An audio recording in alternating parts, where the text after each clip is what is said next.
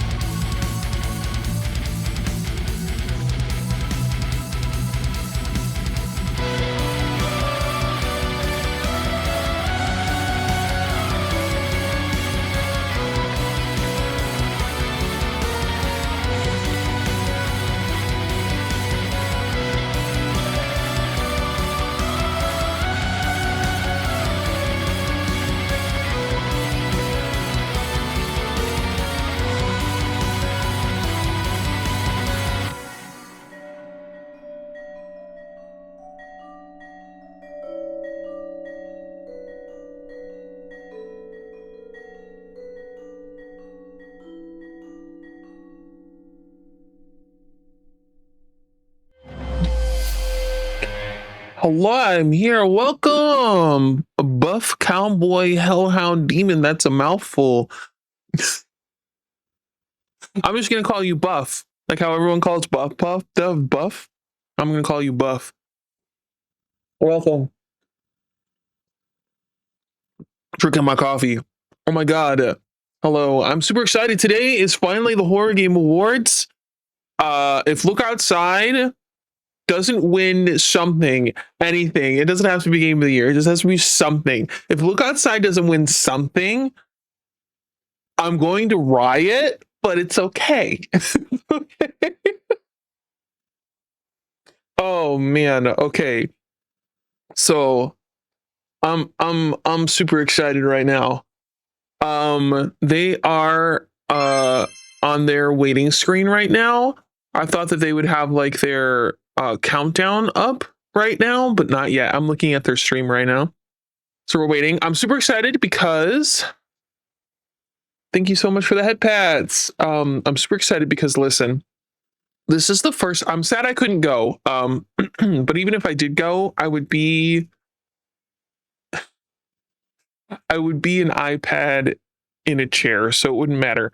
But this year is the first year that the Horror Game Awards has a actual venue, and I'm super excited. Okay, so we have an actual venue in London, which is 50,000 million miles away from me. But that is where the coordinators are from, so that makes sense. And I'm super excited about it. The people who put together the Horror Game Awards work super hard, and I'm so glad that their future years of hard work have come together and they finally have like a real venue to do the presentation in. It's super exciting to see. I'm really proud of them. I've only been with them for 2 years. This is my second year. But I'm very honored to be working with some very hardworking people. They're fantastic, and I can't wait to see how the venue looks. I have no idea what it looks like at all.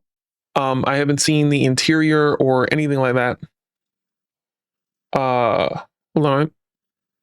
Oh, my mouth is like was not working very well, but we're good now. I don't know what was happening.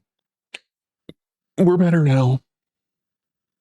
Yay! So I'm super excited. But we're just sitting. We're waiting for them.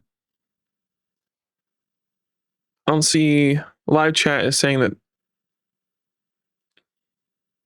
Yeah, the live chat isn't saying that it's. I let me refresh to make sure.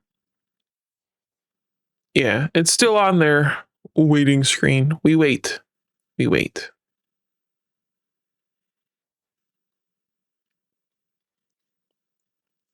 Horror. Yeah, exactly. I'm super excited.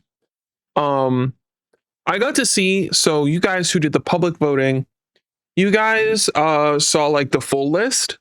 But me as a juror member, I got to see who the top 3 were.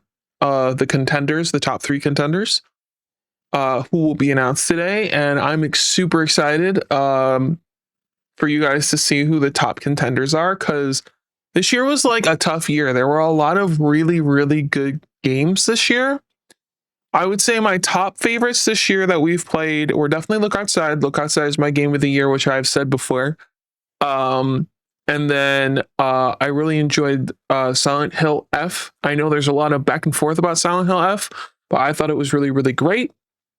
Talked about a lot of things that I think that need to be talked about in a more blunt and forward-facing manner as it was, because a lot of the times the situations that Silent Hill F face are talked with a little bit too much metaphor, and so people can like willfully ignore it, and I feel like Silent Hill F made it very hard to ignore it, so I liked that.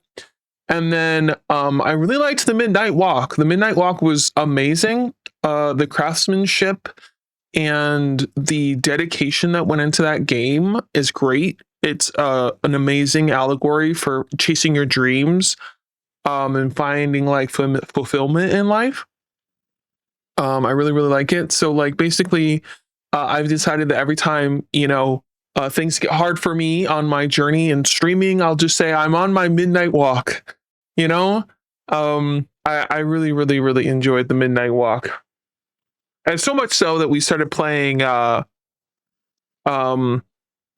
my brain died. So much so that we started playing Lost in Random, because it's made by the CEO and the head art director from Lost in Random, made their own studio, which made the Midnight Walk, which is why we started playing Lost in Random, because I was really excited about that. So that's cool. Yay, they finally are live. Okay, so the pre-show is starting soon, so we're gonna pop. We're gonna pop over to the gaming screen. Hello, hold on. That is so funny. Oh my god. Hold on. That's hilarious. That is the funniest thing to me. Good lord. Anyway, let me go to my browser source. That's so funny. Oh my goodness.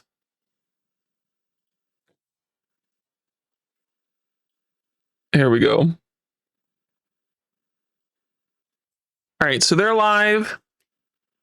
I'm sure they have music. They do.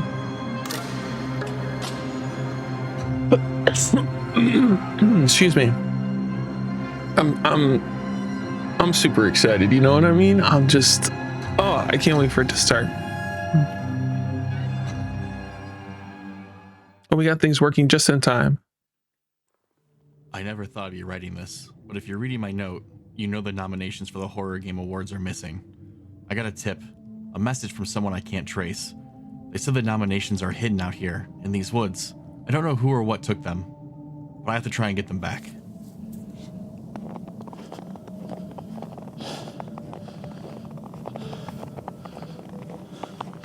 The message said to start where the trees bend like broken fingers.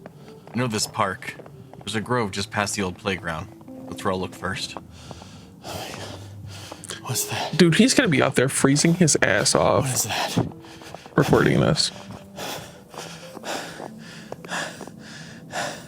What the? Is this a nomination? Oh, found one. Nice. What was that? Dedication when you freeze your balls off? Yeah, you do.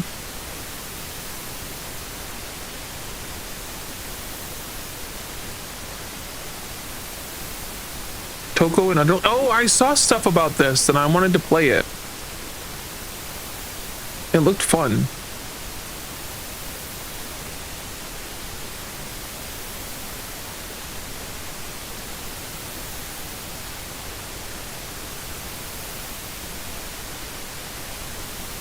I love this kind of horror stuff. It's real fun.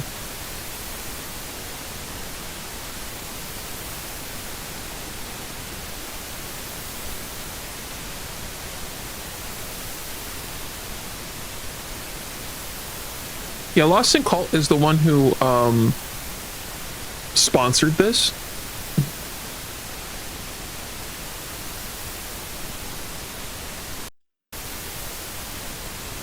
I don't know if the static's on purpose or if they messed up the audio.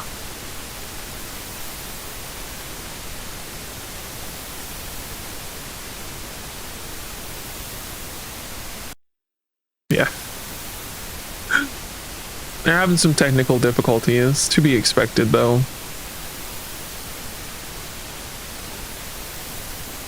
They're having like an amnesia game, is that what that is?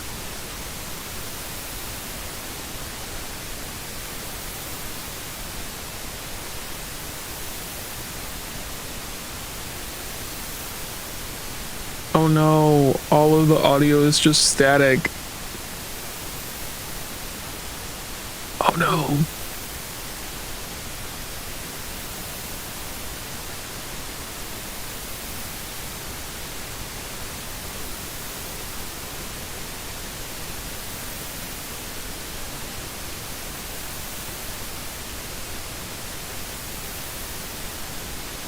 I was gonna say, it happens to the best of us.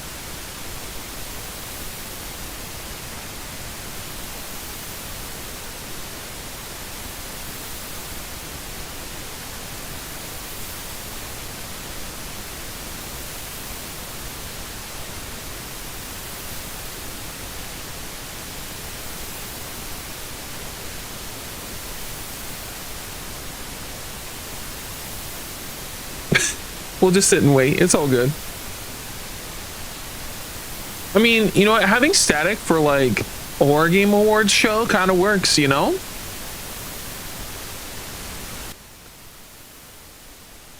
Oh, they softened it.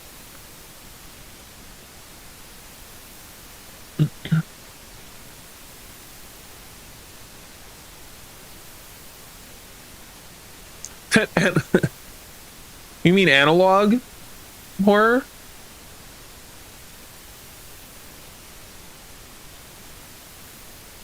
Yeah, that. Sinking City. Ooh, is that another like eldritch horror nonsense? I love that.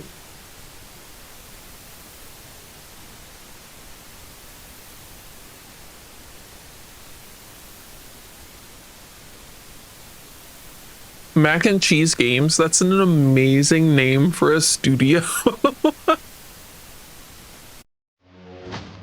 Oh, hey! We got sound.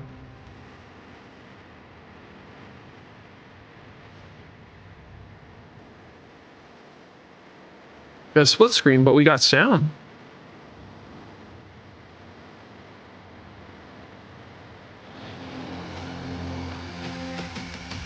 Oh, because it's an ad, I guess. I guess they do ads in live streams. Rose, who knew? Step forward, they cut the audio entirely.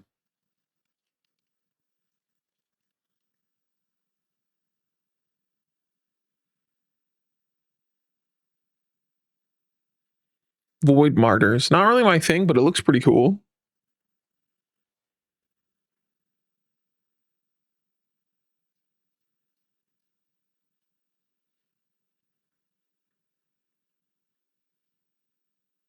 Pulsebreaker.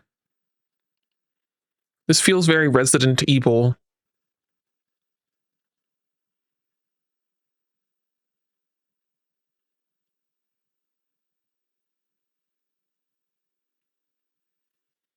I wonder if the chat's still going crazy.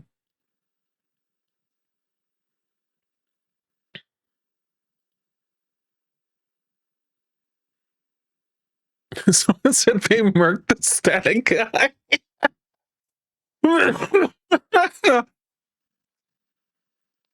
That's so funny. They murked the static guy, guys. He's dead. Deadage. Gone.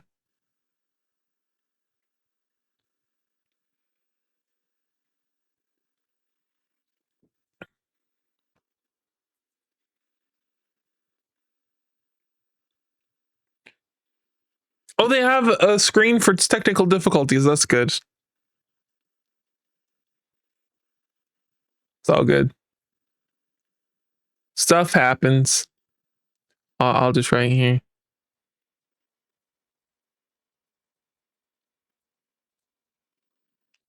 Stuff happens, guys. It's all good. It's all good.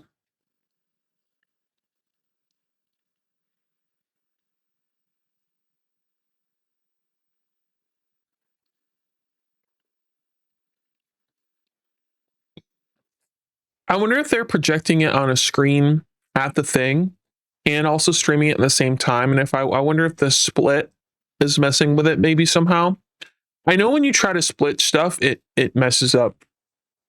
And it does for me too.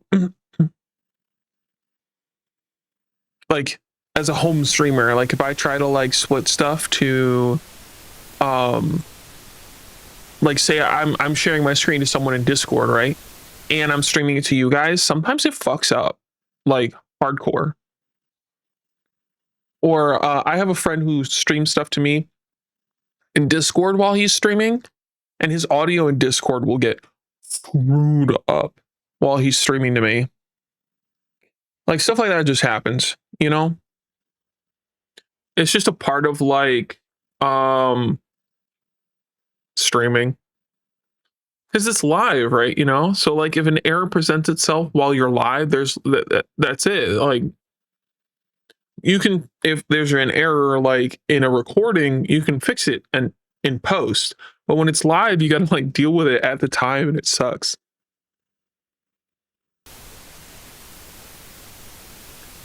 But it's just kind of how the nature of the thing is, you know? But I wonder what happened with the audio, because it was working and then it stopped. when we transitioned to the what do you call them? The trailers, I guess that's what we call them. Trailers, right? The trailers. I don't need to capture my cursor. What the heck?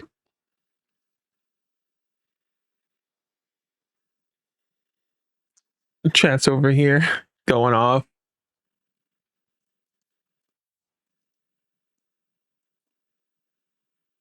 It could be a whole bunch of things. They're talking about drivers, turning it off and on again. It could be so many things. So many things. That's the thing too about tech, right? It could be like 1,000,010 different things. You never know, you know? And like you just gotta hope. Oh, am I like off by like an absolute millimeter on the bottom? That'll drive me crazy. There we go. See what I mean? Little tiny things you don't notice, and then you notice it later. Little mistakes. It happens all the time.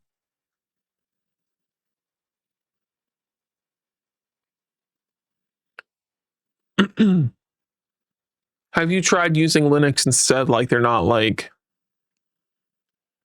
Yes, let them download a whole OS.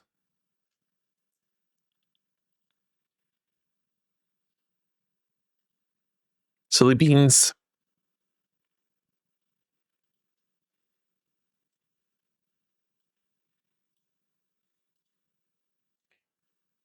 Do people think that? No, I think they're just being facetious in the thing. The true horror, technical difficulties. Oh, it's cheating. It is. It is a true horror, technical difficulties. Absolutely. I think they had some troubles last year too, but I can't remember what it was. I feel like some screens weren't working or something like that last year.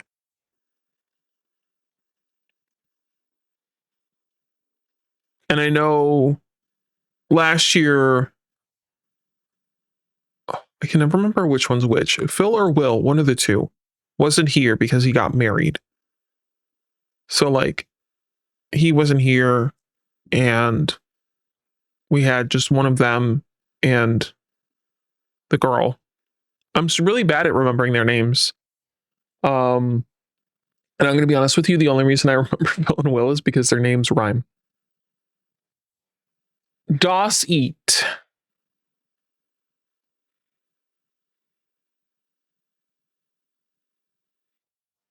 But you know, it is what it is. Yeah, the technical difficulties are everywhere. Is across the board.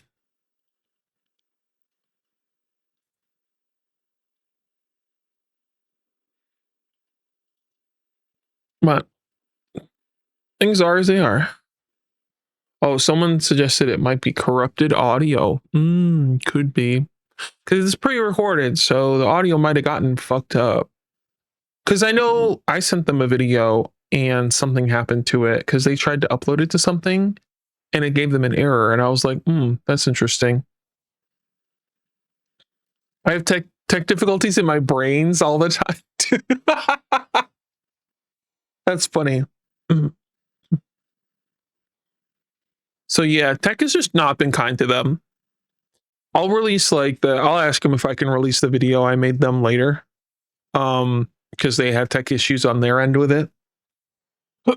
So at least you guys can see it. But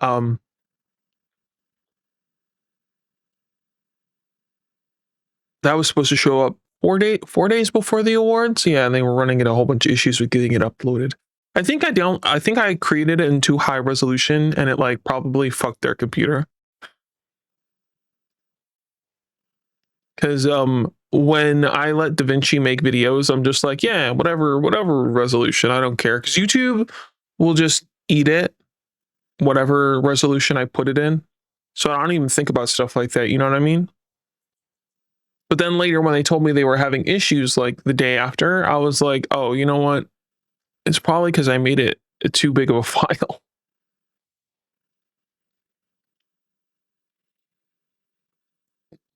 But it is.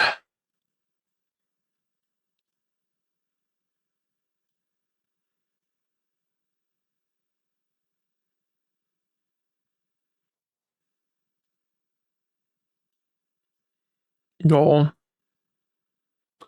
Someone said least toxic awards show. It's true. It's true. It's true. Least toxic awards show. I think they're some of the nicest people I've worked with. All the devs in the horror industry are super kind and respectful. And like the organizers of this one are also super nice. I just feel bad because there's not that many of them, and I feel like they're overwhelmed all the time. Which, I mean, if I was in their shoes, I would be 100% overwhelmed all the time because I'm sure they do other stuff. Like this isn't making them any money, so I'm sure that they have like jobs and other things that they do that actually makes them money. So then, and then they have to organize this whole award show on top of that. Like they just do this award show because they have like a passion for the industry. Because before them there wasn't one. Like the game awards, sure, but like, did a horror game ever really win anything in those? Rarely ever. You know what I mean? So they made an award show just for that, just for the horror genre. Because there's one for film. I don't know if you guys seen it, but there is an award show for film, just horror film. So like, why not the same for horror games? You know. Gah.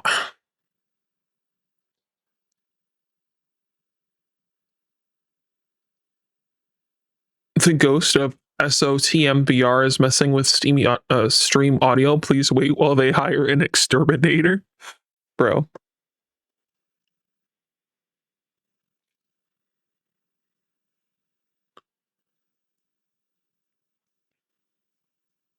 It'll start eventually. No biggies. I just sit here and yap instead, you know, it's totally fine. Yes, speaking of yapping, sorry about yesterday. I was dead as a dog. You know what I mean? Like yesterday, I was so tired. I've been doing so much this week. With the Choose Wisely Festival, streaming every other day. And then I also made that video that was released yesterday. If you guys want to watch it, please go watch it. Support the people who made Libber. That would be fantastic. They're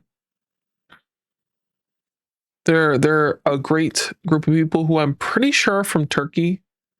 Love them a lot. Actually, here, if you guys want to watch that while we wait for the stream, give me a second. I will send it to you. Black screen is something.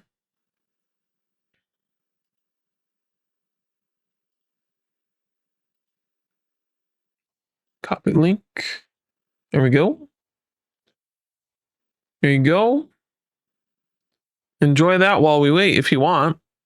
I basically go to a deep dive about Libber. It's a psychological horror game, very much in the same vein of Silent Hill 2. So if you like unreliable narrators and people who turn out to be absolute bastards at the end of the game, instead of the hero that they thought they were, definitely check out Libber. It is visual novel, though. I know not everyone likes visual novels. I personally love visual novels because I really, really like story. I don't really need gameplay, but you know. Hey, look, it's the stage. No, I wanted to see the stage, bro. Well, we got a stage. That's cool. At least the cameras work. Someone called them a tease. It looks nice, though. That's great.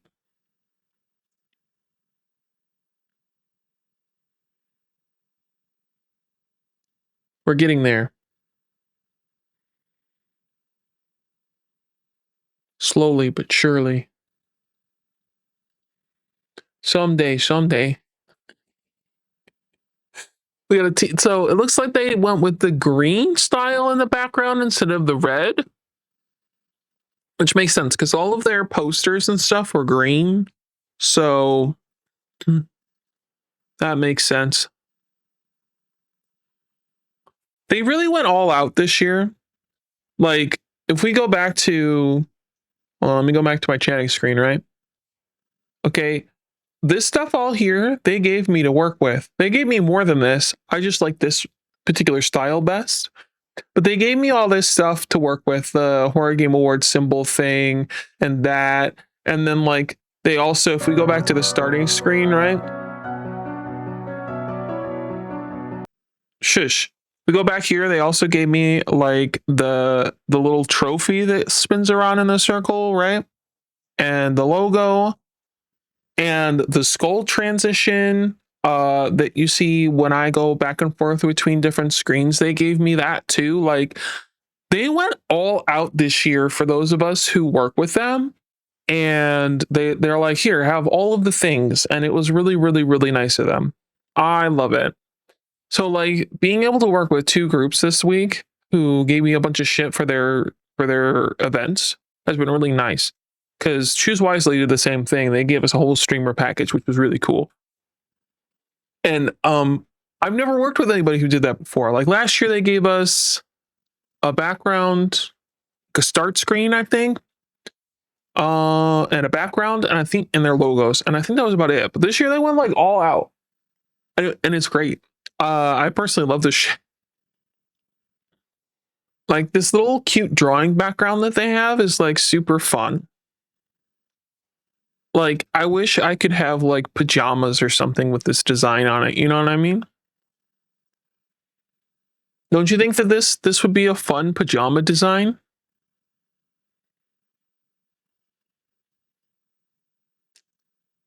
They should make merch, yeah, right? Like this little pattern would be great for like a phone case or pajamas or a blanket or something like that, you know?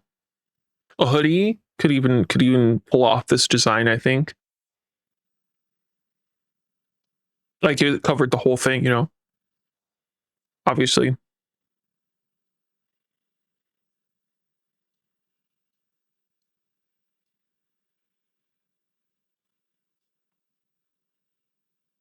Does anyone else want Poppy Playtime Chapter 4 to win anything? You know, we didn't play Chapter 4. Did we? No, we started 4 and we didn't finish it because I kept dying. No, we finished the cat. Cat was 3. Right? Cat was 3. Because two was the spaghetti lady. One was Huggy Wuggy. 2 was the spaghetti mom lady thing, Spider Girl. 3 was the cat. 4 was the one with the dog. And I couldn't get through because it was too fucking hard. And I almost crashed out. Almost crashed. I love that their computer background is the Umbrella Corporation. Just saying. The snippets we get to see it, it's the Umbrella Corporation, and that's great.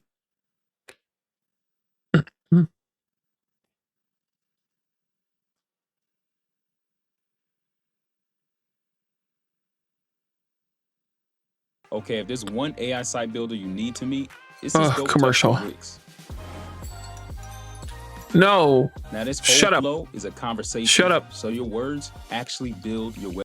I mute you. I don't want anything to do with the AI. No. Shut your face. None of that.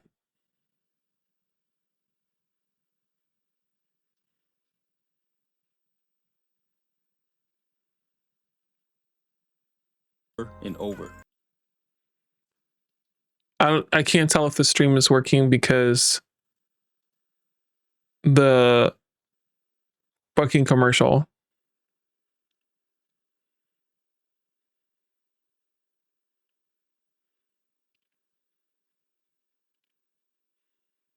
They're saying there's no sound. Oh yeah, there's no sound.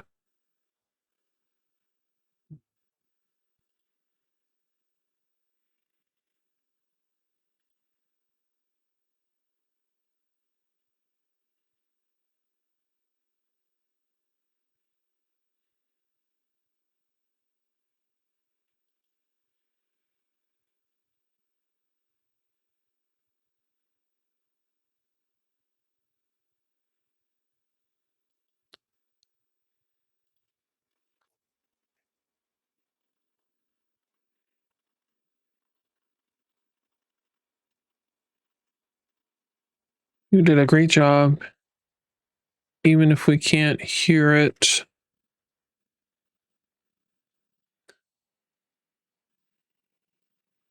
There we go.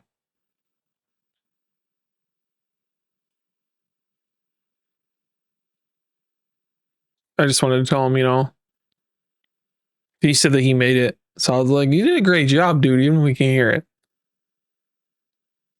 He has a voice in my mind. Yeah, we've created a voice for him. You know?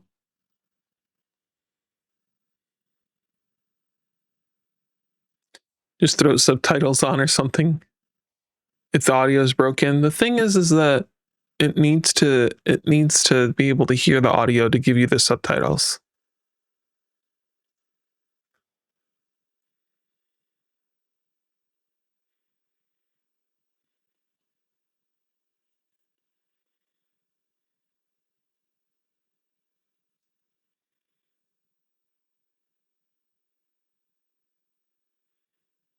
Who is Swole? Swole is like a really, really big creator. Apparently someone doesn't know who he is.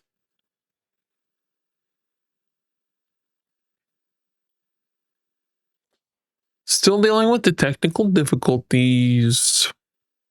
I wonder what, okay, I wonder if, well, no, Queso's probably actually like physically there. Maybe, hold on.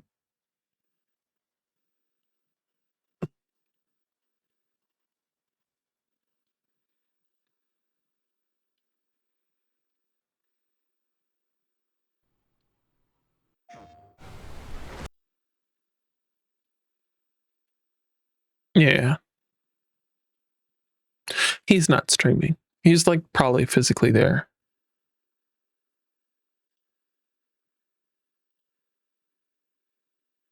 I was just curious if he was on. Because it would have been funny to listen to his commentary. But he's not. He's probably actually like in the building.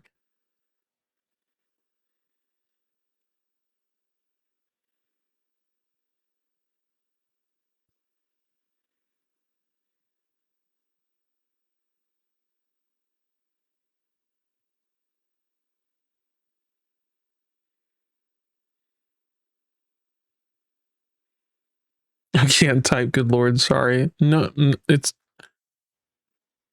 okay, man. None of us can type.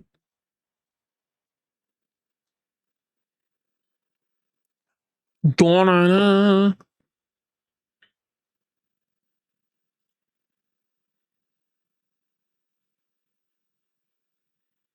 We can listen to music while we wait.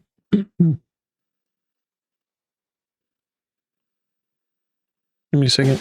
Your father knows about Not saving. commercials, shut up.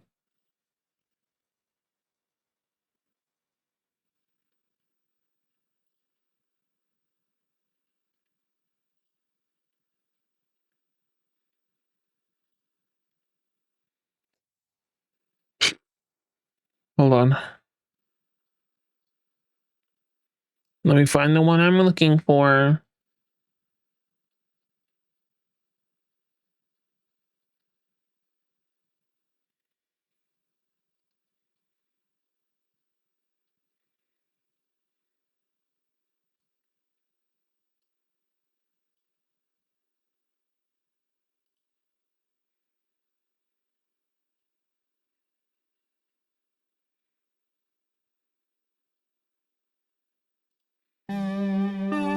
There you go, enjoy. We'll just listen to this while we wait. Because it's better than having no music at all. And I'm obsessed with Look Outside's OST, and it better win a bunch of awards. So there's that too. You want Little Nightmares to win at least one thing? Well, you know, everyone can like their own stuff. I will knock it.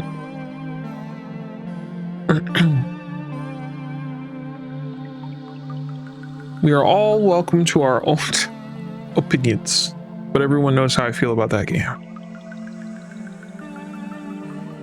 You know, a lot of people got really mad at me for that, by the way. And a lot of people got mad at me. I had a lot of hateful shit. in my DMs and emails, but it's okay.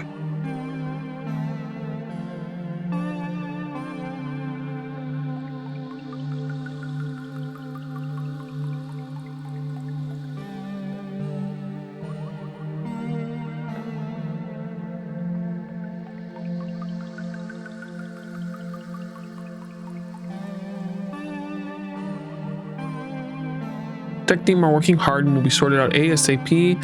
Please sit back and relax. Enjoy the Horror Game Awards. It's one of the mods. I don't know why the fact that their name is Retina is amusing to me.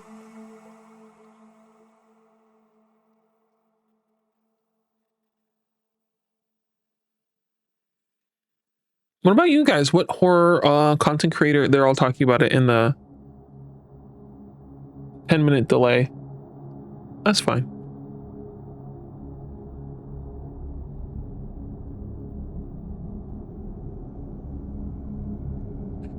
No worries.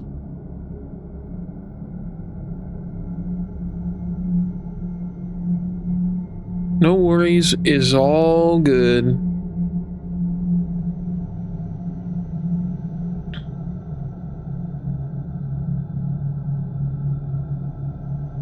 Not super duper worried.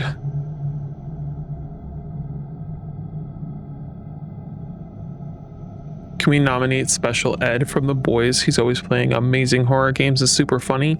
He's actually one of the people I thought about nominating for content creator of the year. I ended up going with Markiplier, but I did think about putting Special Ed. He's funny.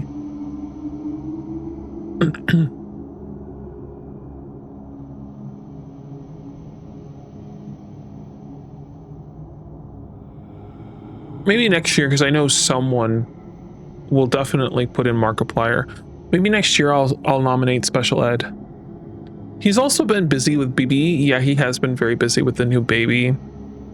I'm wondering how him turning into a father will change his jokes and demeanor as the years go on. It's going to be interesting to watch, because having a kid always changes you.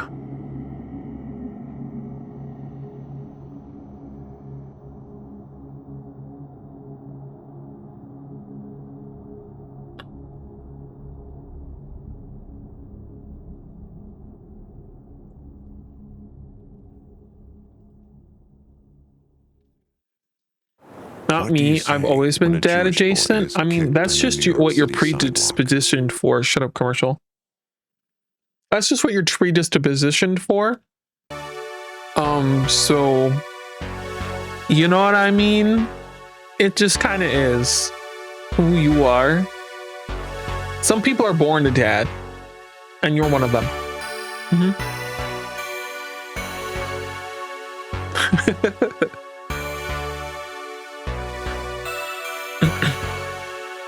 Came out the womb already having children.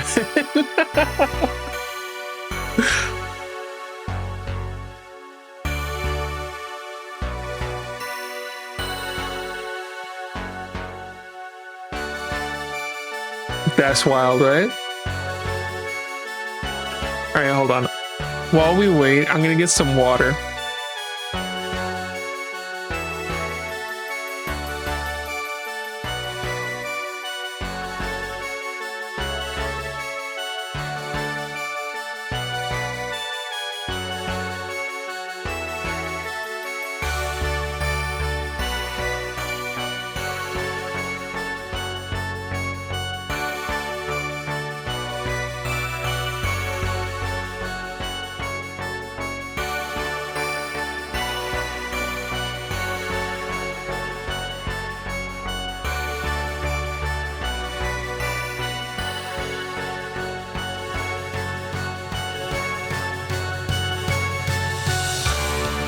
I'm back. Hello. Okay.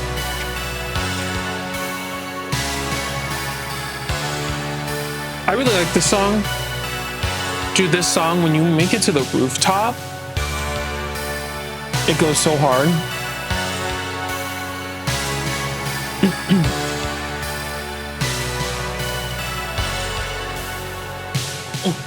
Hold on. All I did was go to the kitchen and get water. That's what I said I was going to do, was get water. That's it. But yeah. This, oh, hold on. Let's see if we can hear anything.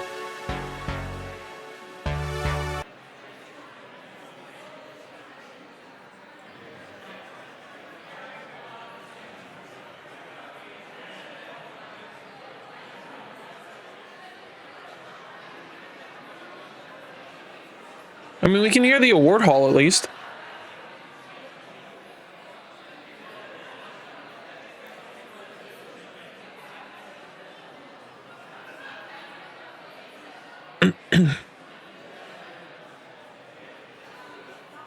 Audience ASMR. We'll keep listening to Look Outside while we wait.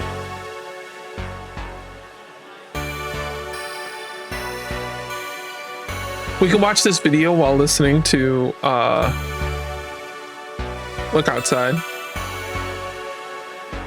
This guy worked so hard on this video too, it's clear, and froze his balls off. And the audio isn't working, which sucks.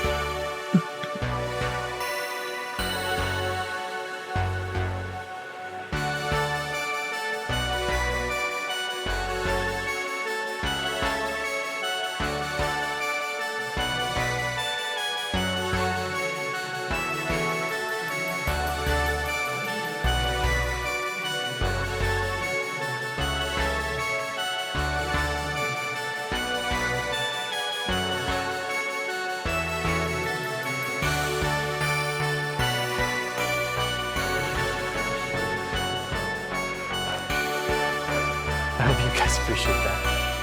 Oh! We've got audio, guys. Signing off.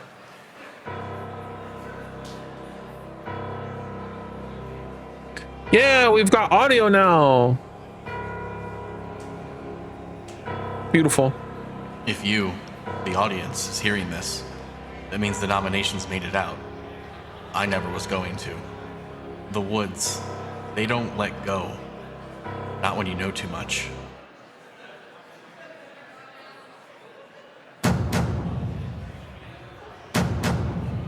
Nice.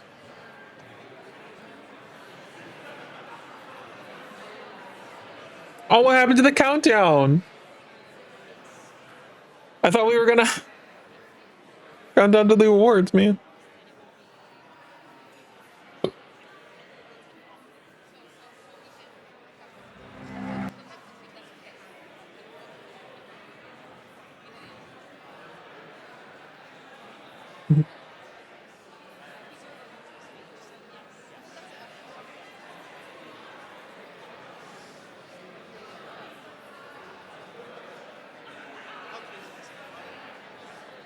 Well, back to our audio listening pleasure.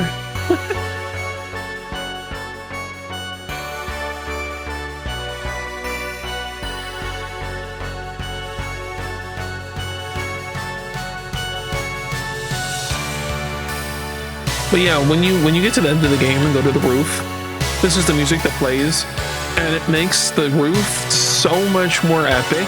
I don't know how to explain it to you.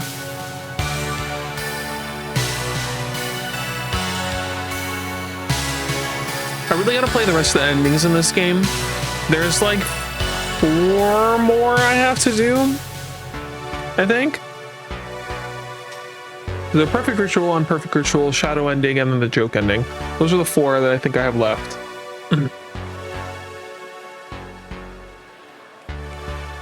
So I've done 2. I think there's 6. From my understanding.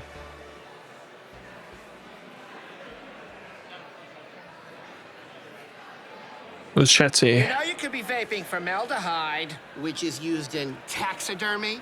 Yeesh. Commercials.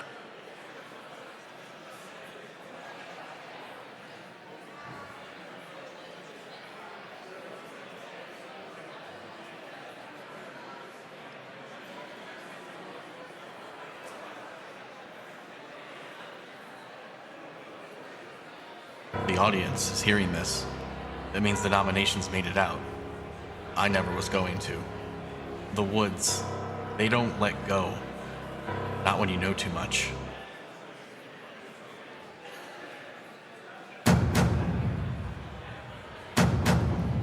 We begin again. Yes. All right. There we go.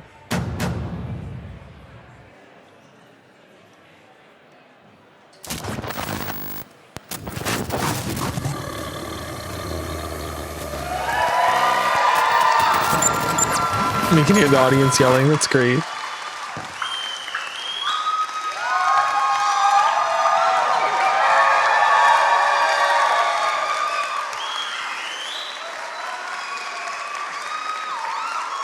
Contains scenes of explicit violence and gore. Yes, because it's horror.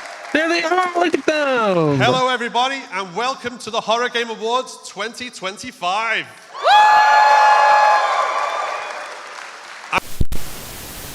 Oh no, our audio fucked up again. But, you know, at least we can watch it.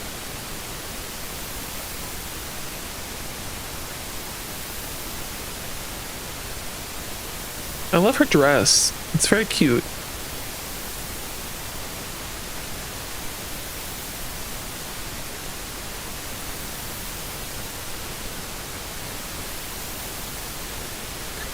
Your ADHD friend gets overwhelmed by noise. No, then this go away commercials.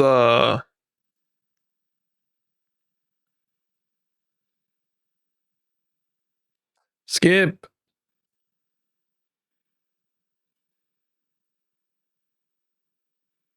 We're just lucky this way, I guess so.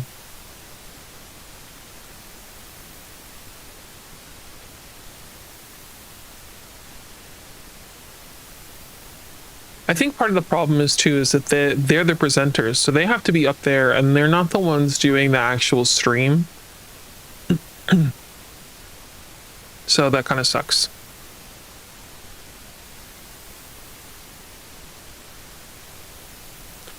I wonder what it is that's making the sound disconnect.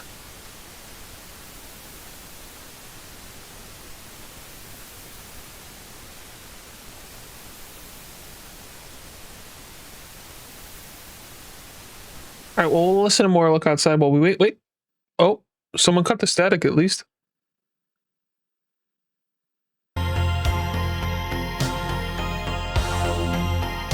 We'll listen to this while we wait.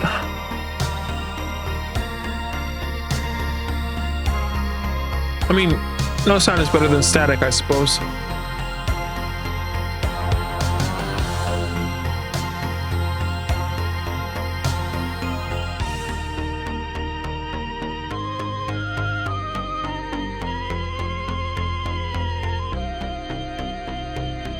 We might have to play like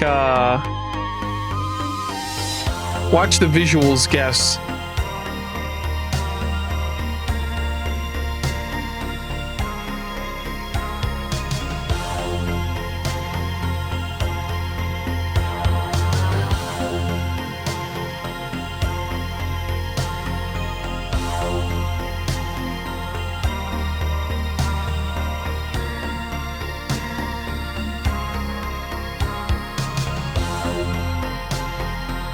At least I have backup sound, so you know, that's good enough.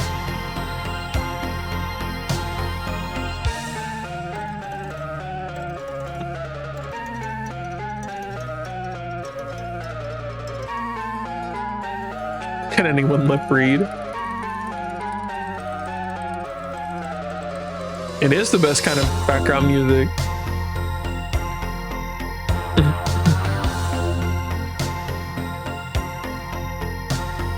The chat is having a good time in there.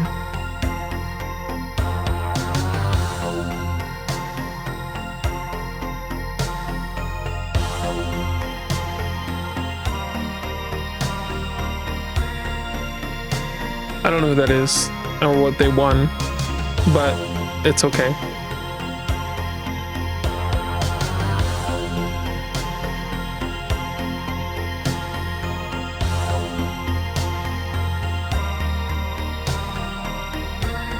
Chat knows. Dwako? Oh, maybe he didn't win it. He's announcing who's winning it? I don't know.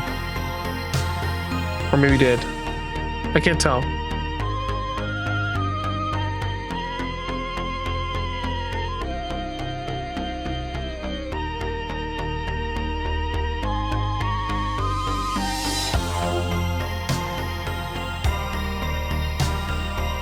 I don't know who he is or what he won.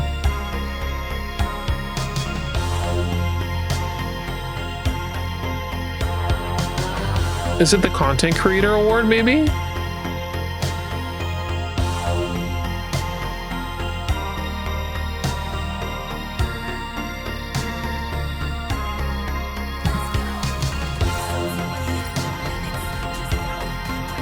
Someone told everyone to Alt F4 to fix their audio.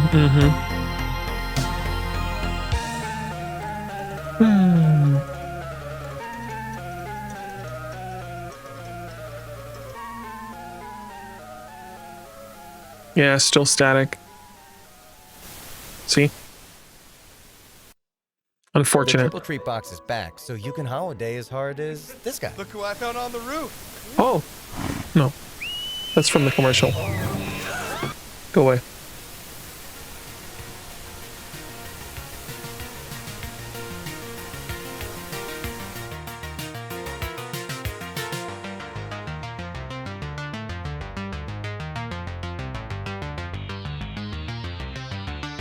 It's gonna be Markiplier, right? All right, so we're at the Content Creator of the Year. Big Gaming 64. Queso, of course. I love Queso. He's real good fun.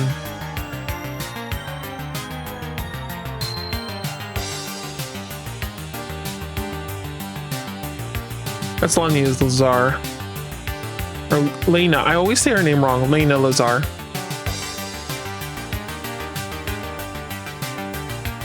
Who's also a presenter, I believe. Markiplier.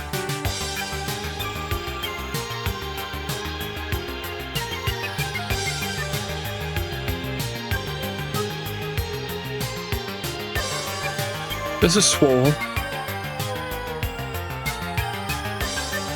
I only know who he is. I don't watch him, but I know who he is.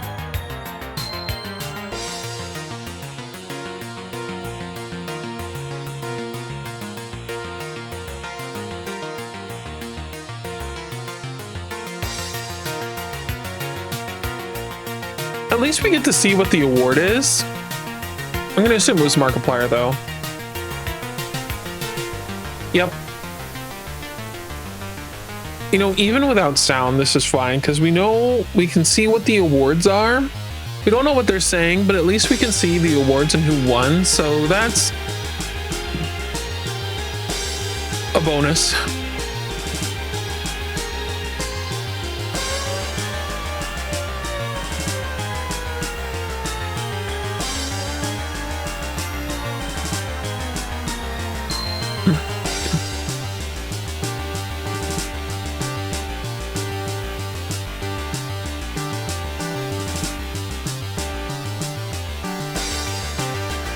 I feel bad because I know that they worked really hard on it.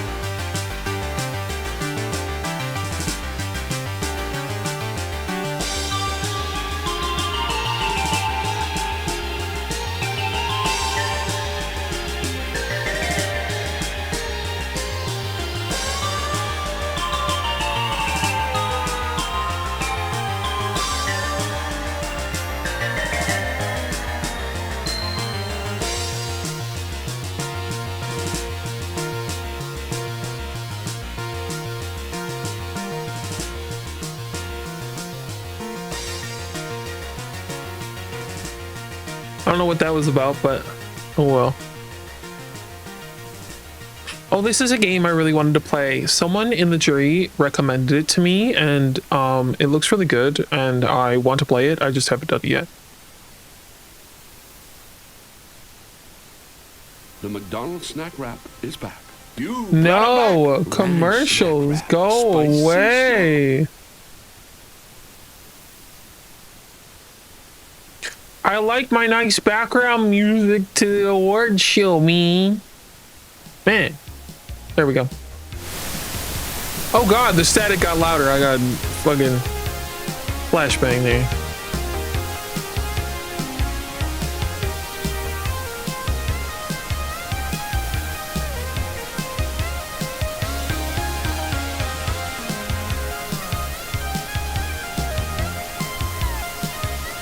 But yeah, this game looks really good.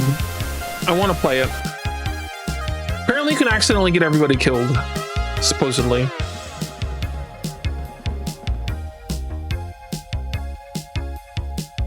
Can I not skip this commercial?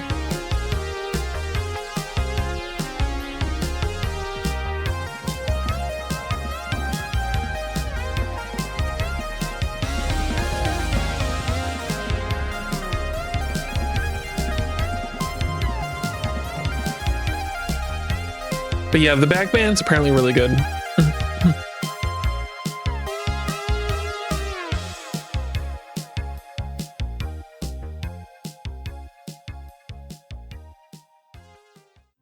I don't know what game this is.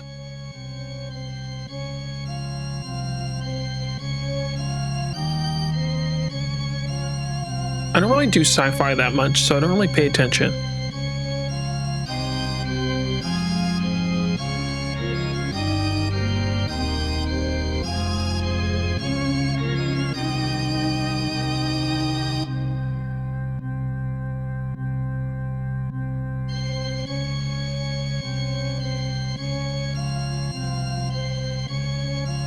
People are really frying them in chat. It's kind of rude. Blood Mall. They're making a second Blood Mall? That's fun.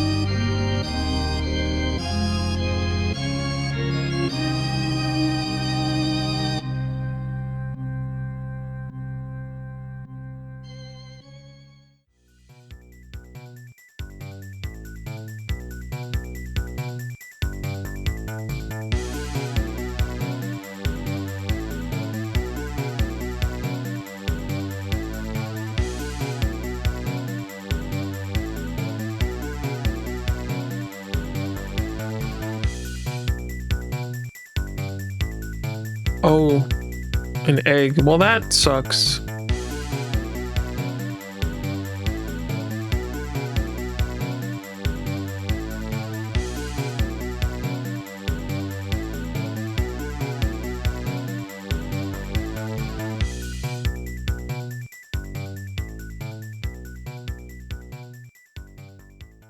It looks like a different one than the previous one.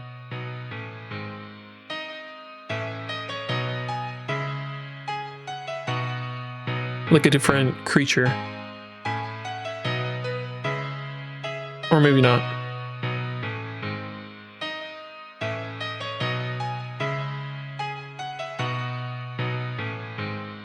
Well, that was beautiful. What is this? The Florist. This looks interesting. What do you say when 1 in 3 Jewish Americans were commercial victims of hate last year? When they're shush.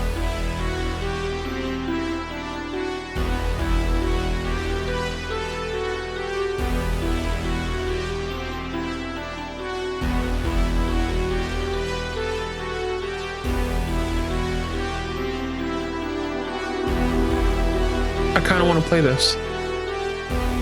Hold on, let me open up Steam and wishlist it before I forget. The Florist. Here it is. Just as coming soon. Pixel game. Those are always good. Oh god, what the fuck is that? Or that? The style reminds me of shoot. Yeah, World of War. There we go. Because it is World of War. A board game. Out of the board game will be easier than actual game. I found the actual game really hard. I gotta sit and play it like by myself where I can just like use what little brain cells I have.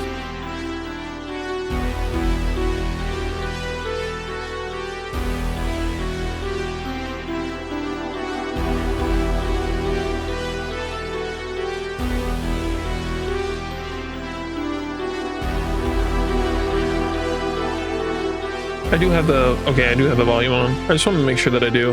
Is chat still being ridiculous? The redheaded baddie though, I do love her. She's very nice.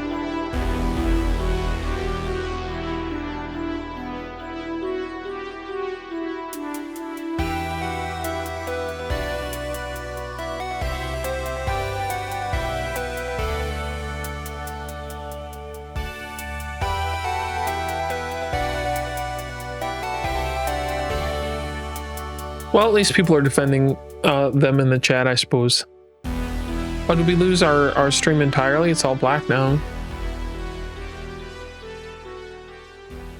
Green. Flashbang of green.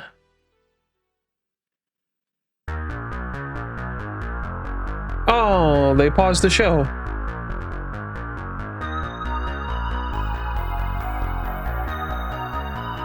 I was fine with it being mute. I didn't give a shit. I was like, we got music.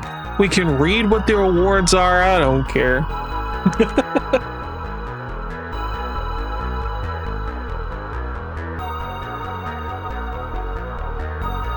You know what I mean?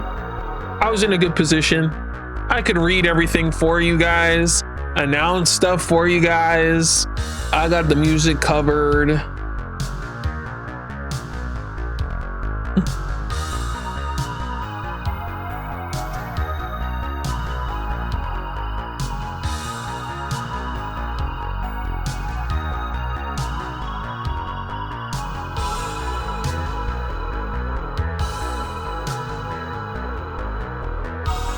I think this is Stargazer's music.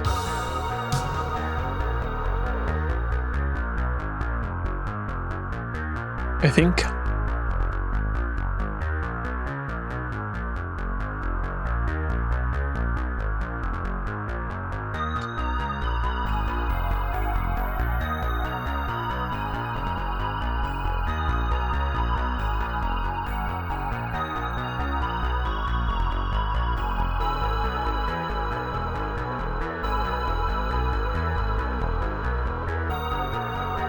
Oh, excuse me.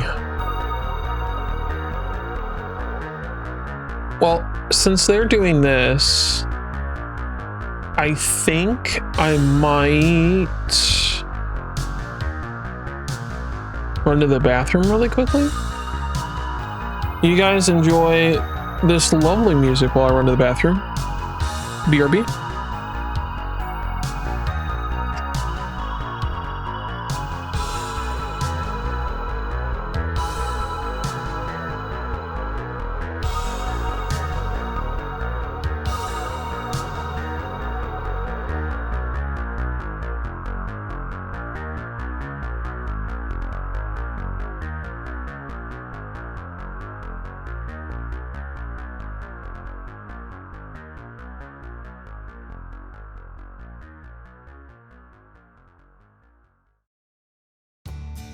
Small business owners across the country are using Amazon to pick up, store, and deliver their products.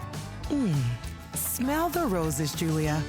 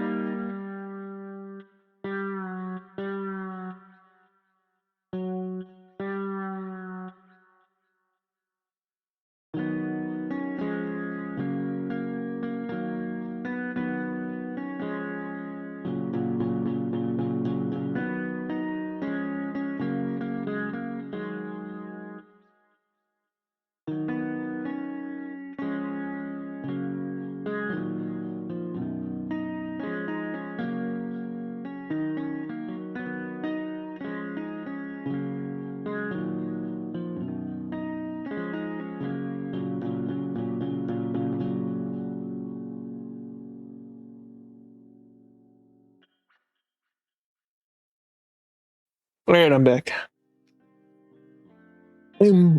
Lebec. We come back to the music that the guy who's relearning the guitar is playing. There's an area and look outside where a guy, he's a really good guitarist, but his fingers got turned into tentacles, so he's like trying to relearn how to like play the guitar. And the more days that go by, the better and better he gets each time you go into that area. It's kind of cool. This is music.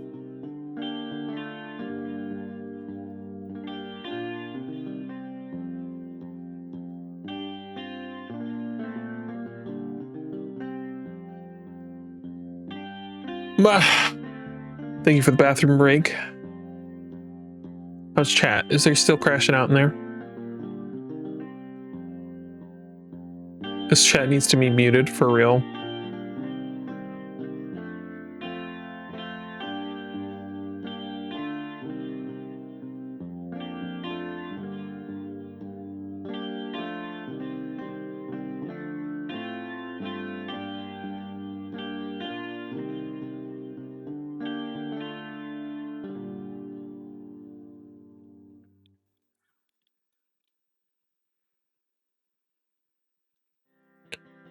Yeah.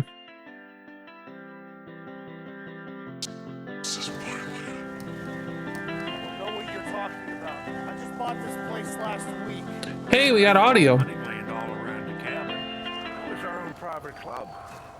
Look, buddy, you've got to be at the wrong place. I haven't ever seen a long dead body before. It's what we've got to do, so it's what we're gonna do. I've been thinking about it. I kept that club going from the year I bought the place right up until last year. You know what happened? They all died. Nobody cares about Helen except us. She's our payday. I told you! Oh, is this like another game like Dead Reset, which we still need to play? Hi, Lucian! Welcome, welcome! We're waiting for a lot of, they are having a really bad audio, like, issues over there. YouTube chat's being absolute assholes about it. Basically, I just want to say anyone who's crashing out about the fact that they're having a lot of problems right now have never done a live stream anything in their entire life. And if they have, please point to me where you have never had a mess up. Doesn't exist. Every live streamer of any type has always had a mess up. And you don't know how long they had this venue to test stuff. Because they rented the venue, but you don't know how long.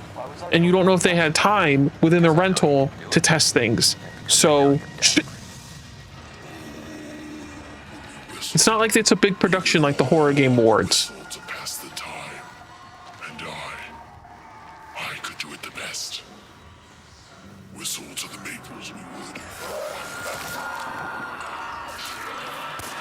Like Phil and Will do 90% of this stuff by themselves.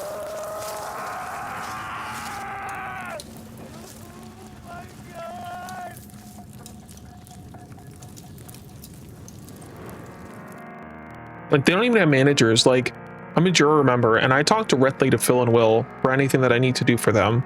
How many big productions have you talked directly to the organizers? Very few. I still need to play Faith. I own Faith. I gotta play it.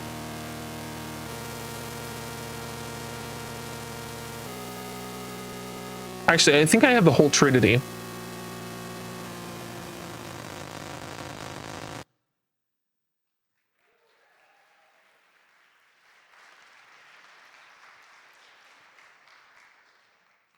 And there we go. Lots to look forward to for fans of Faith, the Unholy Trinity, because obviously the Lost in Cult product there. And we're also going to be seeing the film from Brandon Salisbury.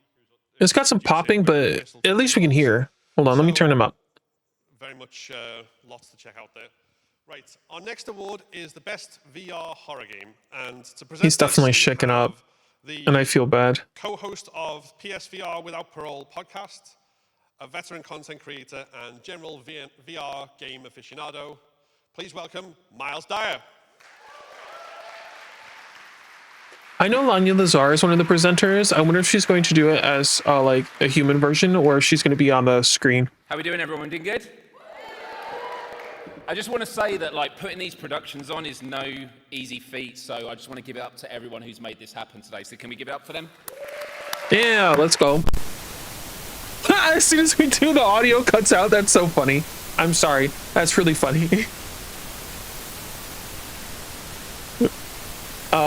We go back to listening to music. It's just ironic.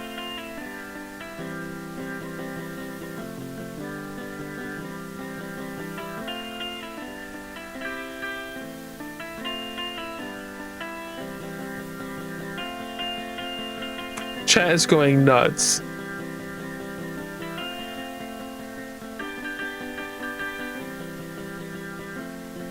All right. I legit don't care. Here, I'm gonna put in the thing. I'm just gonna be like, we vibing to music over here. I can read.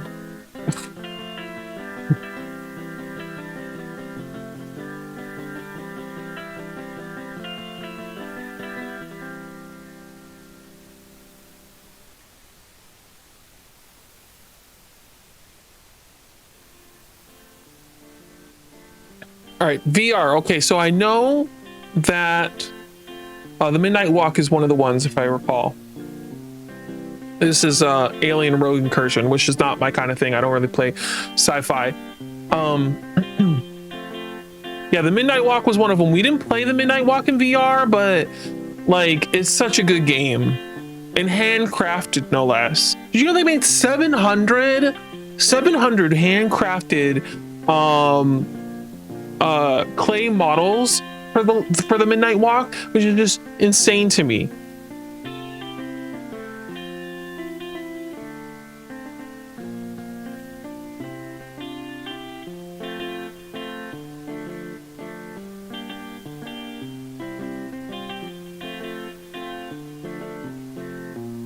Oh, I read his lips. It's the Midnight Walk. Thank God. Yeah, let's go. The Midnight Walk is so good. Yes. I wish I could hear their speech though, because they deserve it. I'm assuming that's the art director and the CEO from the previous company that did Lost in Random. I did some research on this game because I enjoyed it so much.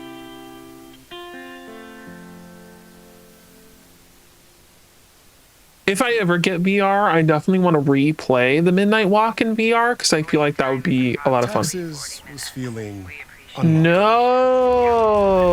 go away. There we go. Let's skip that. Oh, this is the elevator with the elevator freak.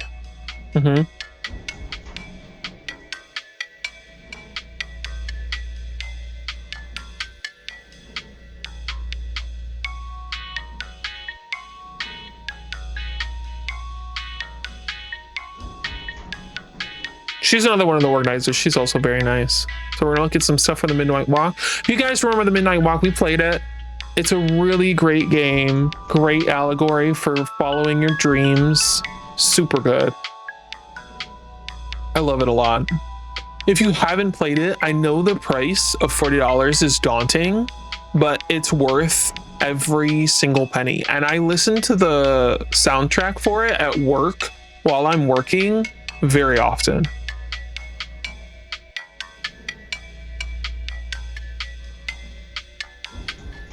A world premiere. What game are we looking at?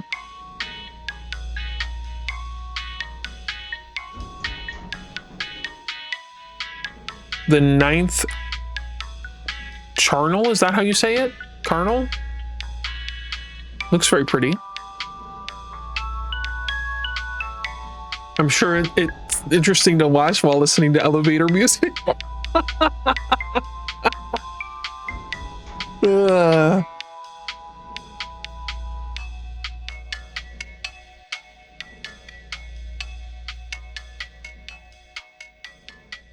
Looks interesting. Looks like an Unreal Engine game. And Unreal Engine games make my computer want to murder itself, so we'll see. I really appreciate Wired. When I've worked with Wired, they've given me their game on the PlayStation, and I always appreciate when dev says, would you like a PlayStation version instead of the Steam version? Because then my computer doesn't die. So when we played Karma, it was on the PlayStation. Because that's what they gave it to me on, because I asked for it. That game looks interesting.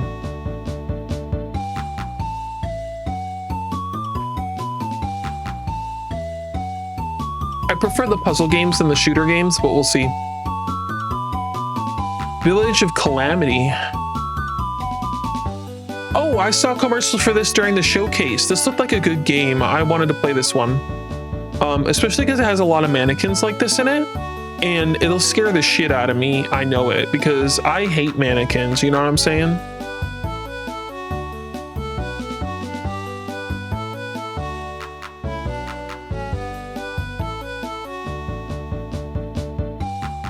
Well, that's terrifying.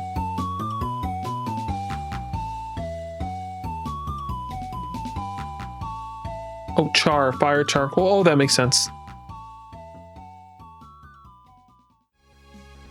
Can you imagine, like, trying to... Okay. It had a head in its crotch? I didn't know that. That's crazy.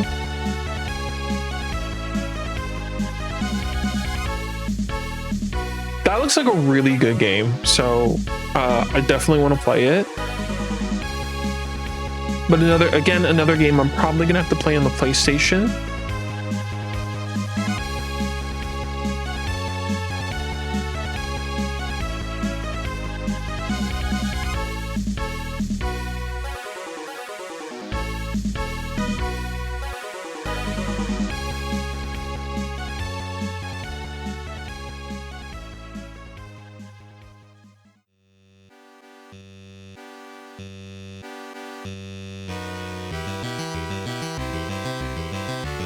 I can't read this guy's lips.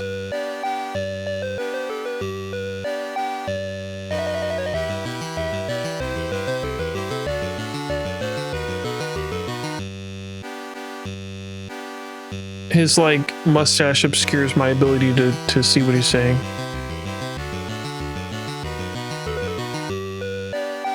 I don't know who this is. Sorry. My knowledge is limited.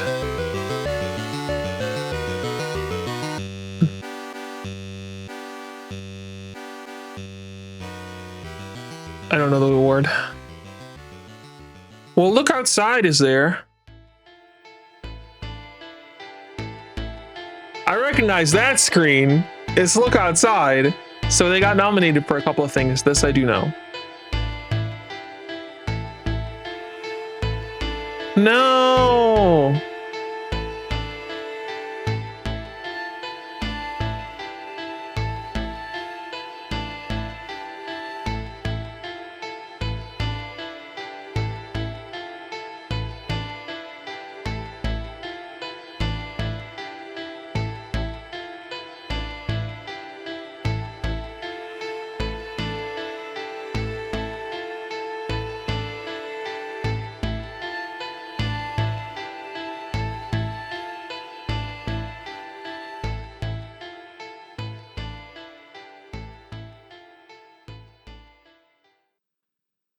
At Granger, Well, we're for the let me ones sit who here. pay attention to every little detail. The ones who fuss, tinker, and sweat the small stuff. Shut up, commercial.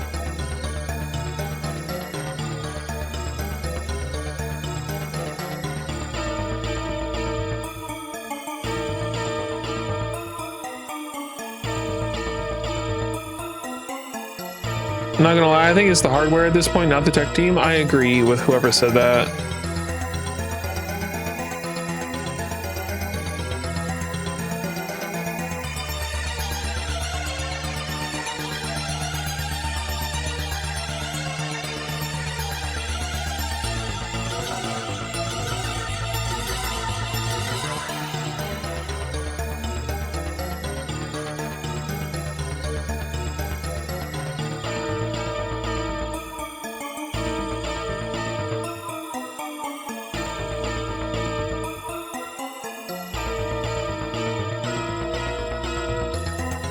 I can't tell what he's saying either.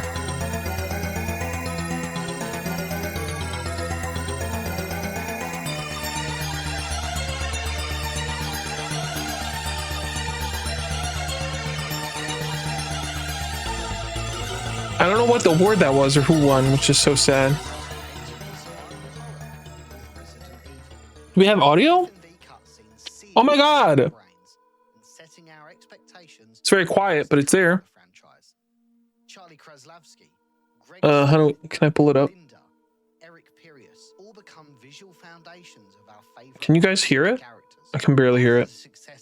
The Keeper's Diary, a biohazard story, a short fan film inspired by a favorite franchise. We set our sights on something bigger, and after a $250,000 crowdfund campaign to create a limited fan series set in modern times with the original cast. Ladies and gentlemen, Horror Game Awards. It is my honor and privilege. Okay, you can hear it. That's all that matters. First look at Resurrection, a biohazard story.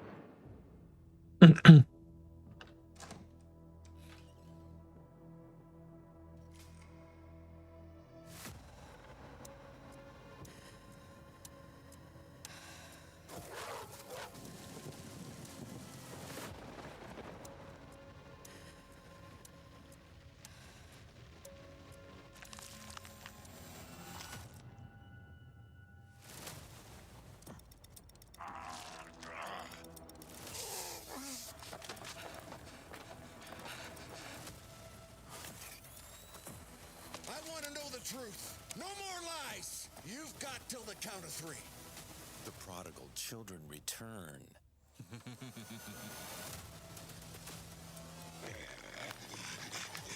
The fuck is that supposed to mean, old man?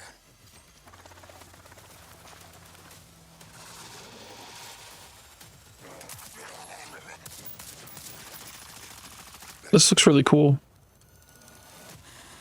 7 minutes. 7 minutes is all I can spare. Isn't that right, Jill? Look out! What's the matter, old friend? You look like you've seen a ghost.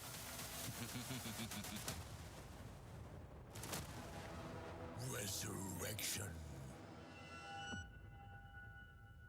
That looks fun.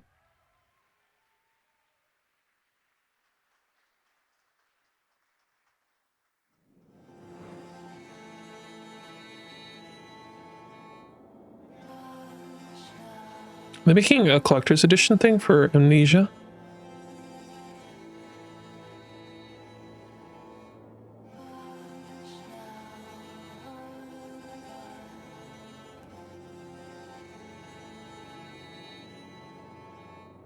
That would be kind of cool to have.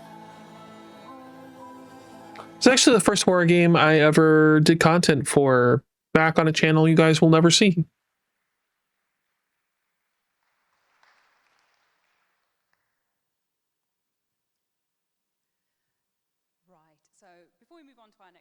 I just want to remind you guys that we are a lovely little indie project ourselves from the brainchild of Will and Phil, who came up with the Horror Game Awards and have championed it since 2022.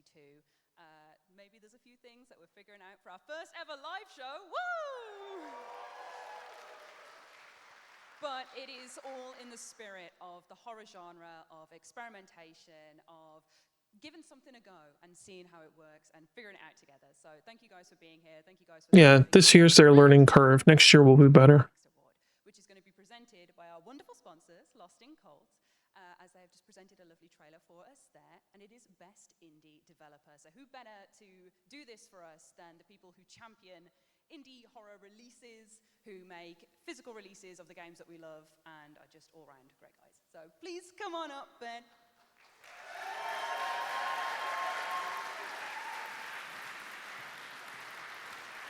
Thank you so much. Thank you. Are you enjoying the Horror Game Awards? Yes! It's an incredible show. It's an honor to be involved. I hope you are enjoying it. I hope you're enjoying all these amazing announcements. I hope you're enjoying the bar. I hope you're enjoying the canapes, I must say, are particularly good.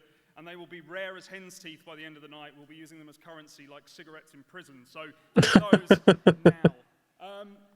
Horror is so important to us at Lost in Cult. It's something that we've gravitated towards since we began 5 or so years ago. It's really part of our DNA, and we love it dearly. The horror genre is one that, of course, entertains and thrills and provides us with all those fantastic, fresh nightmares. Oh, here we go. We got better audio now. Let's be honest, and we love that. But it's also a genre that, whilst doing so, it manages to find beauty, and it manages to find meaning, and it manages to allow us to reflect on the most wonderful and terrible things in the world around us and find our own, strange ideas. And nobody is doing that better than independent developers are. Absolutely. They're still finding uncharted ground, and they're still exposing us to strange new ideas through their incredible work and their artistry. And that is what we want to celebrate today with this award. There have been so many incredible nominees in this category. It's a shame we can only show 3, but here are the 3 finalists.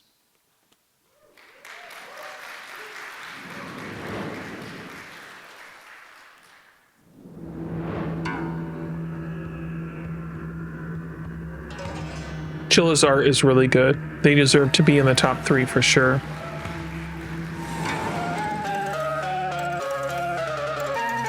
I'm here to champion Francis Colomb because Look Outside is amazing and he has a lot of good stuff on itch.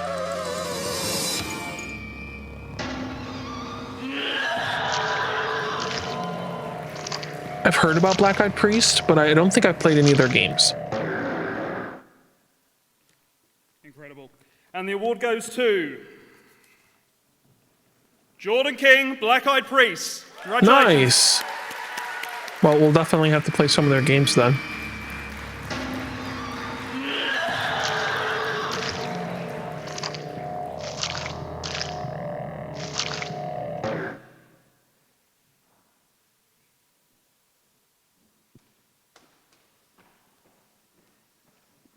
How's everyone doing? My That's one a nice goal suit. with walking up here on this stage was to not fall up the stairs, and I'm glad to say that did not happen. Hi, my name is Connor Rush. I am an independent game developer and founder of the game studio Fire Games. I'd like to, thank you. Thank you. I'd like to first start by just thanking Will, Ash, and Phil for inviting me here and all the amazing people at Lost in Cult who helped put on this incredible event. So thank you guys so much. And also, thank you to all of you. This is actually my first time abroad in the UK. I flew here from the States. I know quite a few people came from the States. Nervous, very nervous, in fact. I mean, I spent the whole month prior prepping on Duolingo, just to make sure. In all the gaps it left, I just filled in with reruns of Inside Number 9 and James Acaster specials. But the real reason we're here is to celebrate our art form, that art form being horror games.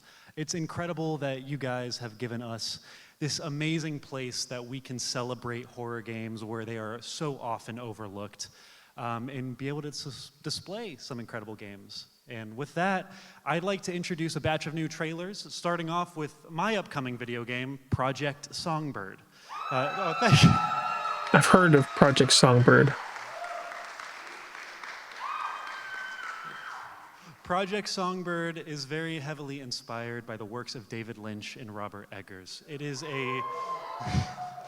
a first-person cinematic narrative horror game where you play as Dakota, a musician who has isolated themselves in the remote Appalachian forest to record their newest album amidst a writer's block.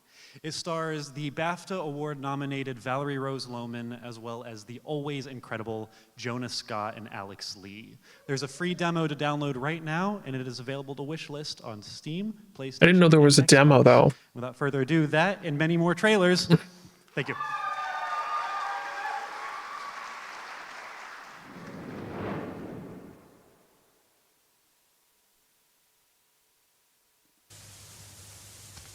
So what do you want me to do?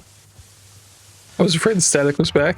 I have an idea, if you're up for it, but it might be a lot. I think this was a part of the showcase, and that's why I recognize it. So, my friend Don has this log cabin about 2.5 hours south down in West Virginia. I've heard a lot of stories of musicians retreating away for a bit to get out of their element. And these guys come out of it having written the best music of their lives.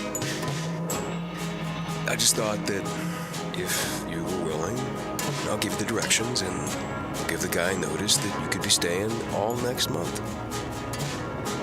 I just thought maybe you'd like to take the time away to get an album out. A new classic Neon Songbird album.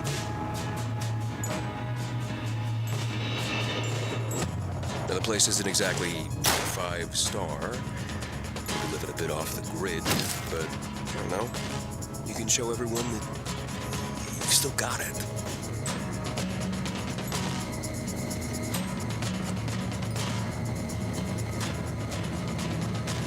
What do you say?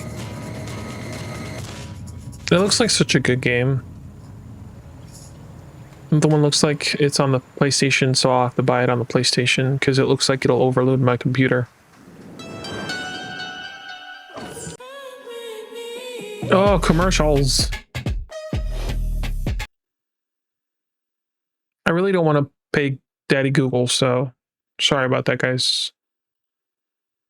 To move forwards, we have to look at where we are. Sometimes the reality is ugly. Not everyone wants to admit that. But we have been in this business for centuries, and we're only just getting started. Corinth, humanity first. I'm not sci-fi girly, but it looks interesting.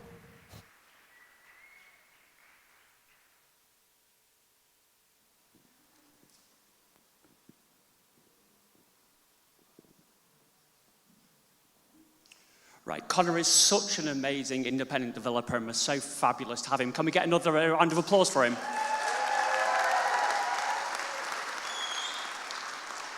Yeah, we're so honored and proud as the Horror Game Awards to spotlight all the creators of every size, from the solo developers to the biggest AAAs.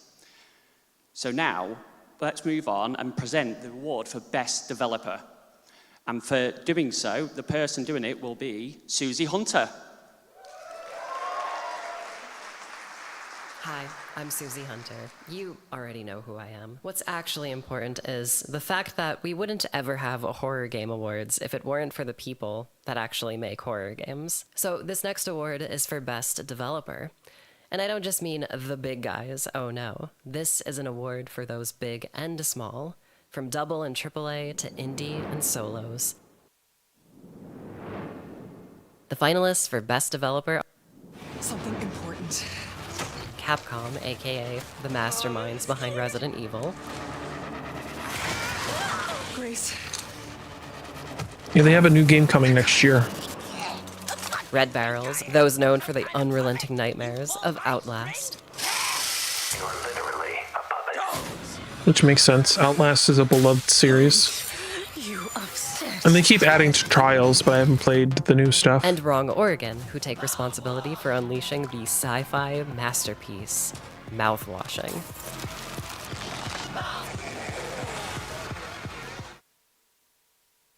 Mouthwashing was amazing. Well, this morning, I got a letter, and the name on the envelope said, winner.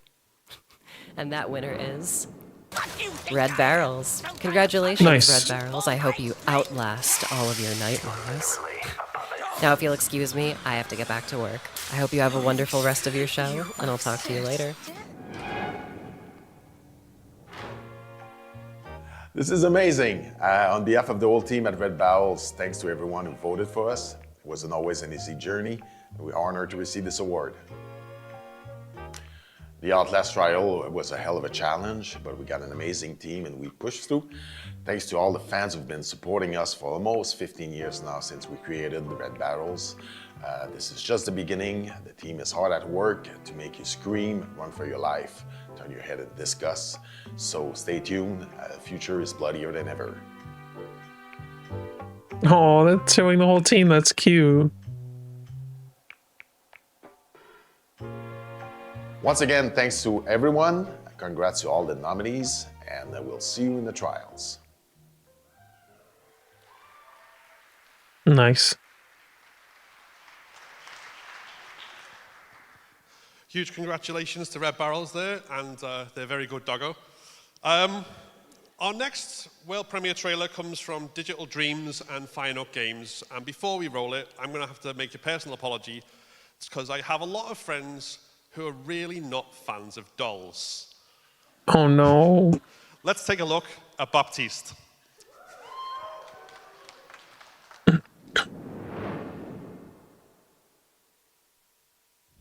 This doll is really creepy.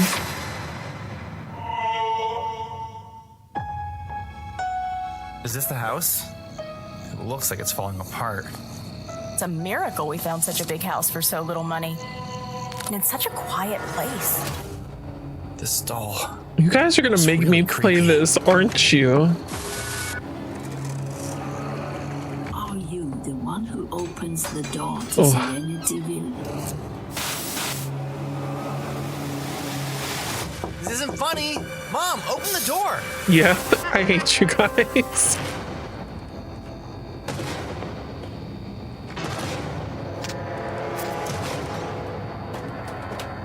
Calm down.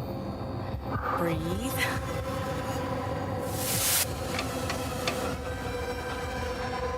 It's just a doll, Tom.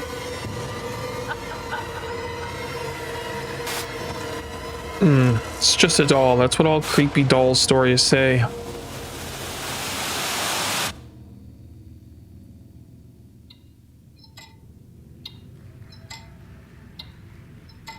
Oh, I hate him.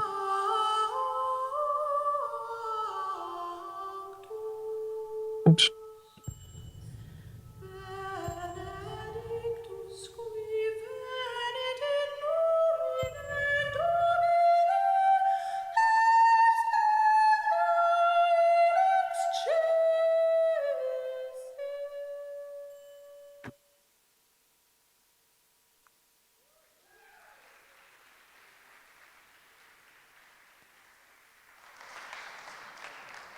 Fun fact, I can sing exactly like that as well, but I won't do it right now. For our next award category, we have a specialist jury of games industry veterans that have voted on our winner, and they've come together to curate our Technical Achievement Award with insider knowledge. Presenting this award is Tara Bunker from Supermassive Games, the minds behind the horror game... Yeah! The minds behind horror game behemoths like Until Dawn and the Dark Pictures Anthology. So welcome, Tara.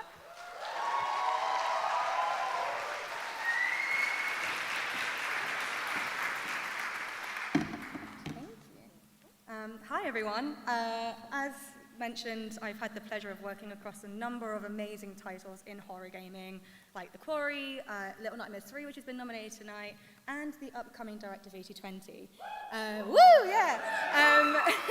And the great part of my role is I get to see how much work gets put into these games.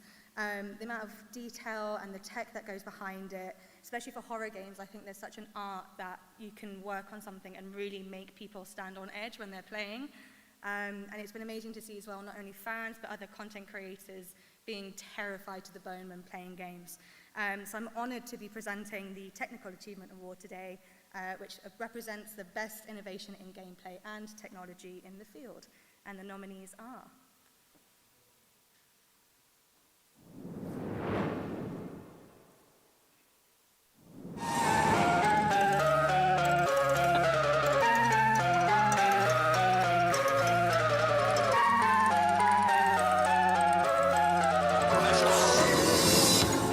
Okay, guys, I have a plan. No! That's such a fun game. No, Michael, don't get involved in this. Give it to me. No. Silent Hill F was such a good game.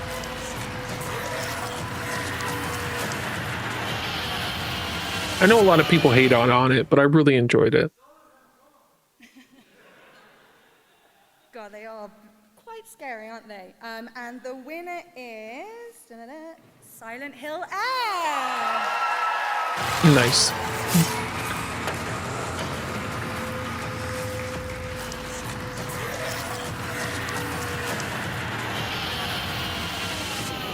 We're very grateful that Neobar's team's technical effort and dedication in Silent Hill F has been recognized. Our team was constantly thinking about how to create a Silent Hill game using new tech, presentation method and gameplay to offer a new yet familiar The fact that experience. Silent Hill F And we recorded the are honored actual and like excited physical to keep audio, pushing the like limits. background noise of the area and town that the game was set in is like, it blows my mind that like the background sounds that you hear in the game are just literally what that town sounds like in real life. And I think that that's such a cool thing, Congratulations you to the know? team at Neobards for the win for there. Now, we have got another trailer and we're going to be showcasing the new released AILA, a horror game that explores the dark side of artificial intelligence. We firmly put the focus on art created by humans here at the Horror Game Awards, and at odds with a world slowly relying more on generative AI content. So it makes sense this one is one of the scariest concepts right out there right now. Let's take a look.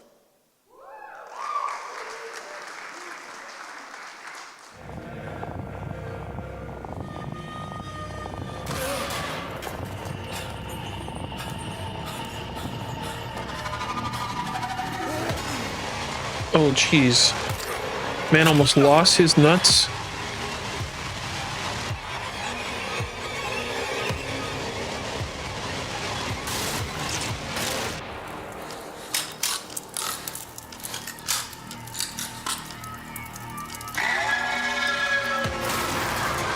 I mean, visually, this game is pretty stunning. That's a cool monster design.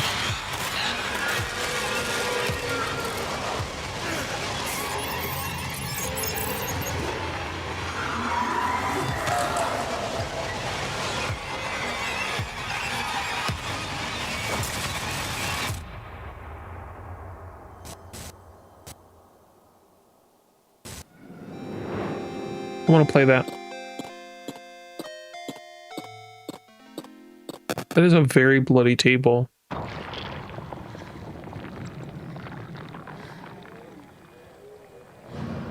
Then a Brasoma? Do we bounce back and forth between styles? That would be kind of cool.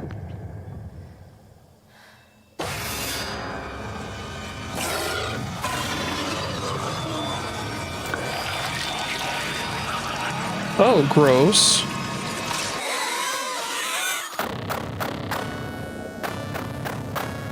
We do, that's super cool. Oh, I love this concept of going back and forth between digital and real life. Wait, that's such a neat concept.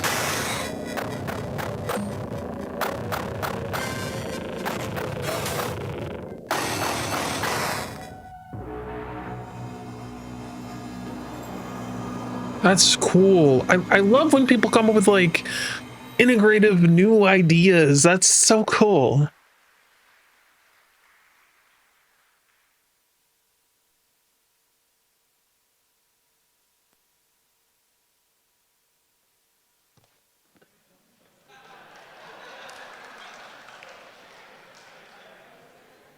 Very ominous. Then that trailer was Tenebrisomnia, which is coming out next year, an incredible, unique blend of pixel art, 8-bit action, and live action cutscenes. But next, we've got the Lifetime Achievement Award, which is all about honoring those developers who've made a significant contribution to the industry. And to present this award, none other than the director of the Dying Light franchise, Timon Smetkola.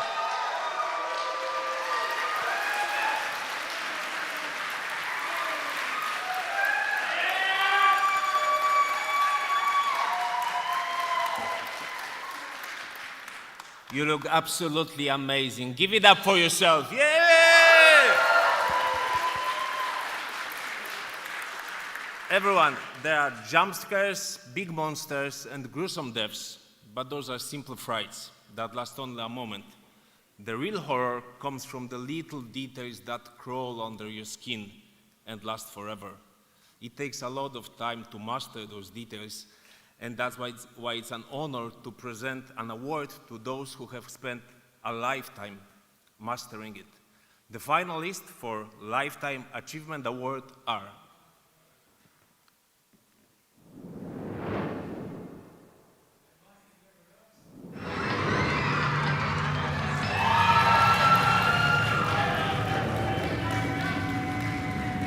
Yep, people do love FNAF.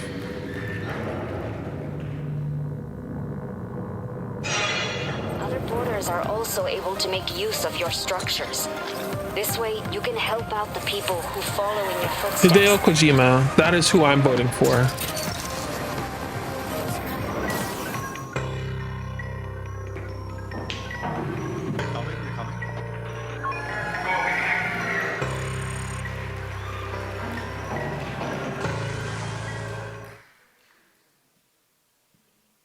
Let's see.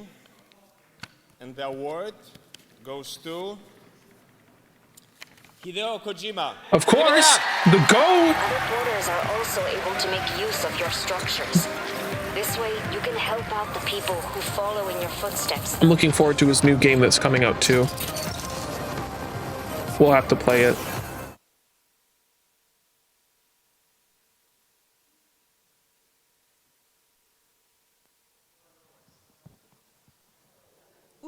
A much-deserved award for a brilliantly spooky mind. So we're going to take a look at some more trailers now for games you can play right now, or at least when the show is finished at least, starting with A Fight for Survival in Deep Space, Hell of Fear, Mind Breach.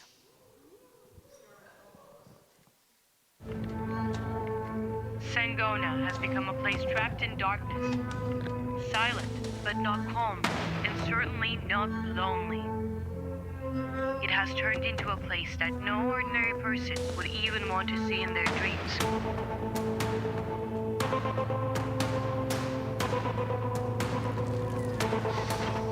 Major Vex, have you lost your mind, James? He's unstable. You've read his latest psych profile. Have his team died in that quarantine zone.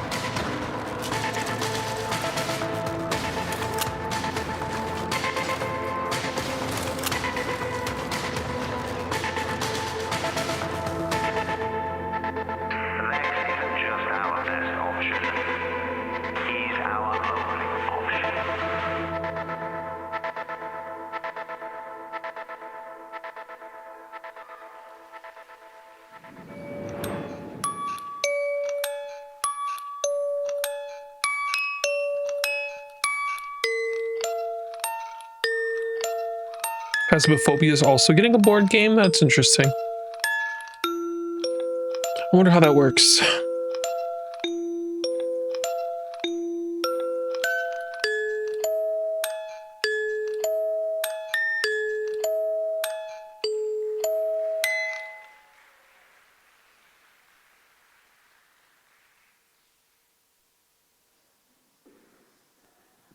Kind of want to try it. I mean, we can. Now we have plenty of board games that we play all the time. We can add it to the mix. For the Horror Game Awards 2025. We're now heading back over to Connor Rush, the solo developer at Fire Games, working on the incredible looking Project Songbird, to present the claw for Best Art Direction. Welcome back to Connor.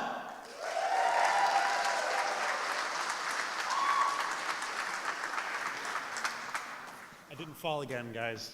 I'm doing so good. In my many years of game development, and I'm 24, so I would know, I'm obviously a veteran at this point, is that one of the most important aspects of a great horror game. Wix gives you the power come on, Charles, it's a bad time. I don't care about you, Wix. And a design tailored. Go away. From the way that the pools of blood reflect to the cascades of shadows down halls and the ways that lights bounce off of the walls. Here are the games that have shown excellence in art direction this year.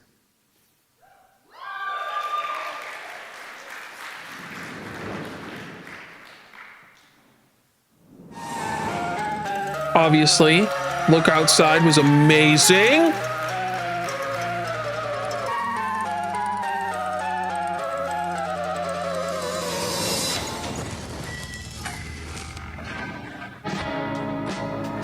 No, I'm not a human. I didn't play this, but it's got a really cool art design, and I do want to play it.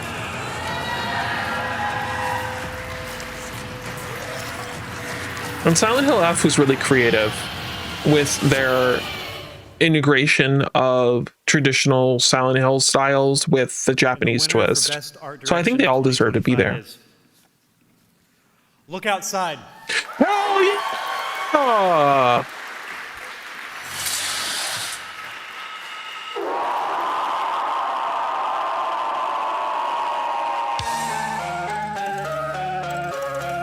Such a good game. I'm content they won an award. Anyone else can win anything else now. I don't care anymore. Look Outside won an award, and that's all I wanted. Hello, another Vicky. Welcome. You came in a great time. My game of the year won an award, so I'm really happy.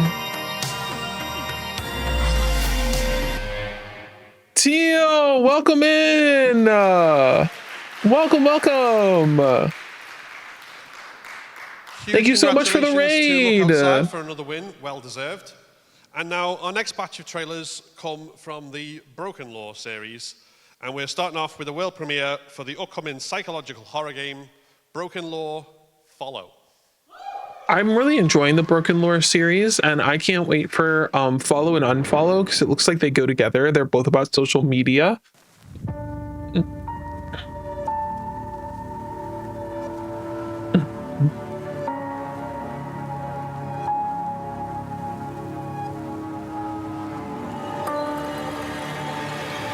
If they're as good as the first two games, I'll be really excited, because the other two games, the two Broken Lore games that they did before, are really good.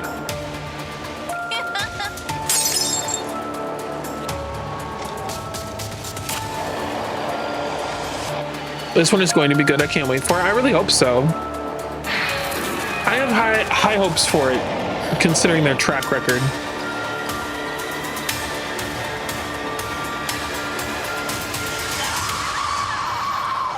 Yeah, if you guys haven't seen either of the other Broken Lore games, I played them both, and they're on my YouTube channel if you want to check them out. Yeah, I unfortunately am going to play all the doll games this year. It does look like there's going to be a lot of them, but I'll deal with it. Junko, like the Junko from the Hikimori game.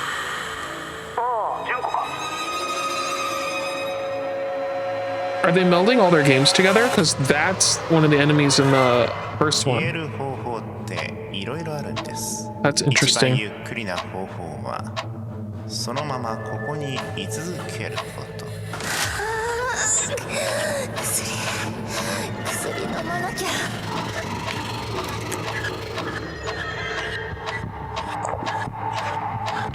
Oh wait, is Follow and Unfollow maybe Junko's story? I wonder.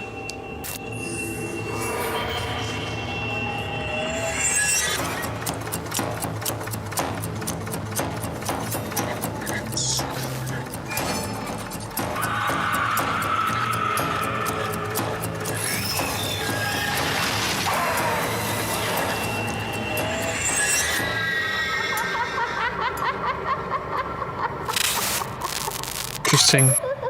Not all the eyes. Oh, you definitely won't like the other one of the other Broken Lore games. Then eyes see only the summit.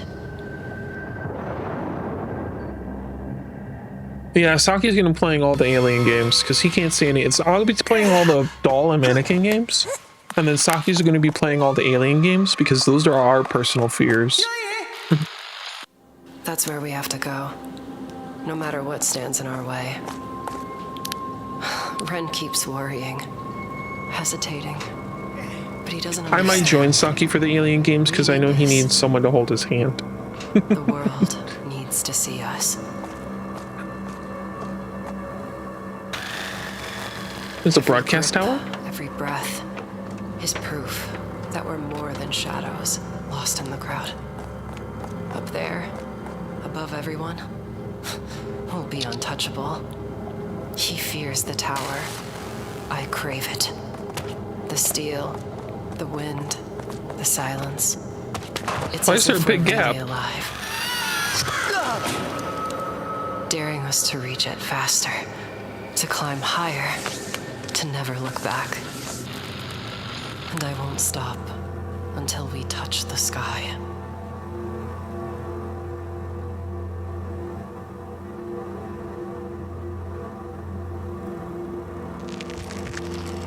Oh, not one of those things. I hate that.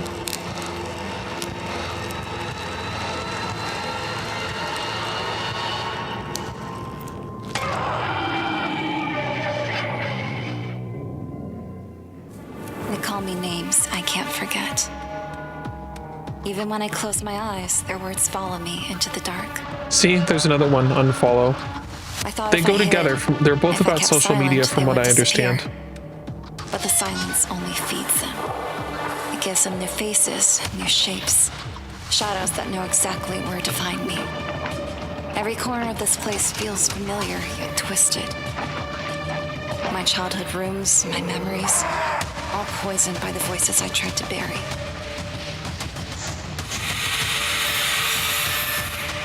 And now they're back, waiting at the edge of my hearing.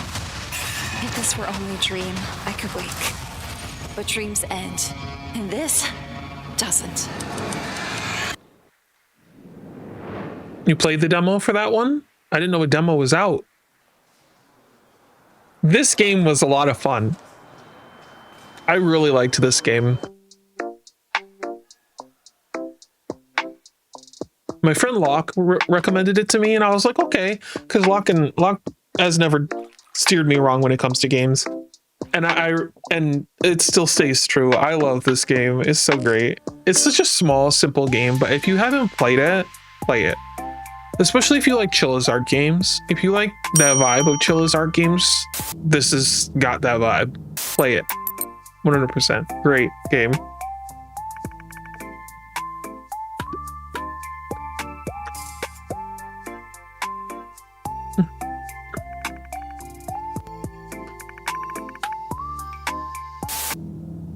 Enjoyed the video, I'm glad.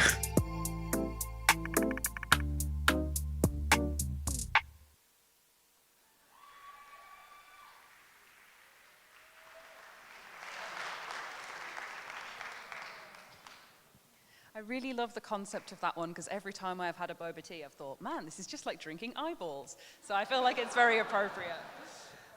So anyway, next award now dials into one of the most powerful tools in horror, which is the best soundtrack. This award is presented by Jay Jackson of the Chinese Room, developers of iconic, terrifying games like Amnesia: A Machine for Pigs. Right? Isn't her outfit great? Last year, she also wore a really great outfit. She always knows how to accessorize. Thank you, everyone. Good evening, everyone. Good evening to everyone online watching at home. So yeah, as you said, this award is going to highlight an invisible... Her hair, yeah, she always has a very vibrant color.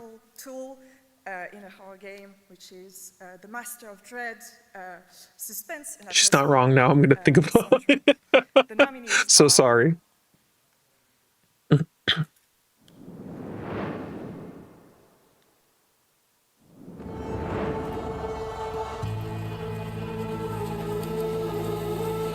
I haven't played either of the Death Stranding games, just because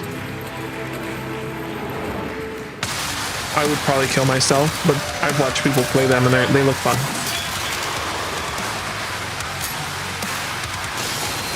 I want to play Doom Dark Ages, I haven't yet. And obviously the Look Outside soundtrack is banger. That's what we were listening to the whole time they were having sound issues. I listen to it constantly. They keep adding new music, by the way. Every update gets fucking a new track. And the winner is Finishing Move Incorporation for Doom the Dark Ages. I love how proud you are. Dude, I don't think you understand how deep I love Look Outside.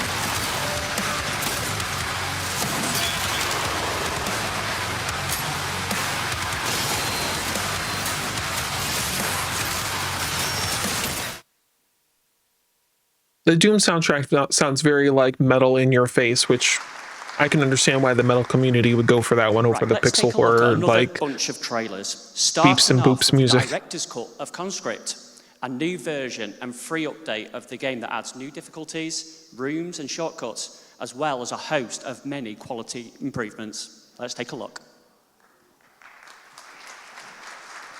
Peggy 16. As a Metal Soul, I approve. Yeah, I love metal too. Look Outside has a couple tracks that would count as metal as well, but they're still done in the 8-bit sound, I guess is the best way to put it.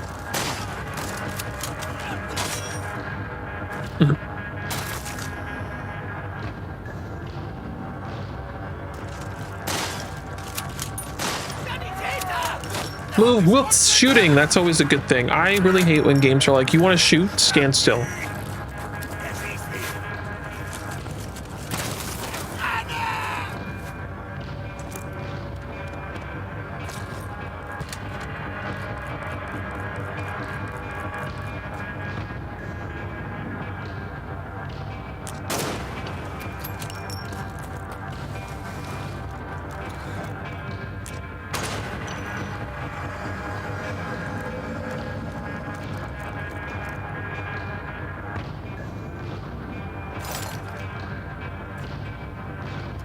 I'm not really a military games guy, but like, this looks cool.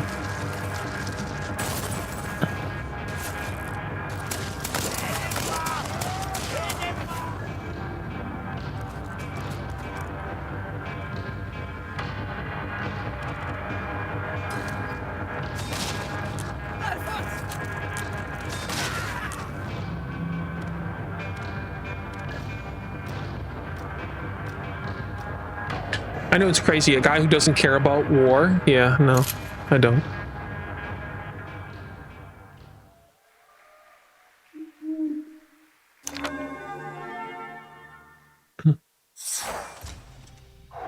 Oh, I just saw the donation. Thank you so much for the donation, Vicky. I appreciate it.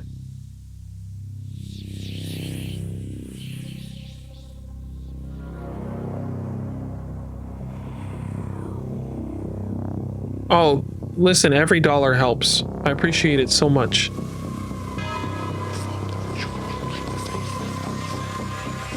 That donation doesn't go anywhere.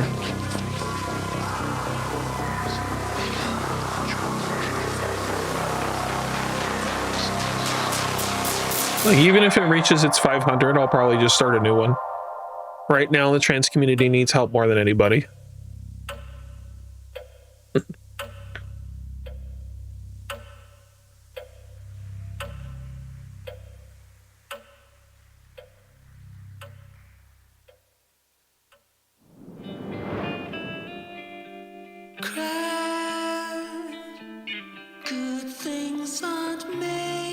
Silver Pines. Oh, I like the art of this.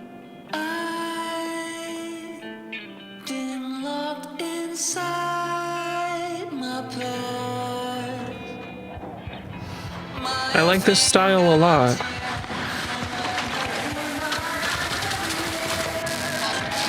Looks like a zombie game? Maybe? Gotta play this one? Okay. I do like cool art, like artsy style stuff. This is the kind of moment that lasts forever. Behind me I was covering it, sorry. So, in celebrating the horror games that we love, we've been celebrating all the things that make up a really good horror story. Obviously, we have the visuals in the best art direction, we have the soundtrack, which is really important to kind of get in that feel. And equally important is the narrative. The stories that keep us awake at night, that pry and work their way into our brains and make us lose sleep and think over and over about all the creepy things that they've foisted upon us, whether it's body horror or just that thought of, what if that happened to me? But now, to present the award for Best Narrative... Oh, thank you for the subscription as well. I appreciate it. Hope you enjoy my stupid little emotes.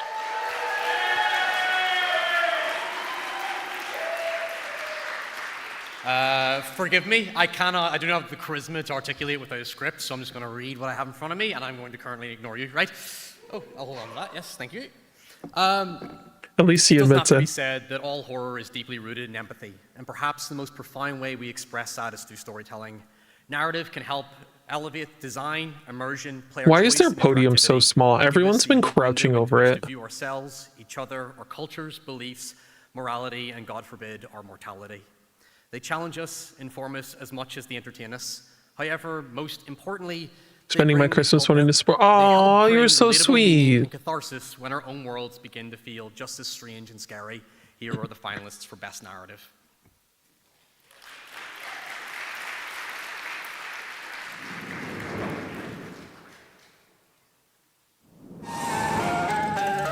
Obviously, Look Outside has an amazing story.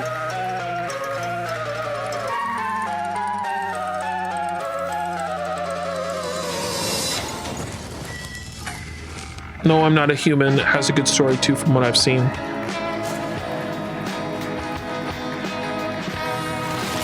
I love your streams. I wish I could watch them, but I actually got some proper sleep. Yeah, no, sleep is more important than my streams. Silent Hill F story, also amazing, super layered. If you didn't understand it, you're stupid. Duh.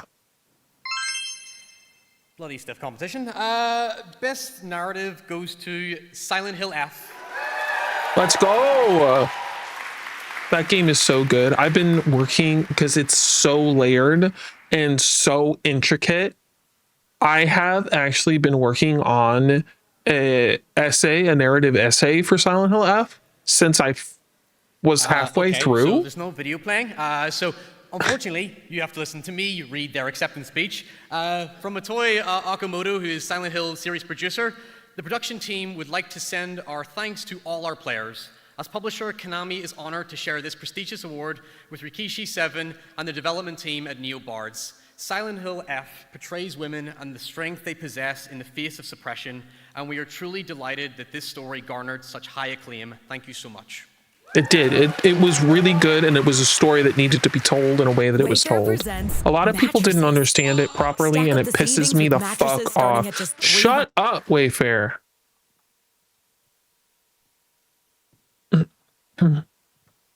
So, from Silent Hill F's haunting visions of the past to new games holding glimpses into a dystopian future, we're taking a look at titles to come with these next two trailers. So we've got Graft kicking us off with a cyberpunk story built on building yourself. You got another crush on her? Her name's Ash. She's a streamer, by the way, if you want to watch her. Defo 100%. But she's one of the 3 main coordinators of the Horror Game Awards. Cannot play media. This is what happened to my video that I made for them. It also messed up.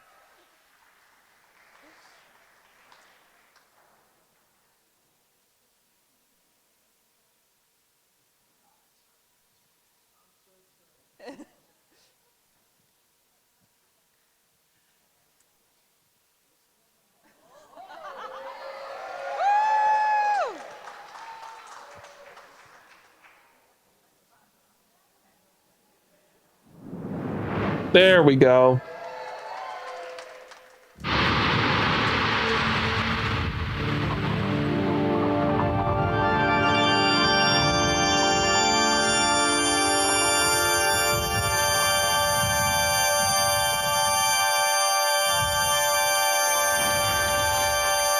Interesting.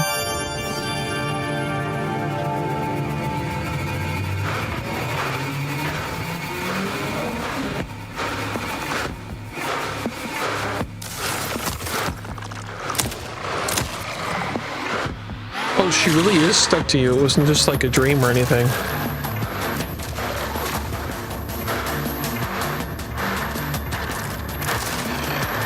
But why?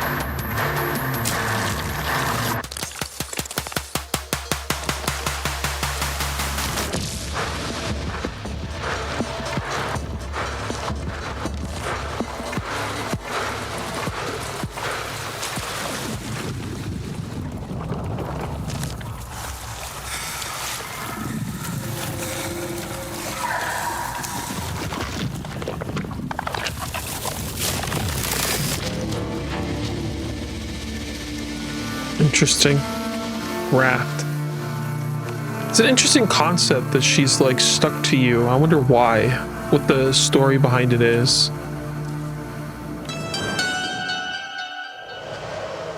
What do you see? A butterfly. Beauty. What about this? A secret handshake. A fortress. And this? I don't know. I see potential. History in the making. Secrets of the universe. I see whatever we want it to be. Corinth, where humanity comes first. Oh yeah, that game.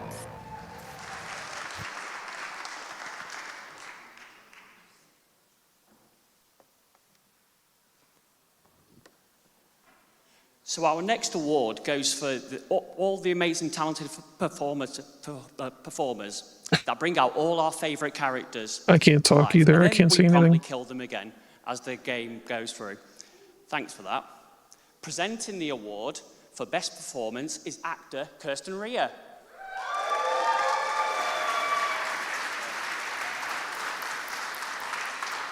Oh, I love her hairband. That's so cute. And hello everyone at home. And Oh, and her sweater. I love her whole fit. have me back again. She's so cute. And for the first ever live show. Now, for a genre that is so full of monsters, it's almost ironic to say that humans are the heart of horror. And that's never as true as it is with video game performances.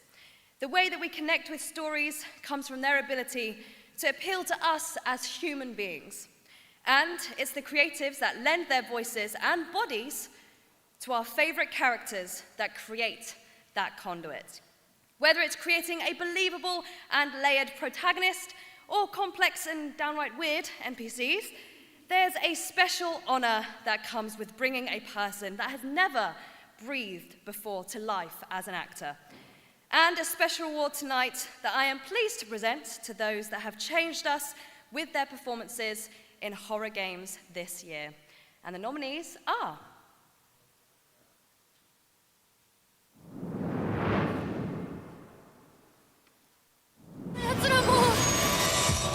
Obviously, she did so good.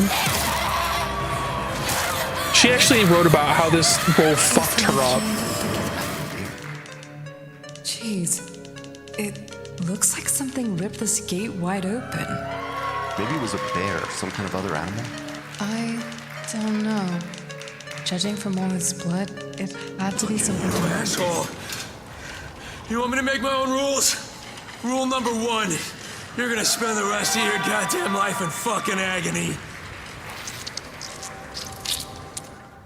Dying Light is my type of game, but I did watch people play it. He did do a good job. Amazing performers all round, but we can only have one winner, and the winner for Best Performer in horror games is Kanatsu Kato, Silent Hill F. Obviously, listen, that role, she talked about how it really messed her up to like get in Hinako's mind. She also went back and played the game too, which was great to watch if you want to watch. It's up somewhere. Like I've seen snippets online. Great to watch. Now, unfortunately, Kanatsu can't be with us today, so I do have a performance, an acceptance speech to read to you from Motoi Okamoto. The production team would like to send our thanks to all of the players, as publisher Konami is honored to share this prestigious award with Kanatsu Kato and the development team at NeoBards. This was Miss Kato's first attempt at performing for a video game, and she masterfully expressed the intricate emotions harbored within our female protagonist. We are thrilled by the fact that Miss Kato's performance achieved such great acclaim. Thank you so much.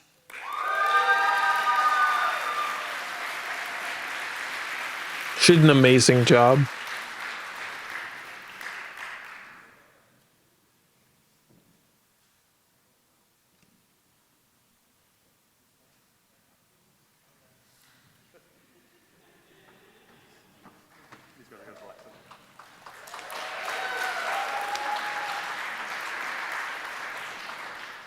Hey guys, I'm Ted. I run the indie horror publisher Black Lantern Collective. We started about 6 months ago to publish I like the jacket. weird, fucked up indie horror games because those are the games I like, and you get to do that when you own the company. And so, anyways, we got 2 trailers to show you tonight. Is he wearing fucking sandals, dude? It's winter. What are you doing? Winter in London. That combines like Put those dogs away. What are you doing? From a PSX style game, if you like know that kind of stuff. And the second one is for Hripolent, a kind of a clicker incremental style horror game that mixed like Norp Apolog with like Fear and Hunger. So if you're a fan of either of those, then you know, you're like a very specific audience, but that's kind of what we make. And so yeah, if you're an indie horror developer out there that needs like somewhere south of $200,000, then you can like message me. My screen name's like the same as my name. So anyways, enjoy. He seems like a chill dude, though.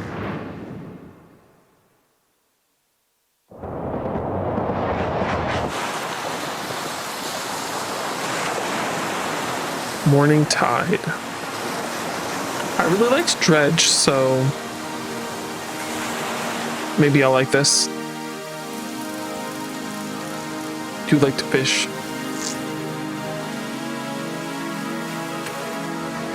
Was that a baby sinking in the fucking water?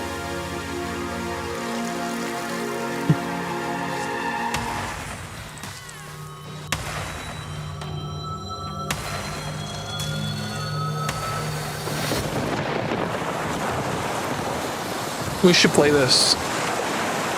That looks fun. Till April. Guys, it's your job to make me not forget. I'll forget.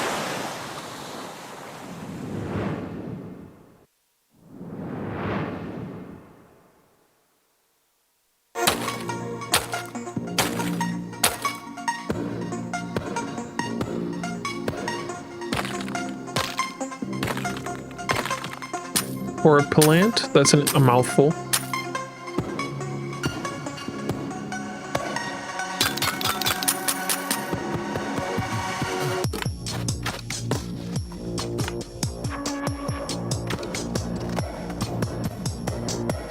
I kind of like how they're doing the everything to the music.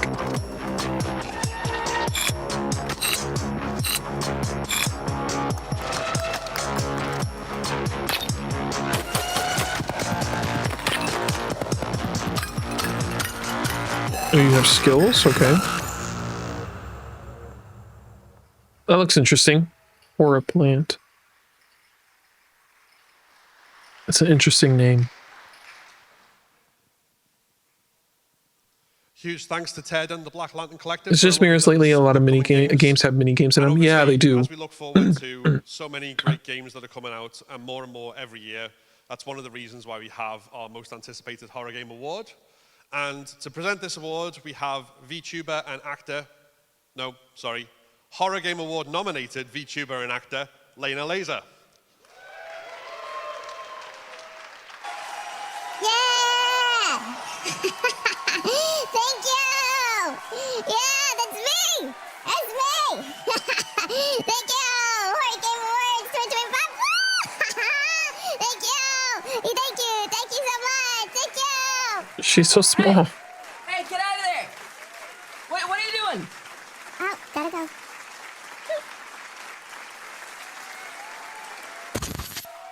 Goodness gracious me, freaking can't get any good help around here. All right. Hey, guys.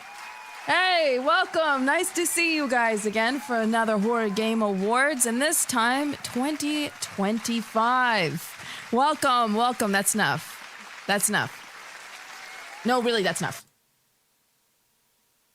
Anyway, here today I am presenting to you the most anticipated horror game.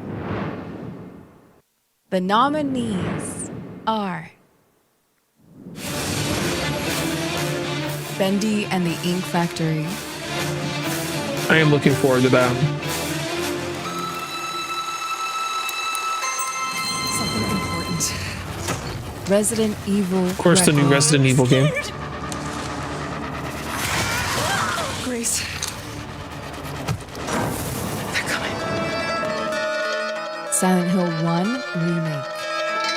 and the Silent Hill 1 remake, of course. I personally am really looking forward to the new Fatal, like the remake for Fatal Frame, just because I'm glad to see Fatal Frame coming back. Resident But Evil you know, it's me. Requiem. Yep, that's right. That makes sense. All right. Woo! Yeah! I figured it would be either that War Game one Awards. I'm or Mandy from the community team at Capcom USA. Thank you so much for giving us the most anticipated game award for Resident Evil Requiem. We can't wait for you guys to play as Grace and as Leon on February 27th, 2026. Until then, I want to invite you guys to watch the Resident Evil Showcase happening early next year, where we're going to provide more information about the game. See you there.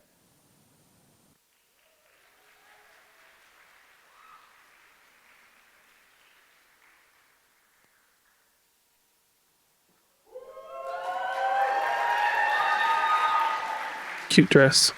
Hello, I'm Hannah. I'm a senior producer from Supermassive Games.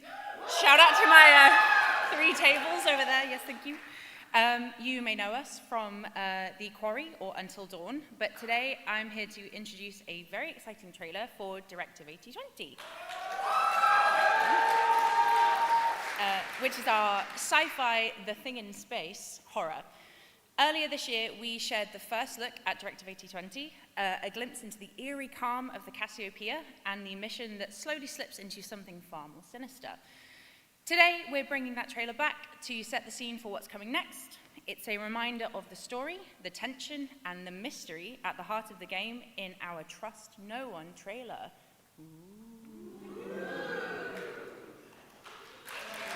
Hey, Supermassive presented another thing earlier too.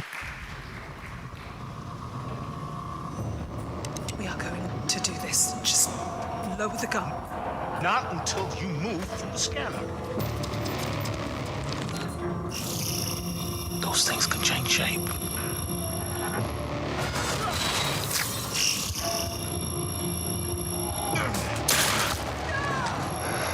Don't you ever point that thing at me again.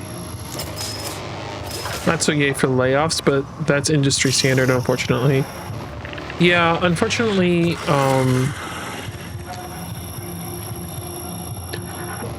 gaming industry expanded too much, and then CEOs decided to lay people off instead of cutting their own budgets, so that is what it is.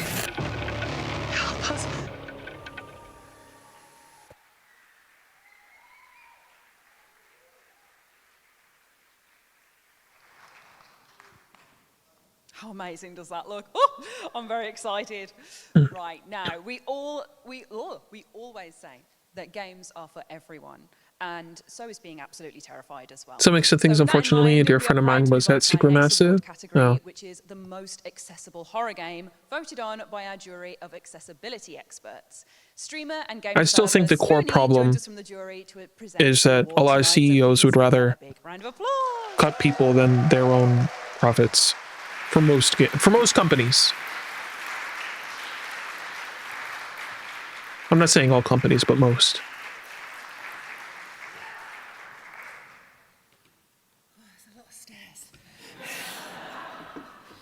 I love that her boots match her hair. What the fuck? My notes on my phone. So, for those who don't know, I am a content creator who absolutely loves horror. I am obsessed with horror. I feel it in my bones. I feel it in my blood. And accessibility is a really, really important thing to me as well. It is not something I thought about until it hit me in the face and my body started breaking down on me. And that is going to be the moment that it hits everybody unless you start paying attention now.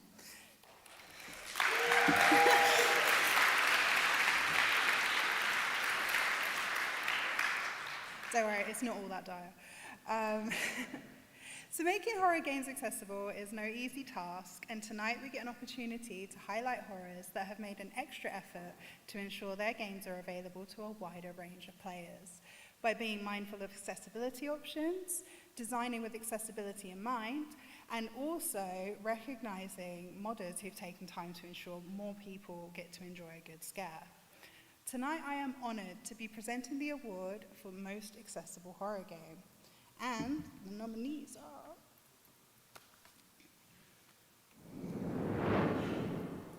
If your friend has ADHD, this is No, the this gift is you're a looking for. bad time. Reminder, What the the best gifts aren't big. Just They come seeking anomalies. Abiotic Factor. I haven't played that. When this place is This is a sci-fi game. Yeah, I heard that Doki Doki got a reader mod recently.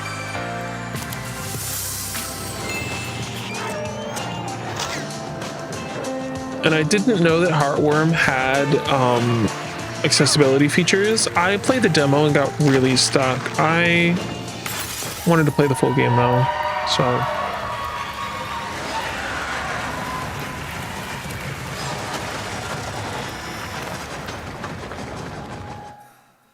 It's nice that they added all those features, even though I didn't enjoy the game.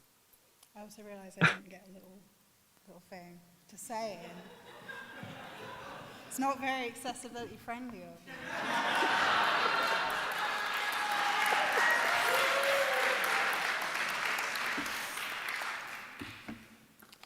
And the winner is Little Nightmares 3.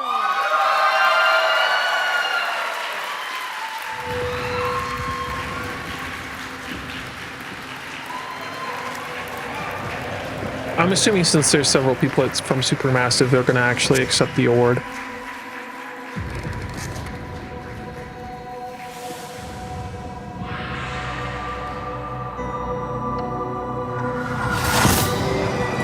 Yeah, there we go.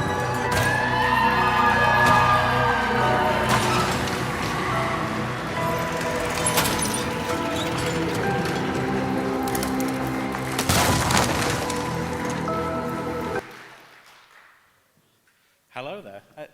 Just because no one said it yet, damn, there's a lot of people out there tonight. Gets said every time. Yes, it's my great honour and privilege to accept this on behalf of the Little Nightmares team. 5 years ago when we started, accessibility wasn't really a big thing in the game industry. People did it, but it wasn't mainstream. Over the last 5 years, it's definitely hit more and more, but not necessarily in the horror industry. If we look at it here, we only really had like The Quarry, like Will Bell's back in the day with his team did it. We hopefully took it further. Can't wait for Director 2080 to take it even further. But yeah, thank you very much. Hopefully we'll go further with this.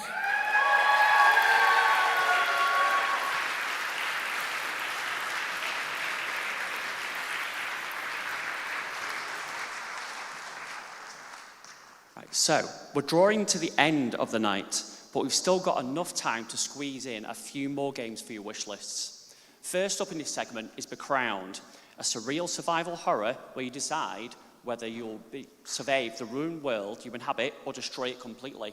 The choice is yours.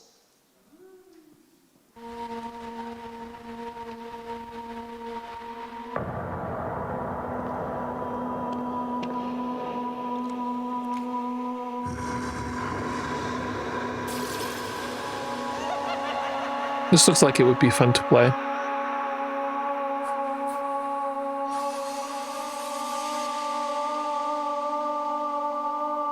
I like crazy surreal stuff like this.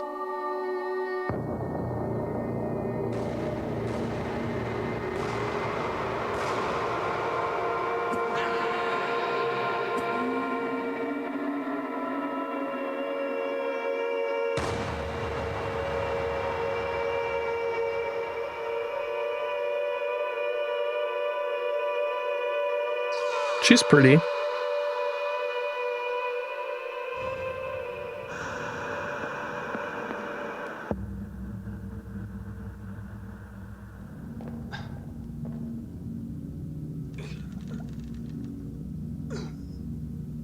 Brother.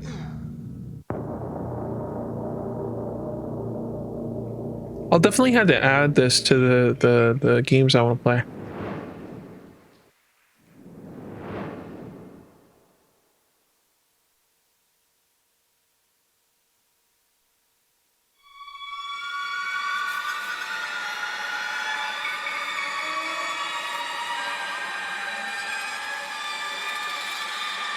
I've heard about Dread Out 3, but I never played the other ones.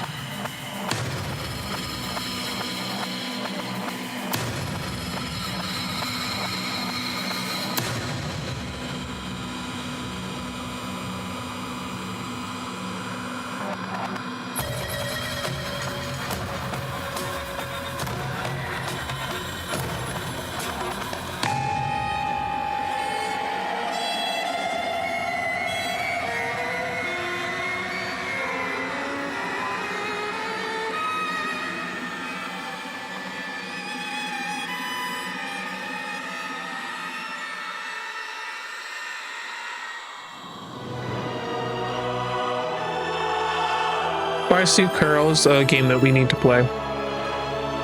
I want to play it, I just don't have the money for it right now.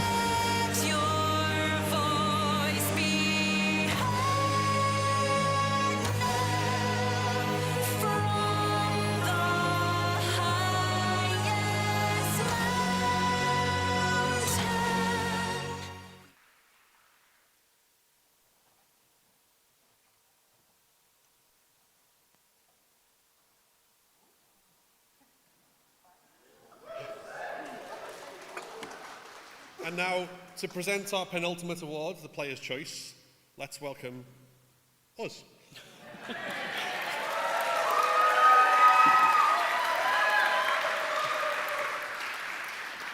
The Player's Choice Award, like the Horror Content Creator of the Year Award, is entirely voted for by the public. It starts with an entirely open nomination process from which we choose the top 30 most popular games that the public have chosen, and then we whittle it down to 5, and from those pick one. And that's where we are today. Yeah, with thousands of votes from across the world informing our top picks, the variety of horror on display is a testament to the genre that is always innovating, experimenting, and finding new ways to connect with its audience. From fighting through the puppet-infested streets of the 60s Japan to manipulating the physics-based fun in the world devoid of humans and all of the haunted houses in between. You have spoken about what deserves a trophy here tonight, and it's all damn pretty well weird. So let's check out the nominees.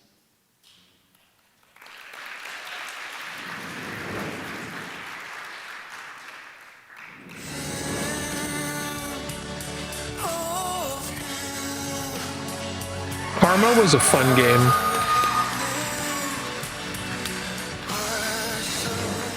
What happens when everything starts to feel wrong? Luto was cool, but it was really hard for me. I'm like actually stupid. And I still have to play this one.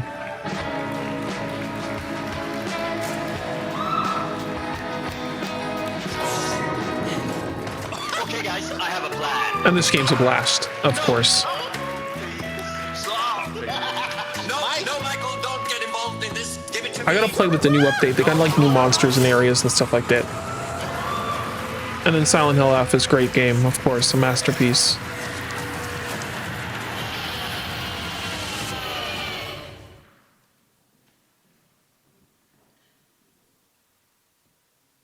And the winner is...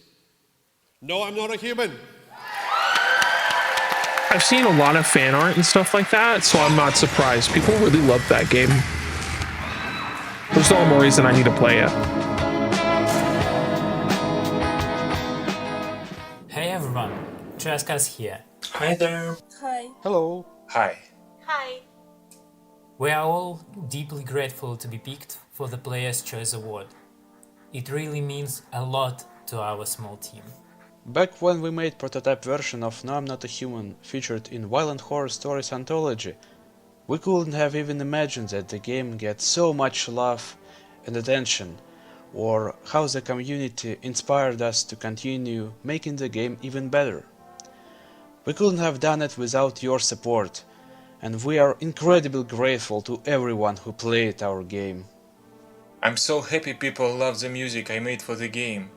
The game's soundtrack is my first ever full release, and I put my all into making it as immersive as I could. Seems like some of you are even continue listening to it even outside of the game. That really means the world. Big thanks to all the fans for all of your wonderful creations.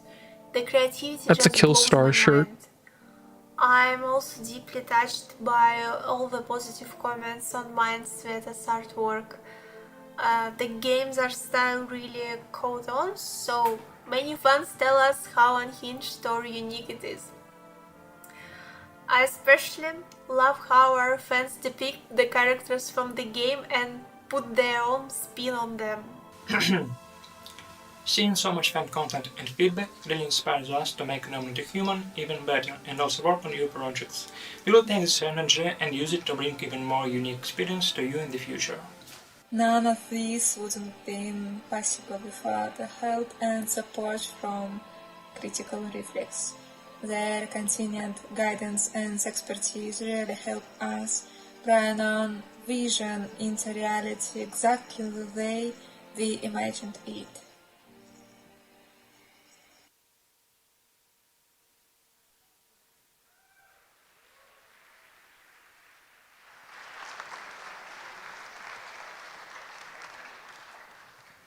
Okay, everyone, there is but one award left on our unholy altar. But you don't get to see who it's going to just yet, because we have one more trailer to show you. It is a world premiere, and the only way I'm going to introduce it is to say, we have such sights to show you.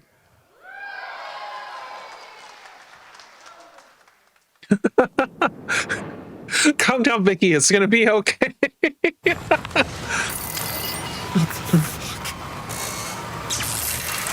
My first reaction when I was told there was going to be this Hellraiser video game, to be absolutely Oh yeah, honest, that's right. was They're making a at Hellraiser last. video game. What kept you? I would describe our game as a discomforting and dark story about I wanna people play with it. inner voids. It's like a mix between violence and action, all wrapped in leather, flesh, and chains. We're making our game for players who are into these kind of psychological horror experiences, but also for die-hard Hellraiser fans who want to get immersed into this world for the first time. I wonder how many people will be introduced to the world of Hellraiser through this game. The protagonist of Hellraiser Revival is this guy called Aiden. He's a troubled guy, had various addictions in his life, and the most recent of which is that he's completely infatuated with his girlfriend, Sunny. They use the configuration together, and she's ceremoniously kind of torn to shreds. So from that point onwards, he's trying to survive, make some kind of deal with the Cenobites to get out of this whole situation alive, but maybe also to have Sunny back. He was modeled pretty closely on Julia from the original movie and from the novella. They both share a kind of infatuation, a sort of like wretchedness that makes them need more from life. When drawing a line on pushing the boundaries of sexuality and violence, it was like a no-brainer creatively, because Hellraiser as a franchise deserves to be really explicit and really violent. This game has a lot of sexual explicit stuff and a lot of gore and a lot of violence. So modeling things for this type of game was a challenge, especially to people who are maybe sensitive to things like that. You know, we had to look at references. So we were very careful what we were looking online and where we were looking at online. But in the end, we are all artists, so we look at our subject in a different eye. So something that's maybe sexual or very disturbing to others, to us it's just a subject. We have to bring out the theme, we have to invoke a feeling, so we kind of, you know, detach from it or look at it from a different perspective than like a regular person would. If you've shown some of the stuff that we did to my parents, I think they would be probably, you know, very shocked. And I was like, but this is, you know, normal, this is every day for me. People who are sensitive to mature content should be definitely wary of playing our game. It's not for the faint of heart. It's a truly visceral and discomforting experience, and we did not hold back. Good. Tired of pussy people holding back. Ideas, don't go to Clive Barker, because you're not going to get them. He made certain that we understood the soul of the work, the soul of Hellraiser. He made sure that we understood that. From that point on, he was pretty nurturing. Any decision that we made, as long as we held that like soul of Hellraiser in our hearts as we made it, he was supportive of, and he trusted us as people who knew games to translate that soul into this medium. Clive is an imaginative powerhouse. His head is a restless place of constant invention. If I had to summarize him, then I would, without any hesitation, call him a genius and a friend. And Nice. to know that we are very nearly 40 years from when we shot Hellraiser, and to know that Clive has been involved and had a lot of input into this game, and to be part of it again myself, is strange. And how could I have ever expected that when we were shooting Hellraiser at Cricklewood Production Village 40 years ago? It's remarkable and it's wonderful. One of the key concepts that we wanted to incorporate into our game was that duality and contrast between the teams. So like this famous sentence, angels to some and demons to others, which always resonated in my mind whenever I was making decisions. It's all like in the eye of the beholder. For us, it was like it can be macabre or it can be beautiful. The contrast between, opposing things was very important to bring out in the game. The design goals that we set for ourselves when it comes to violence and gore is getting to the feeling of discomfort in our players. We want them to feel discomfort while watching these gruesome scenes, but never to be gratuitous in a way, never to do violence for violence sake or sexuality for sexuality's sake, but to take it very seriously and to just honor the storytelling. It's all in service of the story. And Clive Barker, his stories never backed down from being violent or having these sexual themes, and we wanted to honor that.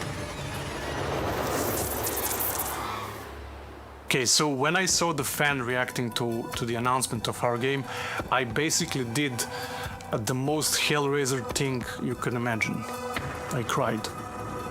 We know that we have a dedicated core fan base of the franchise, but seeing how big that fan base is how much they actually like and approve what we're doing, just give us so much more, motivation to keep going what we're doing and make a great game. We didn't really know for sure whether the world wanted a Hellraiser game like what we were making. And as long as it's good, of course we want it. To the announcement of the type of game that we were making, that this was a proper single-player premium survival horror experience, and that was exactly what they'd been wanting and kind of lacking. 99 out of 100 comments or reactions or whatever that we got on the internet were just like beaming positivity. It was like such well, yeah, because the single player survival horror is like dying. Everyone wants to make everything like multiplayer and shit. In a closed environment with your colleagues, and there is no external recognition of that, right? And then at some point it gets validated with such positive response from the audience, and that made me really emotional, right? And then also the whole team. No! Commercials! Come on, you son of a bitch! There we go. Fans are going to be scared, and they are going to have a great time being scared, which is exactly how things should work in the wonderful world of horror. I really look forward to this game. We'll probably watch before the game releases, the week before releases or something. We'll probably rewatch the Hellraiser movie in the Can't Discord. Wait to take a Cenobite of that. Thank you. Well, we've made it to the end of the evening, and what a night it's truly been. We've got one final award to cap off the evening and one final special guest to present it. Please welcome Austria's biggest gaming YouTuber and horror game fanatic, Luigi Kid.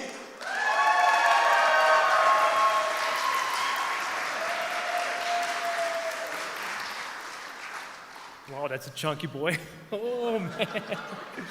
Wow, I've played hundreds of horror games already, but nothing could have prepared me for this. Stage fright. But I'm gonna tank for this and log in. Why does he look like someone familiar I've seen in movies or something? For having me, it's such a pleasure and a great honor. And thanks to everyone that is here in person and watching the live stream. It's really special. And of course to my family and my lovely girlfriend for watching, and my dedicated bros and brodettes. You get the gist. Anyways, 2025 has been nothing but amazing for horror games. We had a great mix, indie gems and big AAA titles, all delivering dread in their very special own way. And horror has so much more than just being jump scares. Of course, they're part of the fun, but it also lets you explore, darker themes more safely, and lets you also explore, yourself and the world around you in a different way. Our top games really captured that spirit. Is he really wearing a suit with Tim's? F, the first full new main entry in over 10 years, and it takes the series into an entirely new setting. Look Outside brings old school survival RPG energy back, nostalgic but still fresh.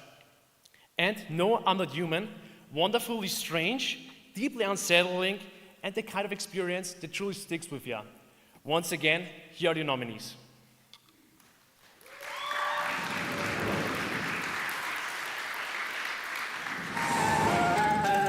You know it's my game of the year, guys. This is the one I'm voting for.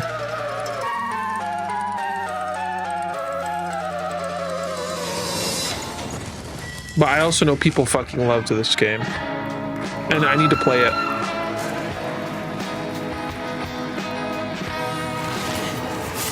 Oh, thank you for food. I was brought food. And Silent Hill F is an amazing game.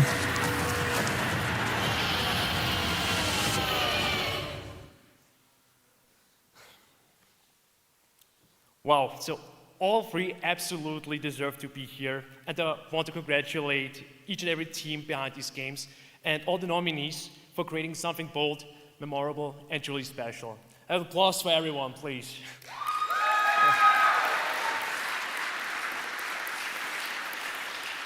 But it's time.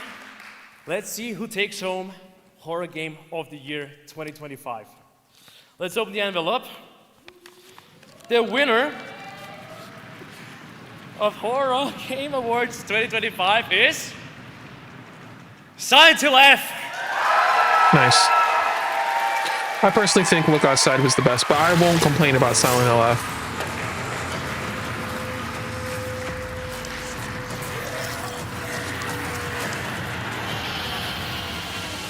In a year filled with so many excellent horror games, the team at NeoBards is extremely grateful for this honor today. We'd especially like to thank Konami and our producer Okamoto-san for trusting us with developing a brand new title in such a storied franchise. Only with the hard work and dedication of the team will this project be possible. And we'd like to thank you again Yeah, I for this wasn't. honor today. But most of all, we'd like to thank It was you so for enjoying split. Silent I am a Hill. little bit surprised. People either loved it or hated it. I don't think there was anyone who was like, meh.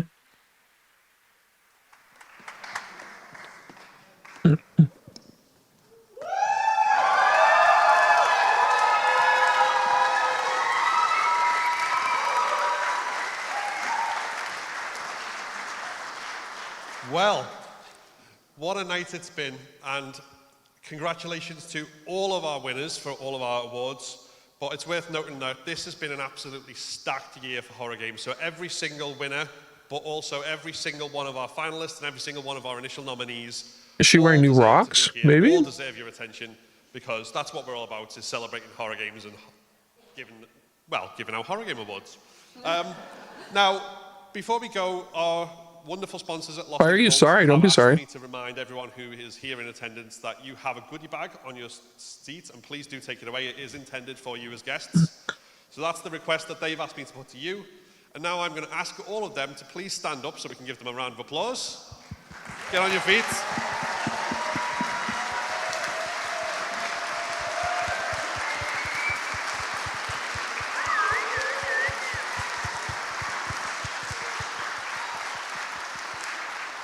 It's been a remarkable journey coming from making a couple of YouTube videos to doing a full live streamed event in person like this, and we wouldn't have been able to do it without them, so thank you very much. Really, really appreciate it. Yes, a full event in person. So we're here to thank you guys as well. Thank you so much You're funny, for coming, Vicky. for sitting at our little tables that we've done all little decorations on and being here and cheering. It's so good. Thank you so much for being here.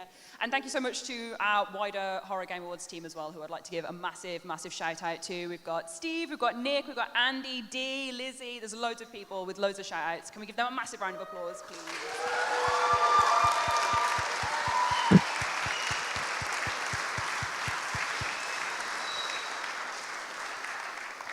And I'd like to thank each and every presenter that we've also had today for making the journey and coming up on the stage, because for a lot of us, it's our first time up here live as well. So a big applause for them, everyone. Yeah.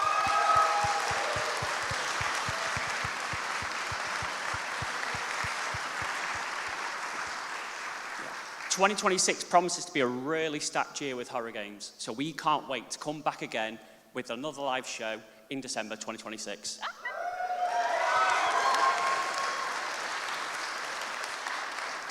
So, To everyone here in the audience and to everyone watching at home, thank you very, very much for watching. We hope you've enjoyed it, and we will see you again next year.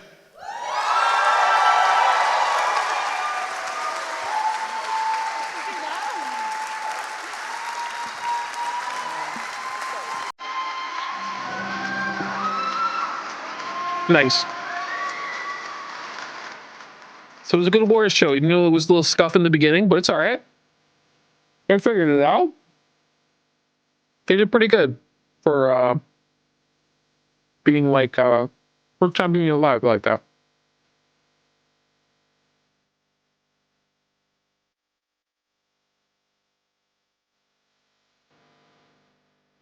Like I said, they've always been really good, really nice. You want to stay and watch my name pop up? It's going to be at the bottom.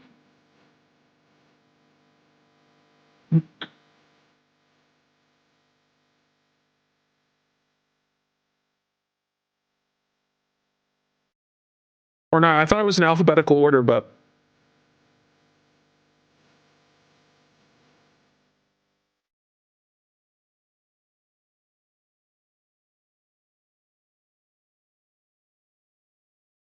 yes, it was me. It was me. I was there, yeah.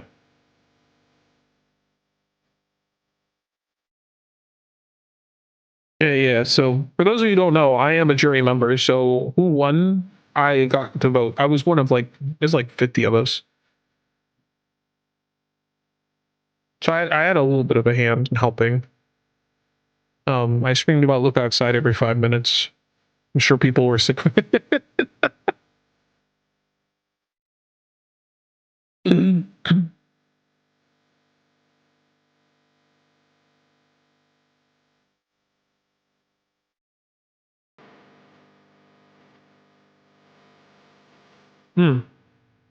This soup I was given is interesting. All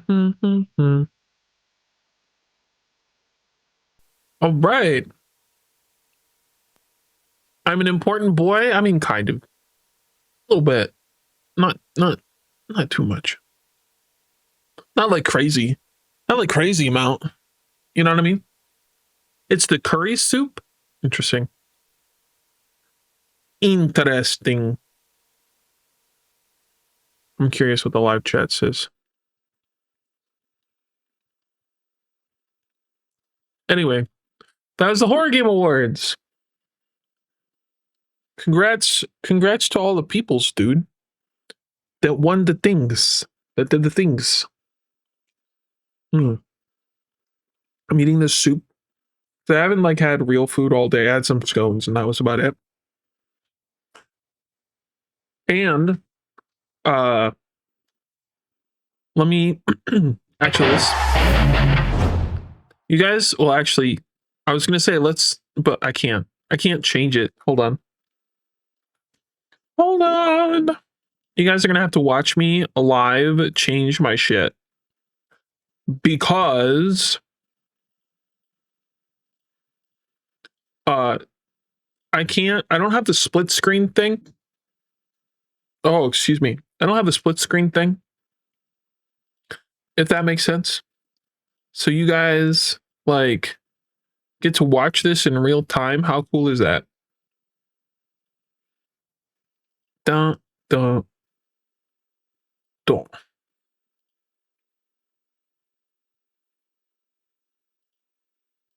Yeah, get rid of that. What? Bam. We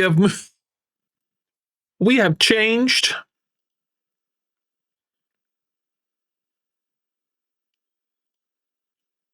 Where did I got rid of the label. I'm done.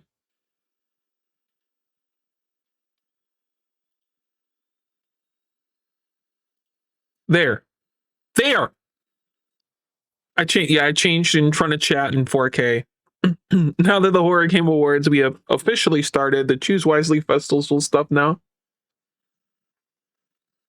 We have 2 games that we will play.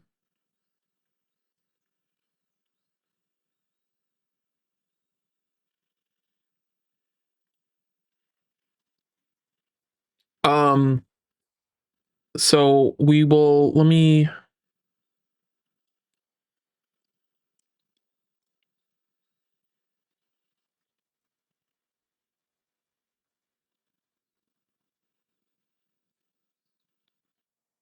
let me change what we're doing in the Discord. Oh my gosh, Cat, please. What is your problem? Huh? Why are you yelling at me? What's wrong? Anyway, so we're gonna play the mini deaths of Lily Kosin and the Celestial Return demo. I believe it's a demo. So I'm assuming the demo is gonna be short.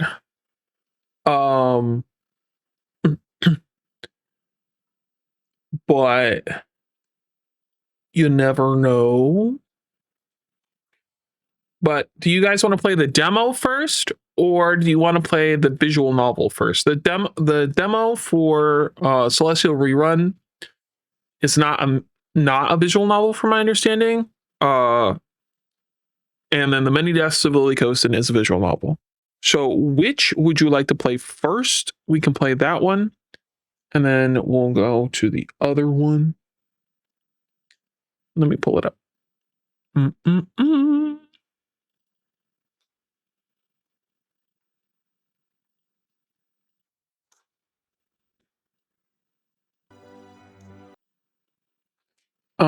Let's see.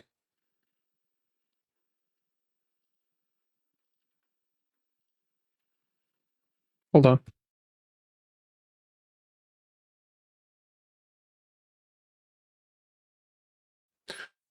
I heard Saki talking to the cat, so I was like, actually, let me turn on the light in here real quick.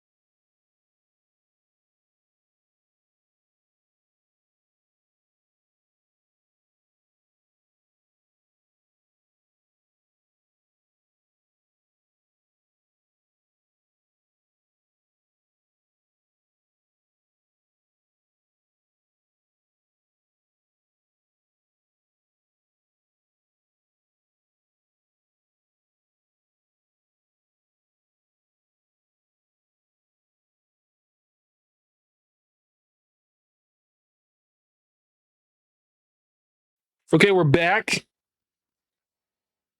I'm bake.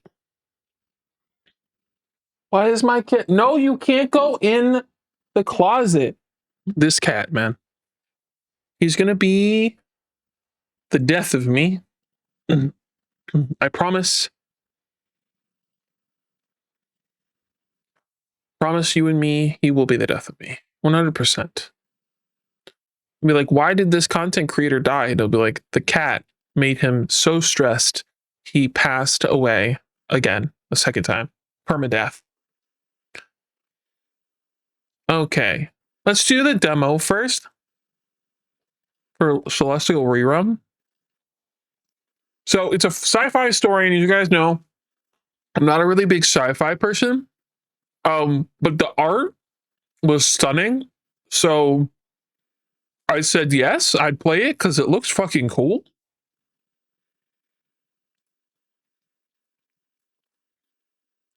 If it'll start. Hello? Welcome, Combat Cake Roll. Hello. Thank you for the... I'm sorry, that was the game starting. Oh, God. Hold on. Hello, for those of you who don't know who I am Vampire Husbando, aka Kiva. I'm a vampire VTuber. for a streamer. Music is really loud in the background. Give me a second. We'll turn it down a little bit. A little bit loud. Hello, hello. What are you doing? What are you playing? What brought you my way? We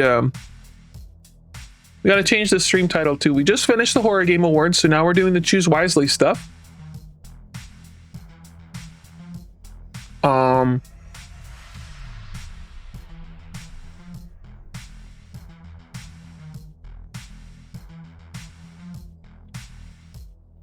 So I don't know if it has a category.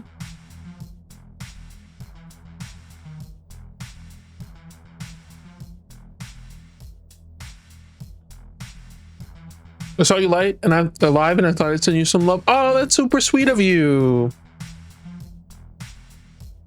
You've been playing Final Fantasy? Nice. How is that going?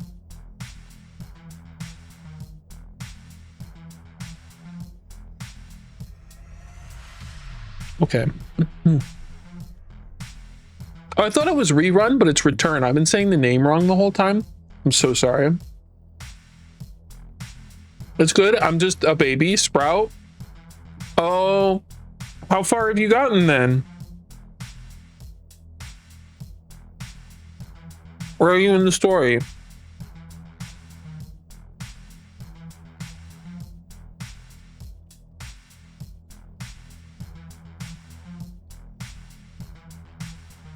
Oh, you just finished ARR? Oh no. You're about to hit the story arc that broke my heart.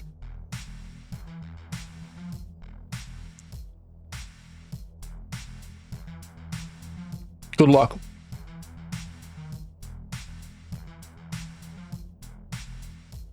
Yeah, the story arc you're gonna do, I cried, dude. I'm so sorry. Good luck. I wish you luck.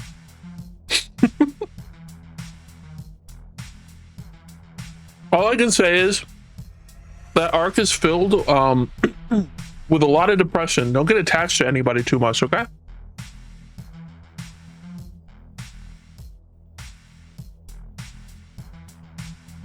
Get the game up.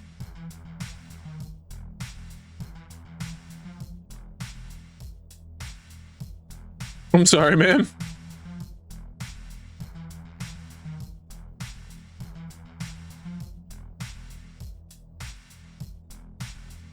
No promises. I'm attached to Lala Breath. It's gonna be all right. You'll be okay.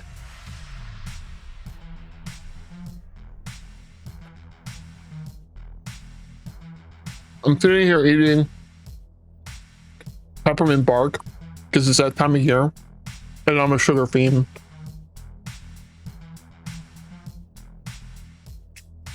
I pinky swear.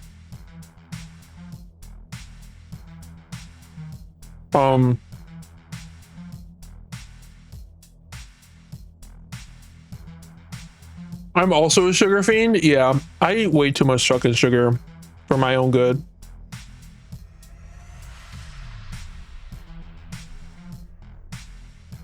All right.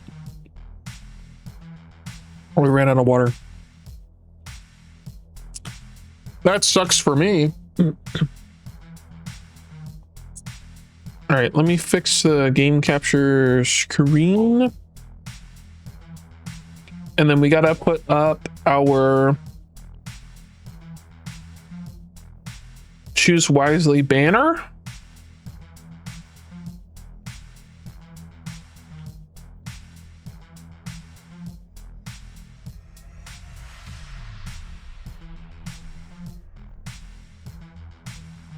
All right. There we go. Welcome, Pika Bowser. Thank you for the follow. I appreciate it.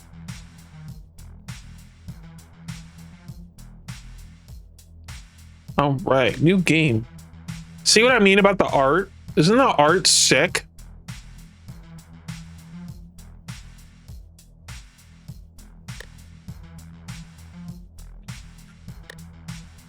Like, look at this. How cool is that?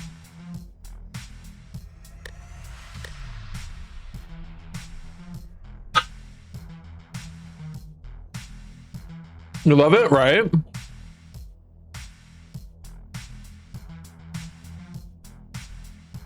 Oh, I don't think I have a thing for Twitter, but I do have a Twitter. I just took the thing away because I left Twitter for a while, but I went back. So give me a second. I can send it to you. Here's my Twitter. I'm rarely on it though. I post stuff, but like I post stuff through a bot, so I'm not actually actively on Twitter that often. You found it? Okay, cool.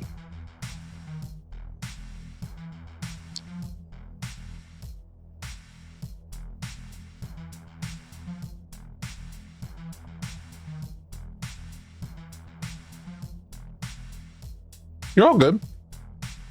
If that's the thing that you use, it's all good. I'm just not on it that often. I use Fedica to post to like both Blue Sky and it. I don't really spend a lot of time on social media. I used to, but not as much. If you want to talk to me more though, join the Discord. I'm in there all the time. Let's check this out.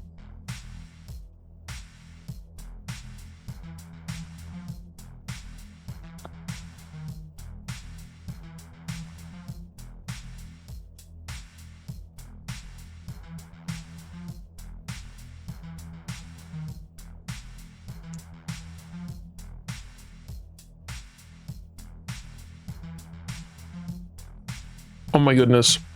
Why is my screen all messed up? There we go. Are we gonna load? Game? There we go. Chapter 1, Smoke and Whiskey. Ugh, whiskey. I'm not a whiskey friend.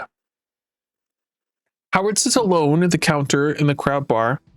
Am I gonna be covering all of the text, which would suck? A refuge for those who've given up trying to keep pace with the city outside. The faint glow of neon signs outside filters through the cracked blinds, casting fractured light onto the bar's polished yet worn surface. The music was really loud, but I can barely hear the typing now, the sound effects in the game. Oh, there's background music too, I couldn't hear it. The start screen was just so loud in comparison.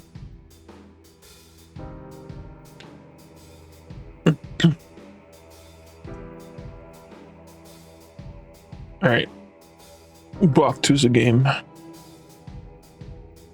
The faint glow of neon signs outside filters through the cracked blinds, casting a fractured light onto the bar's polished yet worn surface. His whiskey sits on the counter, a faint ring of condensation forming beneath the glass. He hasn't touched it, and instead his eyes are drawn to the television mounted on the wall, its outdated screen crackling slightly as it broadcasts the evening news. Newscaster. In the update in suicides across the Nethervale, authorities remain on the cause to climb, leaving the residents shaken and for answers. I'm assuming it's like cutting in and out. The low volume of the television leaves the words muddled, forcing Howard to strain to catch every detail. So we can ask, here's the choices. Let me move myself, hold on. I'm used to playing move around for these kinds of games. Honestly. It's pretty normal.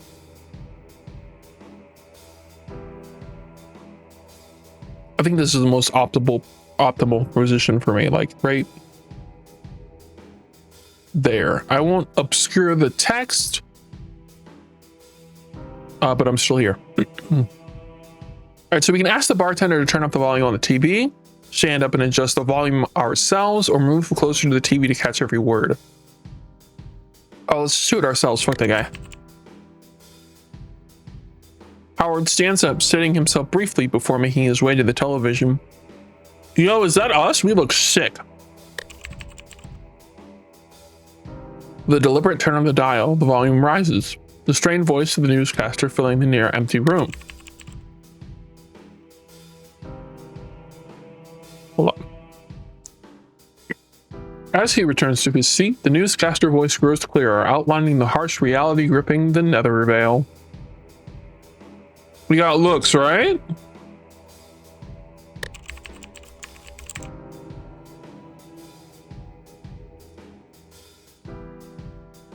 The newscaster. The community is in uproar, demanding transparency from the law enforcement. What is driving the sudden epidemic of suicides? Who will step forward to shed light on these tragic events?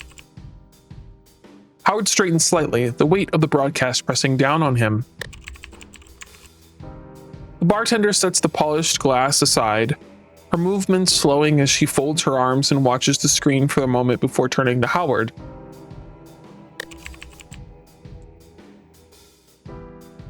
Okay, time to learn the cosmic art of dice rolling. Hold on, I got a cough.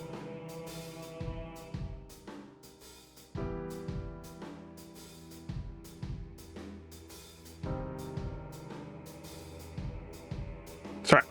Sorry. Okay, the basics. Every challenge has 4 slots. Dump 1 of 4 dice in them. More dice equal bigger chance to hit success range.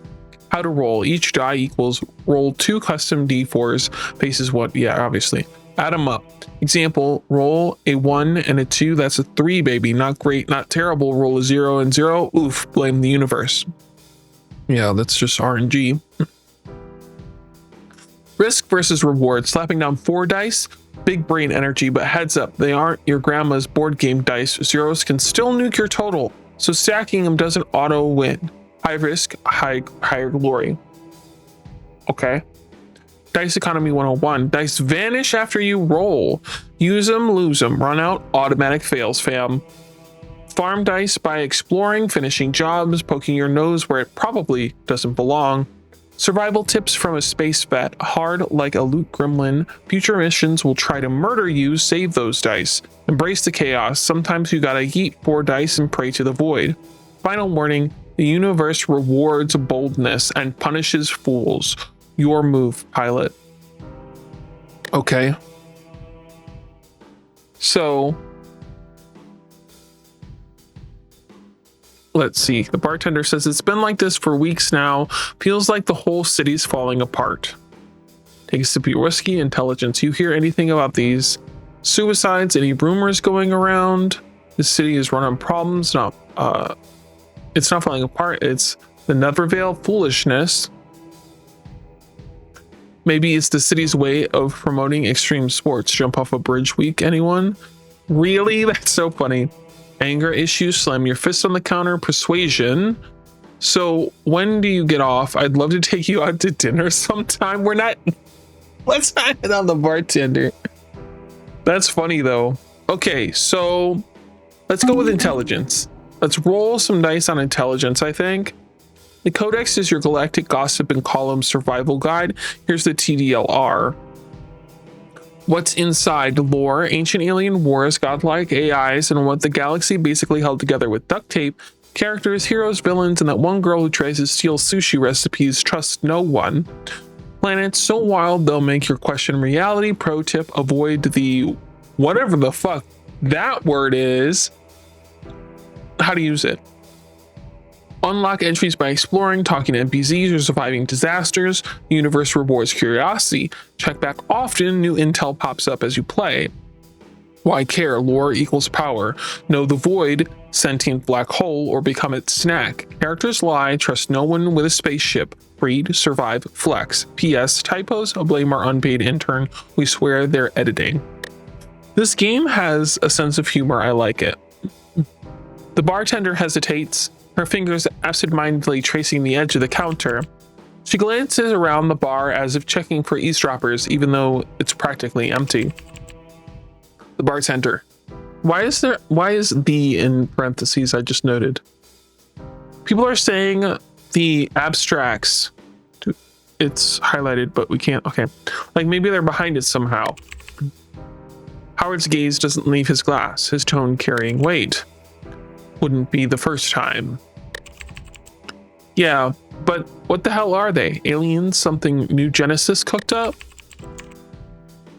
Doesn't matter, right? They did show up. PID takes them out and everyone pretends that's enough. But it's not even close. It's not. The PID doesn't ask questions.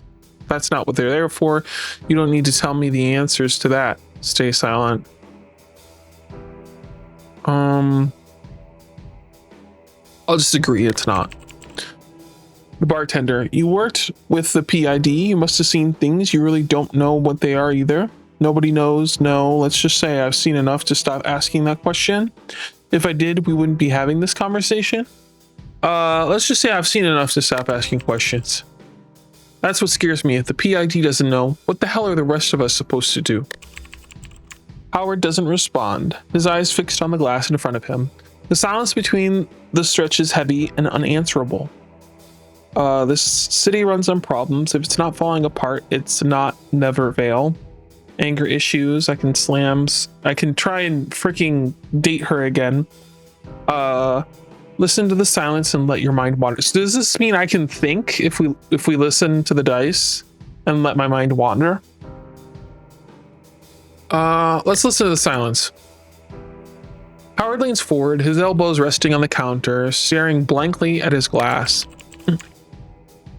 The bar noise fades, the hum of the TV dissolving into a background whisper until all that remains is the hollow silence of his thoughts.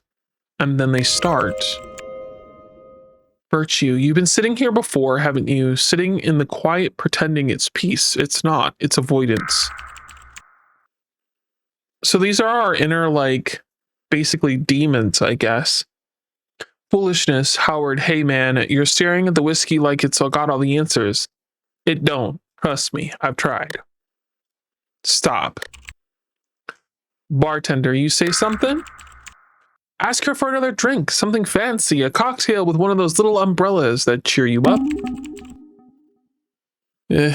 Intelligence, yes, because a man brooding over suicides absolutely screams, Mai Tai, great suggestion. Anger issues, shut up, he doesn't need this crap right now. Voices clash like storm clouds rumbling in his skull, the tension stretching thin. Alright, so all of our emotions are arguing with each other, which is interesting. I kind of like this setup. Howard, shut the fuck up, all of you. A few heads turn, giving him that familiar look. Another guy losing it after too many drinks. Then, as if the universe had been waiting for the right moment, the door to the bar swings open and a figure steps inside. Howard's head lifts, his eyes narrowing as boots scrape across the floor, loud and deliberate. The sound is sharp enough to cut through the haze in his mind. Reception. Reynolds, whichever they're called. Reynolds lock eyes with Howard, his expression coiled tight with urgency. Without hesitation, he crossed the room, his presence slicing through the lazy atmosphere of the bar like a scalpel through flesh. Howard, shouldn't you be out flashing that badge of yours somewhere? Reynolds pulls out of the stool next to him, sitting with a sigh. Reynolds, I've been flashing it all day, chasing leads that go nowhere. Thought I'd try something smarter. You look worse than I feel, that bad. And that brought you here? Must be desperate. Let's be a smartass. Yeah, say what you want, but you're still the guy people call when they run out of better options. Take that as a compliment. Howard taps the rim of his glass with a finger, a faint smirk tugging at his lips as he lets the silence hang for a moment longer. So we can go with foolishness, sure, but if that is about the stolen rubber duckies from the toy store, I swear it wasn't me. That's funny. Intelligence, why me? Don't you have a whole department for this? Anger issues is not interested in police business. Perception, I think I know what you're going to say.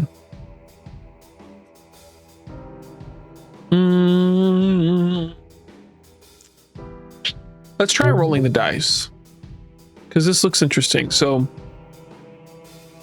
cursed dice. Ooh, ew, no. Broken dice. Look, oh, there are different types of dice. Okay. Overheat dice. Okay.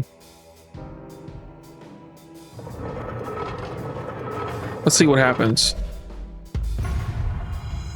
Success. All right.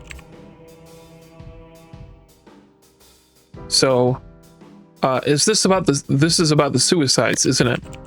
Yeah, too many, too fast, and none of it makes sense. No notes, no connections, nothing tying them together. He leans forward, lowering his voice. At first, we chalked it up to stress or city life, the usual crap, but the numbers kept climbing. The mayor's office stepped in, called it a public safety crisis, told us to treat it like a case. Reynolds sighs, pulling a thin folder from his coat and dropping it onto the counter. Reception. Here we go, detective. This could be the case you've been waiting for. Reynolds, you've dealt with this kind of thing before. You know how to look where no one else even thinks to. Reynolds nudges the folder closer to Howard, his eyes locking on him. Reynolds, if anyone can figure this out, it's you. Don't make me beg.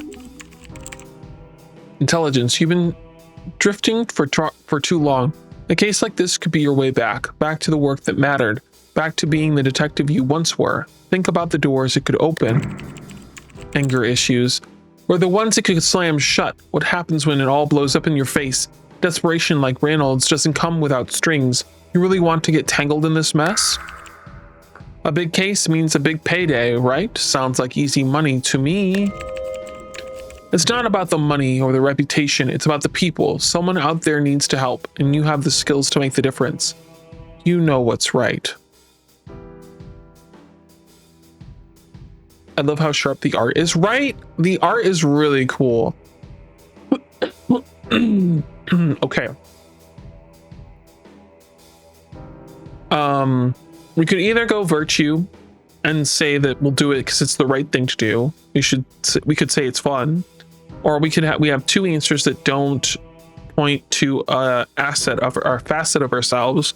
So I'll say fine, I'll take a look, but no promises.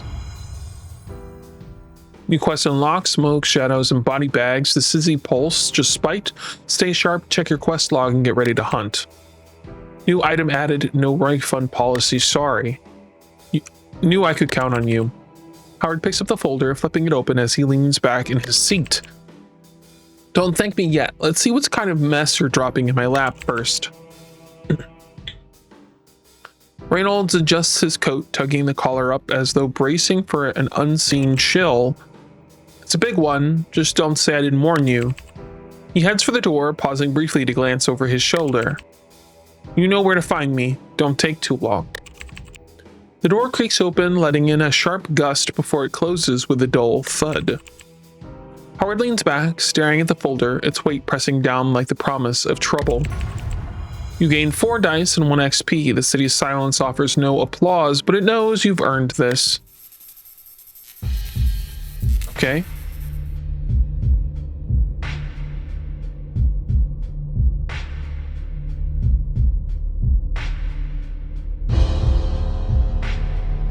Oh, interesting. Welcome back to the gutter, detective. You know these streets better than your own reflection, but let's see if you still got the chops. Movement controls. Use the WASD or hold right click and drag to glide the map around. Double click anywhere for hyperskate mode. Yes, his boosts have illegal mods. No, don't ask. Exploring locations. Open spots glow with icons. Think cyber breadcrumbs. Click the icon, how our autopilot's there. Sit back and enjoy the ride.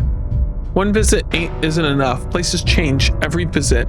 Come back later and it might not look the same. New dice, new loot, new danger. The city's alive and it's hungry. Dance with it or get eaten. Well, this is interesting. So the jazz bar is where I just was.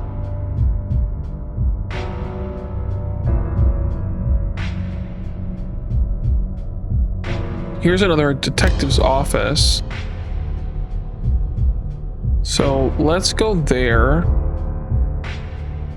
Digging deeper. Giving transistor vibes? I see it. Rain clings to Howard's coat as he steps into his office. The damp air setting in the corners like it belongs there. The folder Reynolds left sits dead center, daring him to open it. Papers are scattered around it, and a mug of half-finished coffee waits at the side. Perception. The coffee's been sitting long enough to make friends with the desk. Don't think it's going to do you any favors now. Howard exhales, his gaze shifting to the mug. Just say big mug hug. The faint aroma of stale coffee rises as he picks it up, tilting it slightly and watching the liquid swirl as if the answers might float to the surface. Take a sip of the coffee, stare into the cup and lose yourself in thought. Set the coffee aside. We gotta focus on the file, dude. We have something to do. Howard sets the mug down, sliding it to the desk's edge with a soft scrape. The folder is still there, waiting for attention.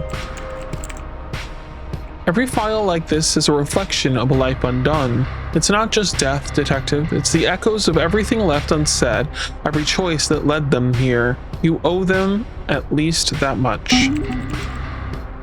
Intelligence. The longer you sit there, the colder the trail gets. Open the folder. Start with what you know. Howard pulls the folder closer, its worn edges rough under his fingers. Inside, a jumble of photos, reports, and scribbled statements waits to be sorted. The uneven tabs marking each case catch his eye as he scans the stack, deciding where to begin.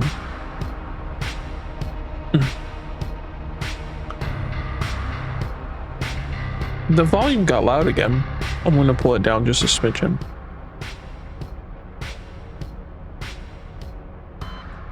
All right, so we can say stay silent, say a silent prayer for the souls of the departed. Check your horoscope for guidance. I'm just going to start reviewing the case files.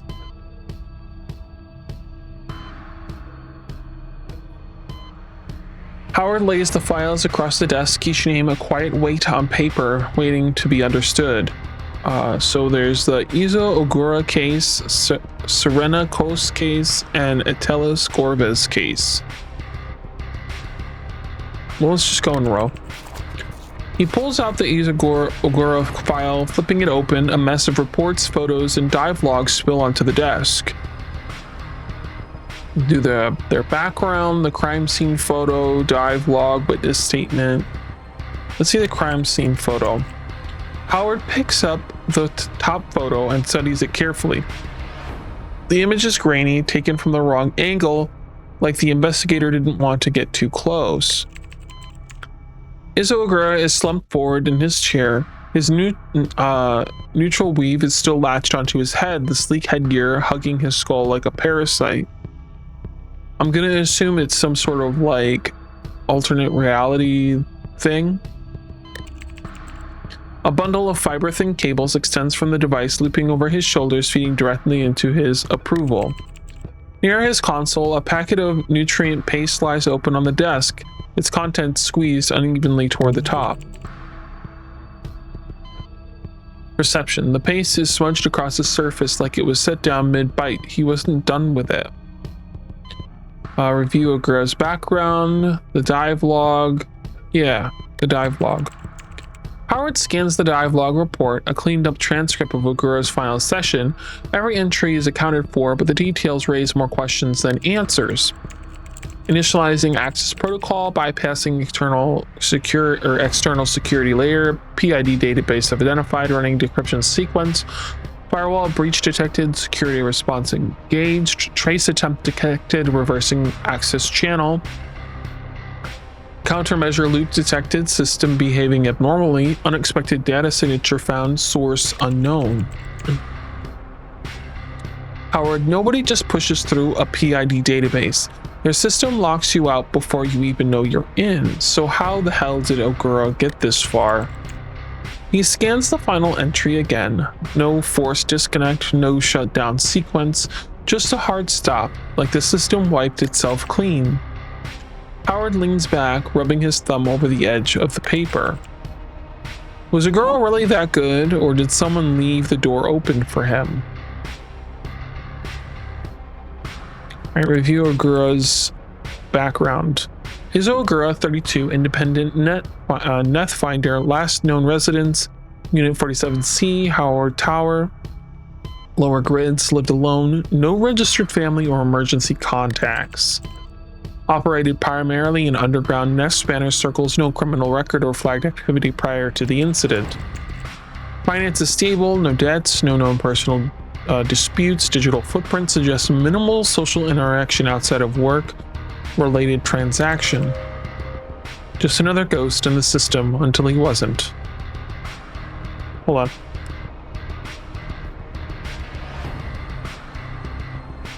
Hello, Dusk. You're just jamming to the music? Yeah, it's good, right? I'm really enjoying everything about this game, actually. Okay, what's the witness statement? Howard flips on to the next page, scanning the statement from Agura's neighbor. The handwriting is stiff, lacking any trace of emotion. Reception. Either the witness didn't care or they were choosing their words carefully. Yeah, plus you doing the VA is pretty great. Oh, I'm glad that you like me reading all this. Lived next door to Ogura for a while. Didn't have much to say. He kept to himself, never caused trouble. Last time I saw him, no idea. Maintenance went in after his rent auto payment failed. The door was still locked from the inside. The autopsy notes. Howard flips the autopsy report, scanning past the standard medical jargon for anything that stands out. The cause of death is exactly what he expected, self-induced neural overload. External trauma, none. No bruising, no defensive wounds, no sign of struggle. Among the listed personal effects recovered from the body, one item stands out. A crumpled slip of paper found in Agura's pocket, the ink smudged but still legible. He said it would help, that I'd feel lighter. I trusted him to fix me.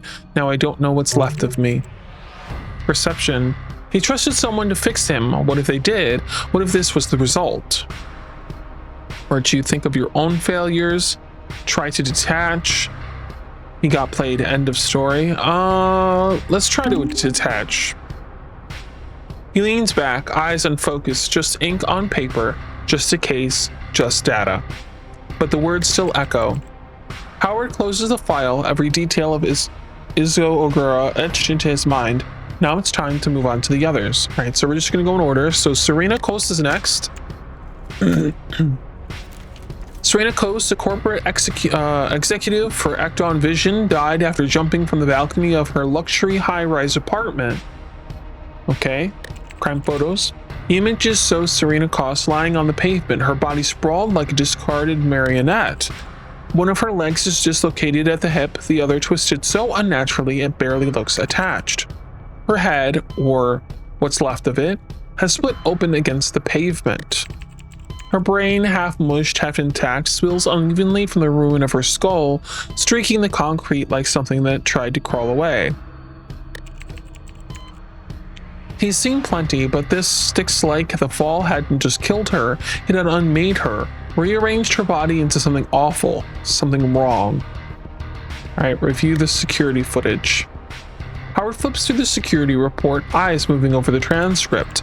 Her balcony railing is low, barely just waist high, easy to climb, just as easy to trip over, but the footage is clear, she didn't fall, she stepped. At 2:14 a.m., Serena Cost walked into her balcony, stood motionless for 6 minutes and 32 seconds, then moved forward like it was the most natural thing in the world. One detail catches his attention. At 2:46 a.m., incoming co-milk call. Caller ID unknown. 2:48 a.m., subject steps forward. So 2 seconds after the call, the subject stepped forward to kill themselves. 6 minutes of nothing, then a call, then a jump. Intelligence, someone reached her at the last second. Whoever it was, they didn't try to stop her. Check the autopsy notes. Howard flips to the autopsy report, looking for anything unusual. The cause of death is obvious, blunt force trauma from a high altitude fall. The injuries are exactly what you'd expect from that kind of drop, nothing more, nothing less. Witness statements. Howard scans the report, pausing at 2 relevant entries. Her approvals, biometric records, and a statement from the neighbor who had been paying attention. A household assistant synced to her approval tracked her vitals like clockwork. No irregulars, no stress indicators except for one anomaly right before she stepped off the balcony. At 2:20 a.m., serotonin levels spiked abnormally high, no record of physical stimulus. A neighbor, someone she spoke to now and then, had seen her outside more often than usual. She stood out there for hours, even in the rain. She wouldn't move, just staring at the skyline. I asked her about it once. She said she liked the wind, said it made everything feel lighter. That word again, lighter. Howard closes the file, every detail of Serena Coast etched in his mind. Now it's time to move on to the others. All right, last case. Howard flips open the file, scanning the first few pages. Atlas Gorvez, tech doc, found dead in his workshop, surrounded by unfinished augments and scattered tools. Cause of death, self-inflicted asphyxiation via biogel exposure. That sounds not fun. No signs of struggle, no forced entry. His own hands were at his throat, deep scratches along his neck where he tried and failed to breathe. The biogel had hardened inside his airway, sealing it shut. Gorvez used this stuff every day. If he wanted to die, why pick something so slow? Examine the crime scene photos. Howard picks up the first photo. Gorvez is slumped in the corner of his workshop, his back against the wall, legs sprawled out, fingers curled stiff near his throat. His lips are blue, his jaw locked open, a thin trail of dried blood running from one nostril. The second photo shifts to his workbench, tools scattered, a half-assembled augment clamped in place, casing pried open. The biogel vial lies nearby, overturned, residue hardened around the rim. Perception: he was working on something right up until the moment he died. Review the autopsy report. Howard flips through the autopsy report, focusing on the key details. Nothing unusual stands out. Cause of death: asphyxiation due to the biogel expansion in the airway. External trauma, deep scratches along the neck and chest, self-inflicted. Toxicology, no traces of drugs, alcohol, or sedatives. Alright, last recorded conversation. Howard scrolls through the report until he finds Gorvez's last comic transmissions. Most are business-related, orders, client requests, supply shipments, but one contact keeps appearing, always late at night, always brief. 2210, outgoing call, private line. Gorvez, same time tomorrow, unknown. Of course, progress takes consistency. 2211, call ended. The same exchange had been logged every few days for the past 3 months. No details, no names, no context. Howard sounds like regular appointments, but for what? Examine his personal notebook. Howard picks up Gorvez's worn, grease-stained notebook, its pages filled with quick notes, half-legible scribbles, and workshop schedules. No digital logs, no approval sync, just ink on paper. Most of it is routine, augment diagnostics, price estimates, follow-ups, but the last few pages are different, messier, written with a shaky hand. Delay on shipment, wrong parts again, order more Neuralink circuits, no more stim boosters, too unstable. Near the bottom of the last page, barely legible. If it happens again, I have to tell someone. Howard closes the file, every detail of Atlas Gorvez etched into his mind. Now it's time to move on to the others. Alright, so we got 1 XP gained, pulled from the ink-stained papers and sleepless hours. Howard leans back, rubbing his eyes. 3 suicides, clean on paper, but something stinks. He's been poring over the files for hours, and nothing lines up the way it should. Rain crawls down the window in uneven trails, neon reflections bleeding into the dark. For a moment, he just listens to the city, to the hum of things moving unseen. His fingers tap against the desk, slower now. He needs another angle, someone who sees things differently. If only she was here, she always knew where to start. I wonder who that is. His limbs grow heavy, the words on the files blur together. Just a minute, he just needs a minute. The rain whispers against the glass as his head dips forward onto the desk. We fell asleep. The next morning, Chapter 3, questions and answers. A dull ache settles in Howard's neck, the kind that comes from falling asleep in the wrong place. Boy, do I know what that's like. The stiff leather of his chair hasn't done him any favors, and neither has the pile of paperwork serving as his pillow. Then, a knock. Soft, measured, not urgent, not impatient, just enough to pull Howard from the depths of sleep. Howard stirs, blinking against the grit in his eyes. His brain claws its way out of a dream. Falling bodies, static-laced voices, and collides with reality. Then another knock, louder. Angry issues, someone begging for a broken nose before breakfast. So we can say, yeah, who is it? Unless you've got coffee, piss off. This better be important. Check the time before answering. Reach for your gun and answer. Pretend you're not in. Don't make a sound. Let's check the time. What the fuck time is it? Squints at the clock. 5:26 a.m. 2 day. Who the fuck comes in 5:30 in the fucking morning, bro? Then another knock, sharper this time. Whoever it is, they're not going away. Reception. They know you're in there. Unless you've got coffee, piss off is my mood. It's definitely a mood. It's actually really funny. My husband, Saki, who's in chat, he can tell you, when we used to go to conventions and stuff, they used to brew coffee to wake me up because it was the safest way to wake me up is to the smell of coffee. So it's 5:30 in the morning. They're banging on my door. I'm gonna get my gun.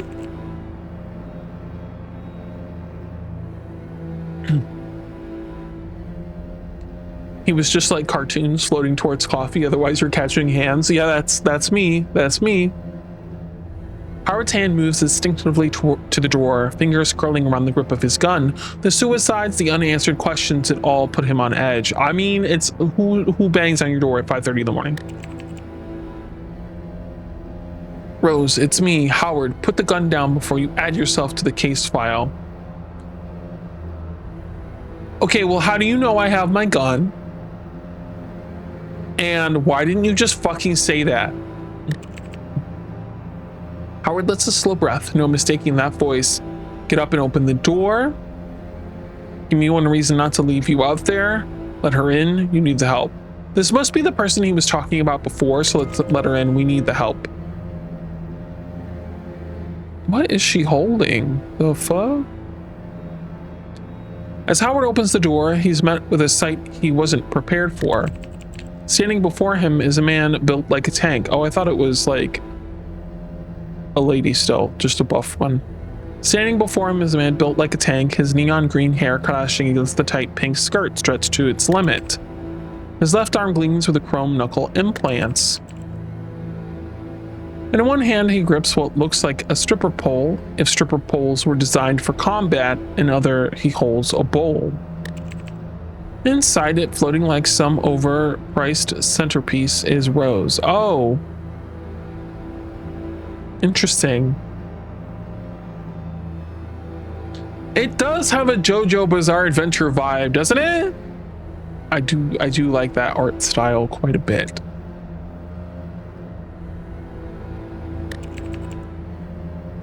Howard blinks, then again, still real, his brows knit together as he stares at the stranger. What the hell is this? I'm still asleep, aren't I? Not my weirdest morning clothes, though. Should I be impressed or concerned?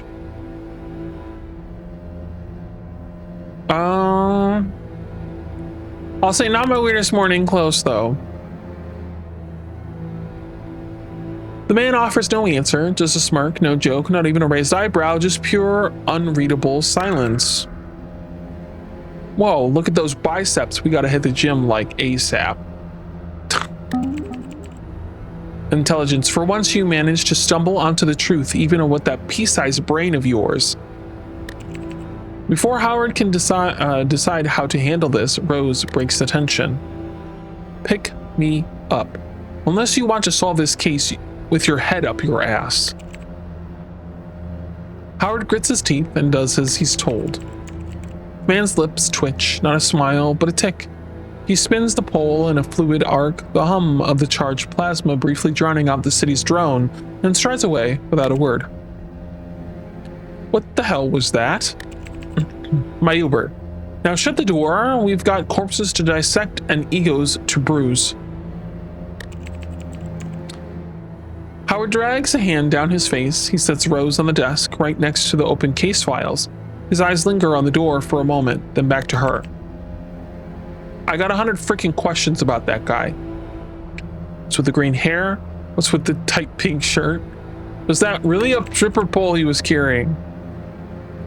We'll meet him again, Howard. Mr. Mystery can answer your questions later.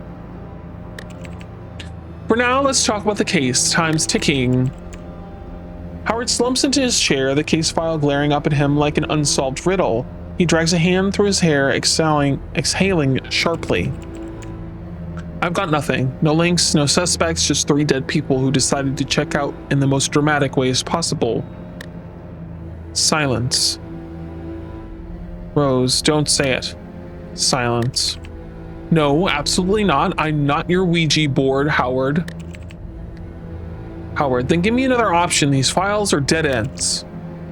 Their bones know more than we do. Rose, you think I enjoy scraping through the dead's regrets? It's not a parlor trick, Howard. It hurts every time. But these victims are screaming, and if we don't listen, I'm not asking anymore. You're doing this? You're right. If this hurts you, I won't ask it. No, fuck that. But these victims are screaming.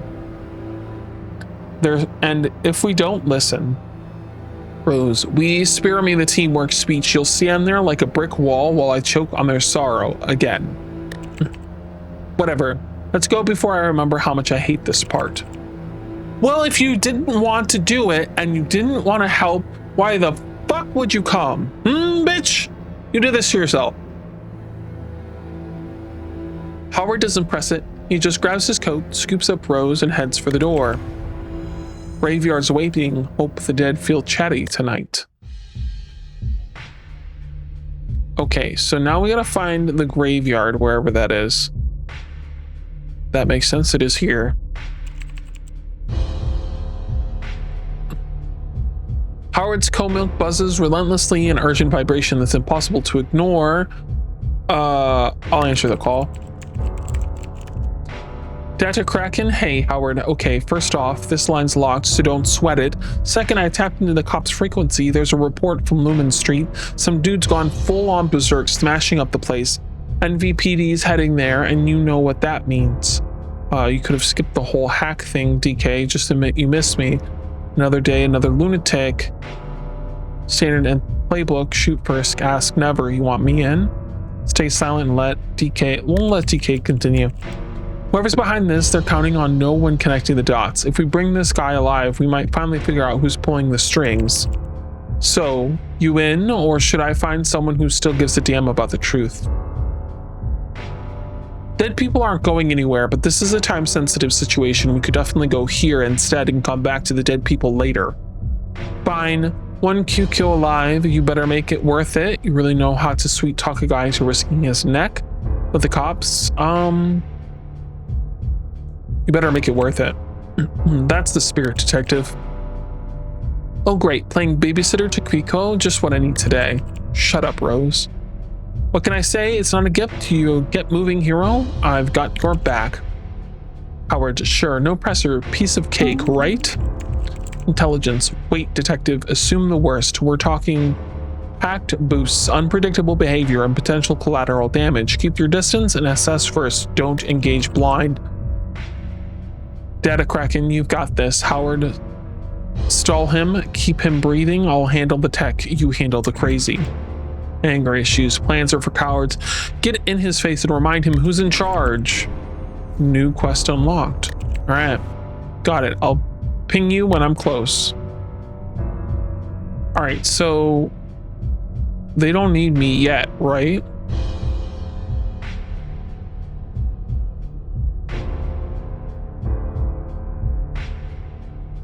How do we, okay, quest log. To the dead end. Okay, so we've got to go to the dead end. Where's that? Over here. So let's go there first and then we'll go to the thing after. Howard and Rose stand at the mouth of the alley. The walls are covered in Arctic graffiti. Neon lights buzz faintly, casting flickering shadows over the piles of trash. The air is thick with the cocktail of filth, rotting garbage, mold, and something disturbingly organic. Rose, you sure about this, Howard? Even the rats are like, nah, not tonight. I've seen worse, done worse, survived worse. Let's add this to the list. This place stinks of trouble. Feels like home to me. Let's not play hero. Let's add this to the list. We're either noble or nuts. Probably both. Lead the way. As they move deeper into the alley, the ambient sounds of the city fade into silence. The oppressive atmosphere seems to press in from all sides. The flicker of neon lights reflects off the slick-stained walls. Somewhere in the shadows, the faint drip of water echoes, sharp and rhythmic. The stench of rot grows stronger with every step. Rose mutters, her voice barely above a whisper. This place is getting friendlier by the second. Then a sound of a faint scrape metal on stone. Howard freezes, instincts flaring, another step forward, and he catches the flicker of movement out of the corner of his eye. In the darkness, a figure steps forward, deliberate and slow. Akiko blocks the way, his sharp predatory eyes locked onto Howard. Get away, you can't take me back. Take you back? I don't even know where you came from. Let's start with that. Relax. You're hacked, not hunted. Let me help you before you short circuit. Dial up Data Kraken and let her handle the technical side, yeah. Howard pulls out his comic, thumbing a quick connection to Data Kraken. Your show now, DK. Just tell me what to do. About time. Hold tight. I'm jacking into the spectral sight now. Keep him talking and don't let him go full meltdown. As DK works, Howard's eyes narrow, focusing on the Quiko's jittery movements and the gleaming boosts along his limbs. Perception. These boosts, they weren't cheap not even a decade ago. Whoever this guy used to be, he wasn't a small time. Quiko's erratic breathing grows louder, his eyes darting around the alley like a cornered animal. They're here, they're in the walls, the air, watching everything. He's not wrong, his signal's lit up like a Christmas tree. I can isolate the source, but you've got to keep him in one piece. This'll take a minute. Don't move, don't breathe, pretend you're invisible. Virtue, easy there, dude. Let's figure this out together. Let's not use anger issues. Convince the Quiko that you have voices in your head too. Why would we do that? You know what? I mean, technically we do. Howard raises his hands, palms open, stepping closer without sudden movements. His voice drops into a calming tone. Relax, buddy. You're not losing your mind. You're just like me, voices in your head, right? Wait, is he talking about us? Like, right now? No, you don't. He's referring to Data Holy shit, he is talking about us. No way. Wait, what? Yeah, all the time, but here's the thing, they don't control you. You control them. Transparency. Ah, Howard, a truly profound moment. A recollection of madness masquerading as wisdom. To confess your inner chaos to another lost soul, as though shared lunacy is an apex of human connection. Bravo, truly, Plato would weep at the grasp of the absurd. Well, well, well, look who cracked the code. Transparency just lit up. Buckle up, because Howard's inner drama is about to steal the spotlight. Oh, did we get a new voice? Data Kraken, well, I'll be damned. His system's stabilizing, Howard. You might have to just out-psych a psycho. Hey, let's go. We're smart. Breaching his firewall, almost there. Stay with him. Howard crouches slightly, keeping his voice calm as he addresses the Quiko. Let's start small. What's your name? All right. Who's watching? Who's they? Why are they after you? And you want me to fill me in? All right. So let's start small. What's your name? Ghosts in the wires. Watching, listening, tracking. All right. So he's got a limited set of what he can say. So we can say, yeah, I've dealt with worse than ghosts. We'll put them there. You're not crazy, but I need you to focus. Who's watching? Who's pulling the strings? You're not crazy, but I need you to focus. Tell me what you know. This game is interesting, right? I'm liking it. Data Kraken's voice returns, sharper this time. I've got a name. Victor Kale, former corporate enforcer for New Genesis, high clearance prototype handler, top of the food chain. So what happened? Vanished after some high value tech disappeared. Big scandal, no charges, no trace. And now he's their puppet. I didn't steal it, I swear, I did what they told me. Found something buried in his log, the architect. No profile, no records, but it's tied to every action in his system. Hold up, there's a backdoor in his approval, and it's live. They're locking me out, Howard. Do something fast. Persuasion. Bluff about knowing the hacker. Kill him. No. I don't want to kill him. Virtue, appeal to Victor's humanity.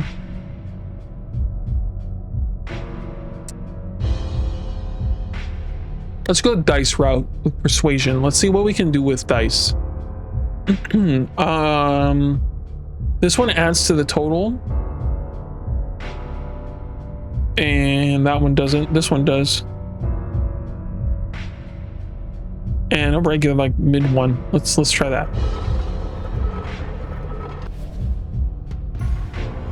My tracking keeps like, it doesn't like the dice. Okay, 14. Howard steps forward, his voice calm and measured. He speaks to Victor, but his words are meant for one pulling the strings behind the scenes. Howard, the architect's not as clever as they think. I know their game and their name.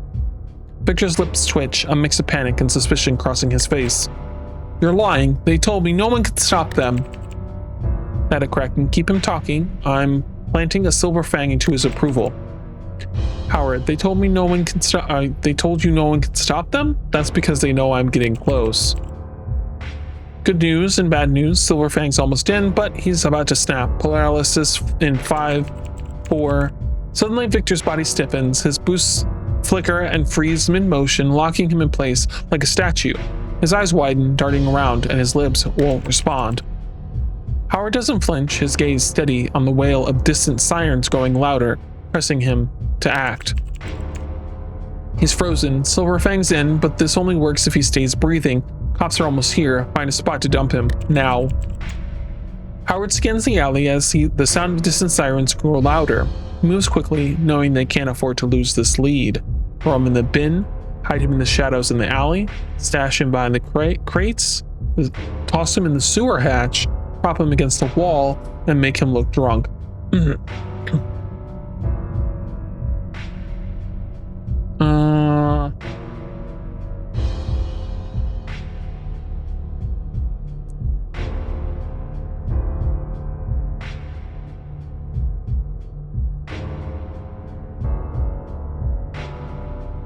The sewer hatch seems like the best one.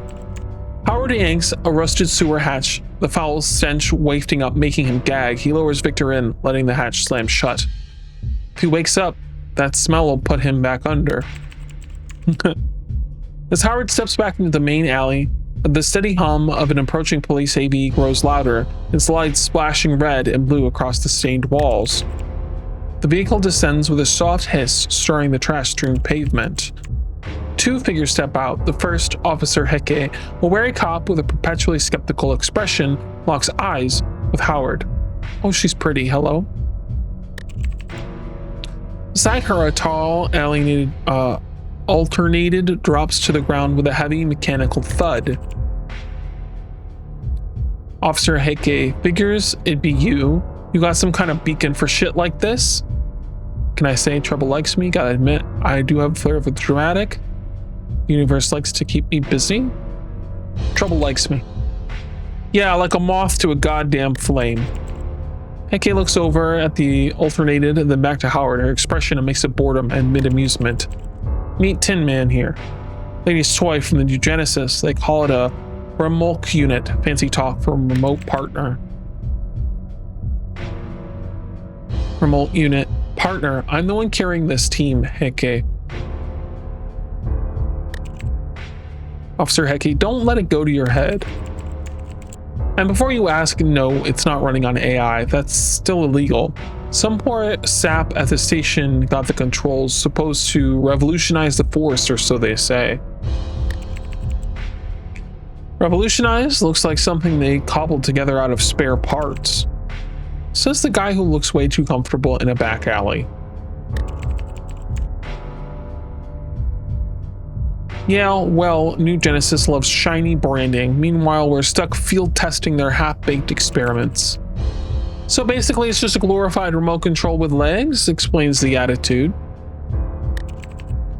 Keep talking, buddy. You're real close to making my list.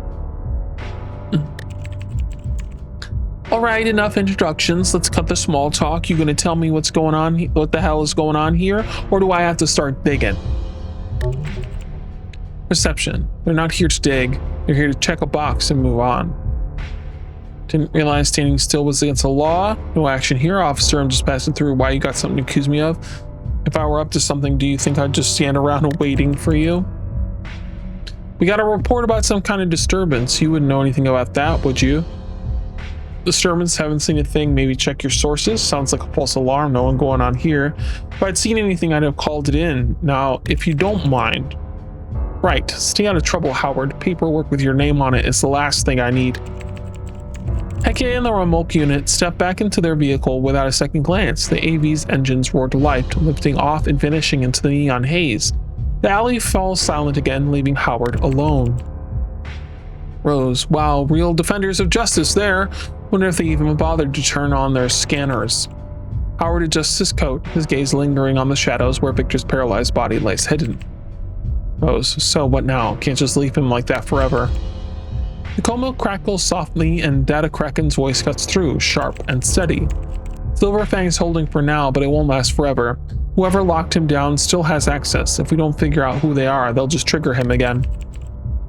Howard pulls his collar up, stepping into the open street as the quiet hum of the city begins to fill the space again. Quest completed. Nice work, the city owes you one. Quest complete and your legend grows. Keep your edge sharp for what's next. The Architect, you start there. New quest unlocked, the Architect's web. The city's pulse just spiked. Stay sharp, check your quest log and get ready to hunt.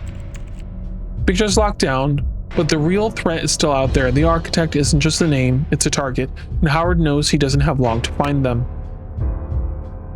Alright, so now that he is there in the sewer, we can go over here and do what we originally wanted to do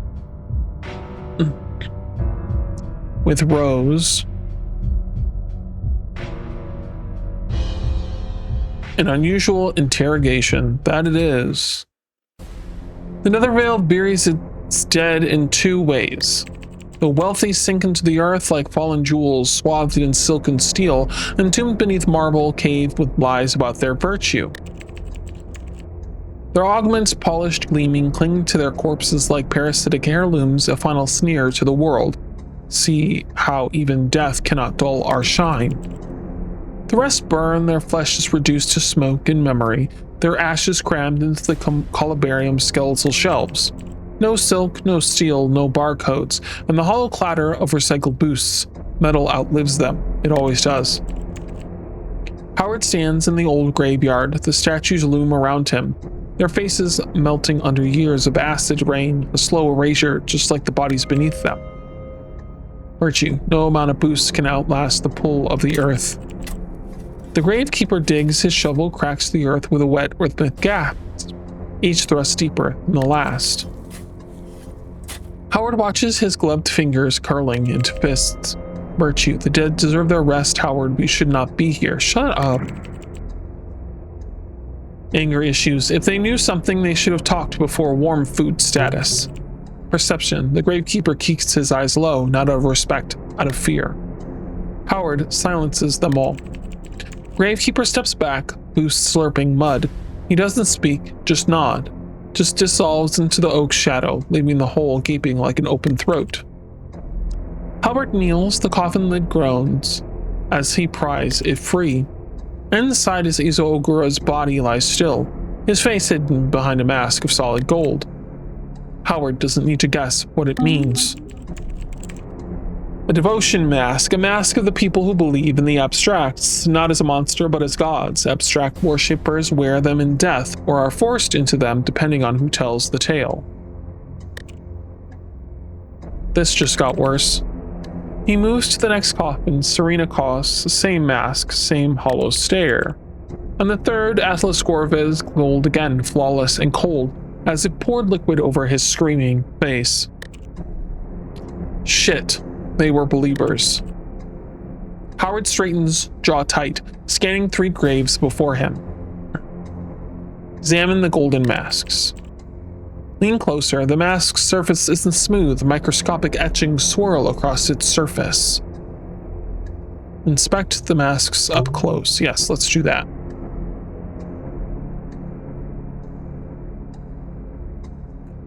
All right.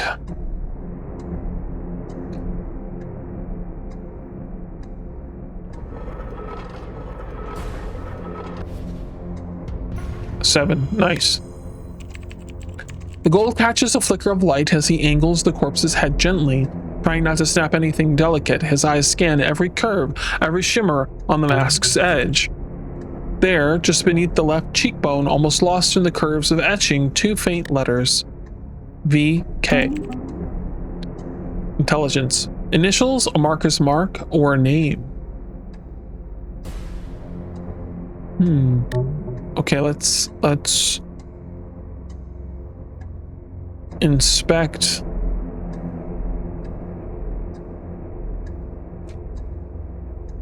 God, we have a whole bunch that are negatives. It's bad.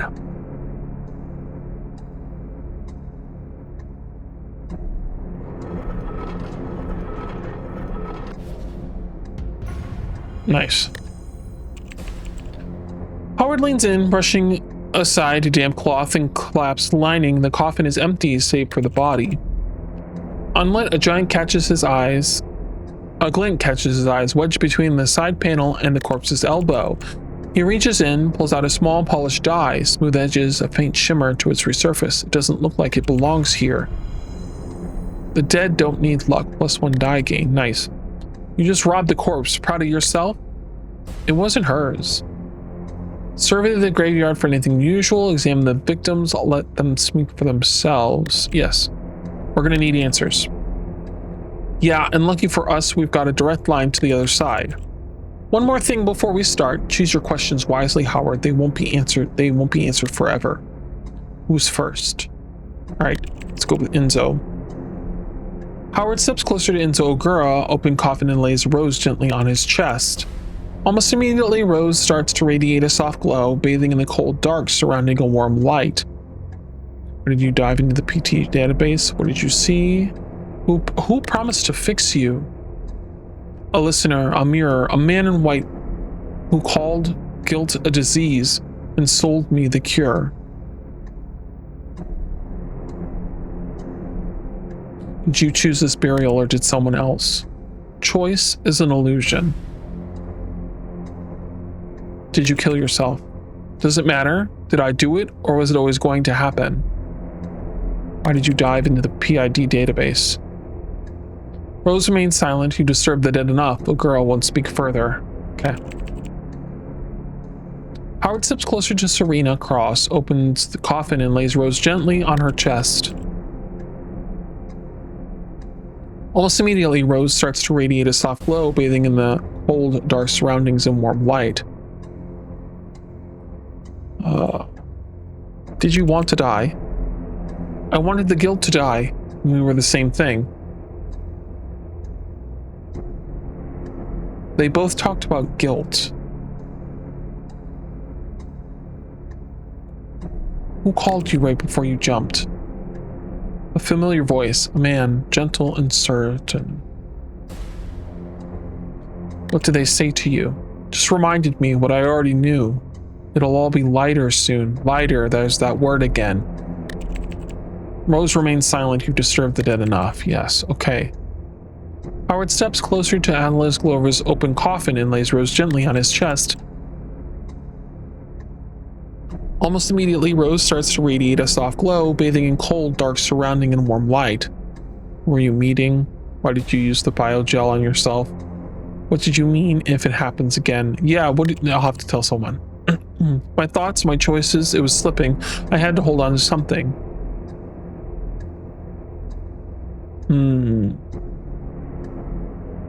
What did the abstracts mean to you? A name people whisper when they don't have to blame themselves or don't want to blame themselves. Who were you meeting? A man who asked the same questions until my answers weren't mine anymore. Yeah, I figured he'd be done after 3. The graveyard returns to darkness as rose glows fades, leaving them standing in silence. Howard takes a long, thoughtful breath and carefully places Rose back into his coat pocket. Abstracts, the masks, the rituals, it's obvious, Rose, they're involved. Seriously, did you even listen to them? That wasn't devotion, it was panic, confusion. Howard, exactly, desperation makes people vulnerable, easy targets for manipulation. The abstracts aren't directly pulling the strings, their cult certainly is. Rose, you're not listening. Not one of them named the abstracts, not once. Lighter, freedom, that's human, ugly, greedy, small. Howard shakes his head, already turning towards the gates. Howard, the abstracts make the humans ugly, Rose. They always have. Howard, and what about the golden masks? Why bury them like believers? It doesn't add up. Why? Maybe someone wants us chasing the abstracts. The masks are a misdirection, a cover-up. People lie to themselves. You know that better than anyone. Howard keeps walking, boots crunching the gravel. Rose, you're making it fit for your narrative, like always. Howard, I trust my gut, Rose. If it looks like abstracts, smells like abstracts, then I'm chasing abstracts. Or checking the cult. Rose, you stubborn ass, open your eyes for once. This isn't cults. It's someone playing God. Howard doesn't answer. He pulls out another puff and scrapes a match across the box, its brief spark lighting his stubborn eyes. Rose, well, you're gonna look real pretty in a gold mask, genius. Destination marked. The cult waits. Oh no, I think that's the end of the thing. No, it was really good, and I don't even like sci-fi. This is a good game.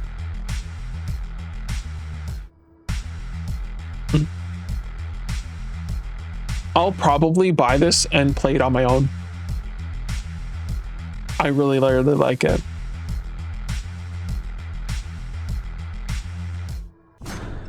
Good. So we have a plan.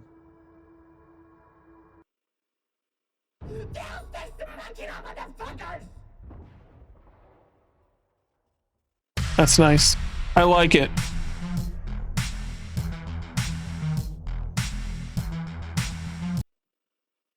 Good game, good game. All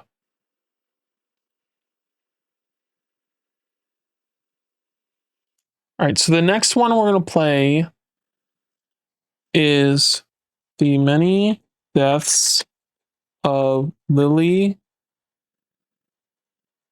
Cosin.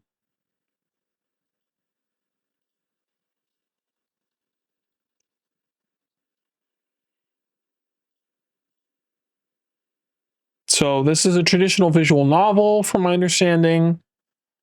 And people are trying to kill us. But from all that reading, my throat is unhappy, so I'm gonna go make tea real quick.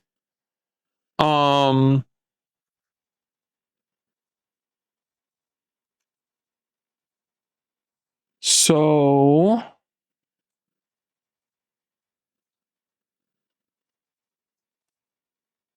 let me quickly change stuff. We got The Many Deaths of Lily Cosin. Here we go. We're just gonna BRB real quick. I will be right back.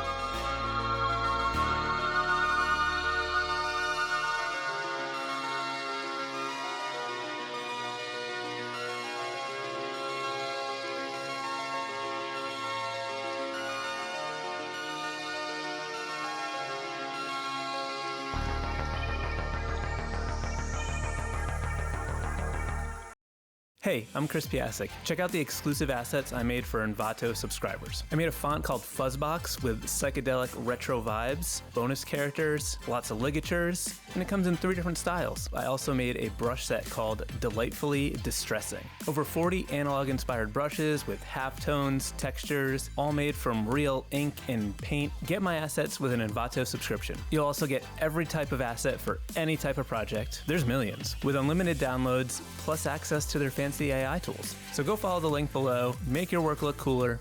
That's it. Good talk.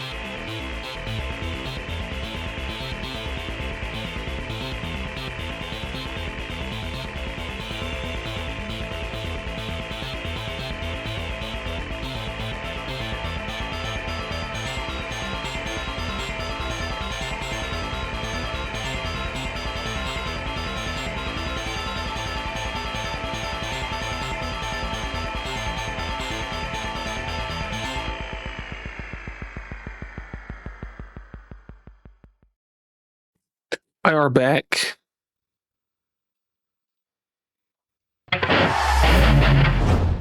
Hello. I return.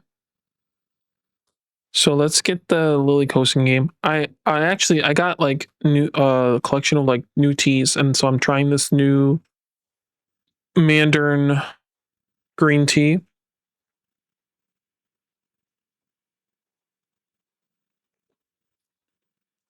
I gotta let it sit. Hasn't steeped enough yet. Sounds good, right? Yeah, so like we got this thing that has like 6 different teas. And they all sounded really good. So I'm very much a new tea, grab it. And that's why we have like an entire cupboard of tea. It's my fault.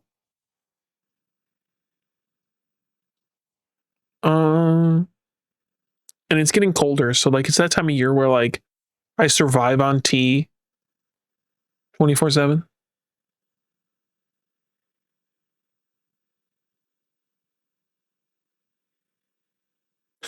You and me both. Nice. All right, game is loading up. We'll give it a second. I don't know how long this game is. But we'll see.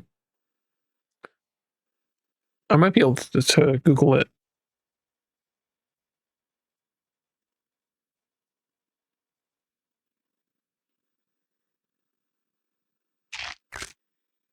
Oh, it's a 4 to 8 hour game. Well, we probably won't finish it then, because that's long, and my voice is broken.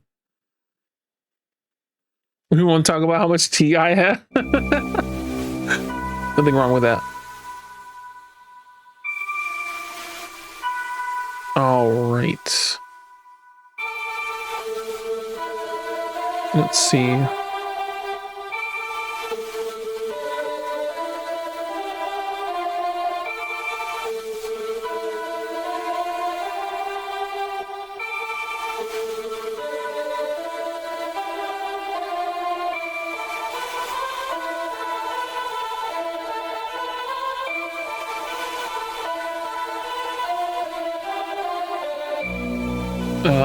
There it is. I'm enjoying this music. Like, the music is good.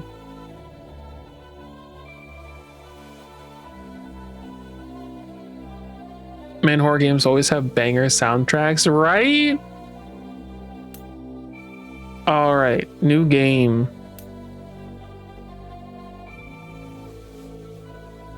Text speed. Fast as fuck, boy!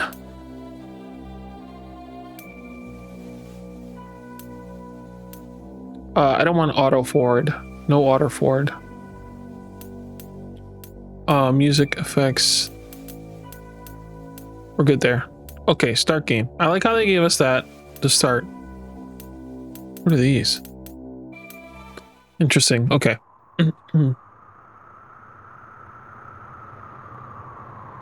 A cold and dark Saturday night.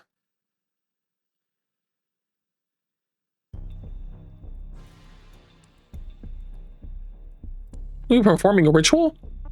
Very well. The candles are set. The incense is lit.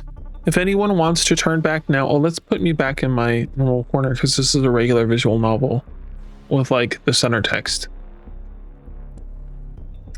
Back in my corner. It is a Saturday night. You're right. If anyone wants to turn back now, this is your last chance.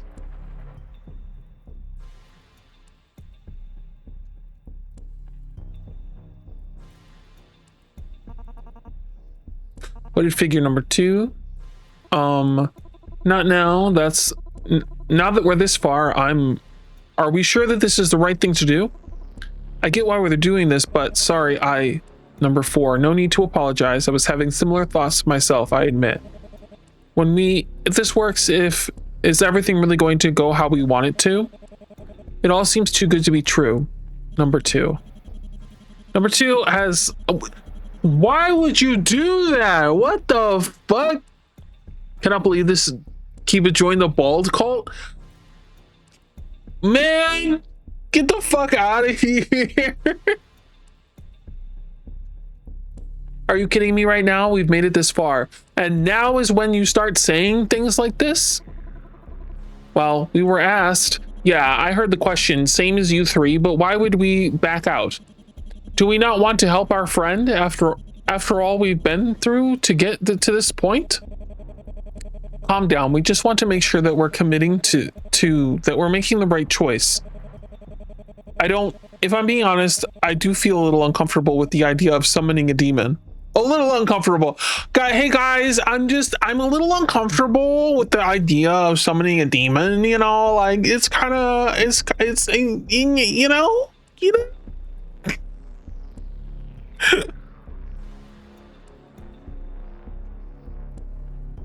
Oh, this Mandarin green tea is actually really good. I like it. If I'm being honest, I feel a little uncomfortable with the idea. Oh yeah, there we go. Do you feel uncomfortable with the idea of performing the ritual and nothing happening? Because that's what my gut tells me is going to happen. No harm done. That might be what your gut is telling you, but what if you're wrong?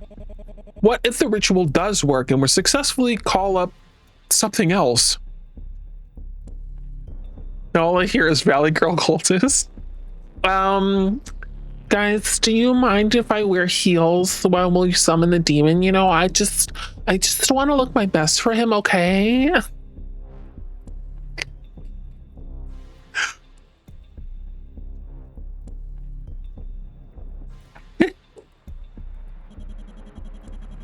Then we've achieved everything we're aiming for, haven't we? Nothing wrong with that, is there?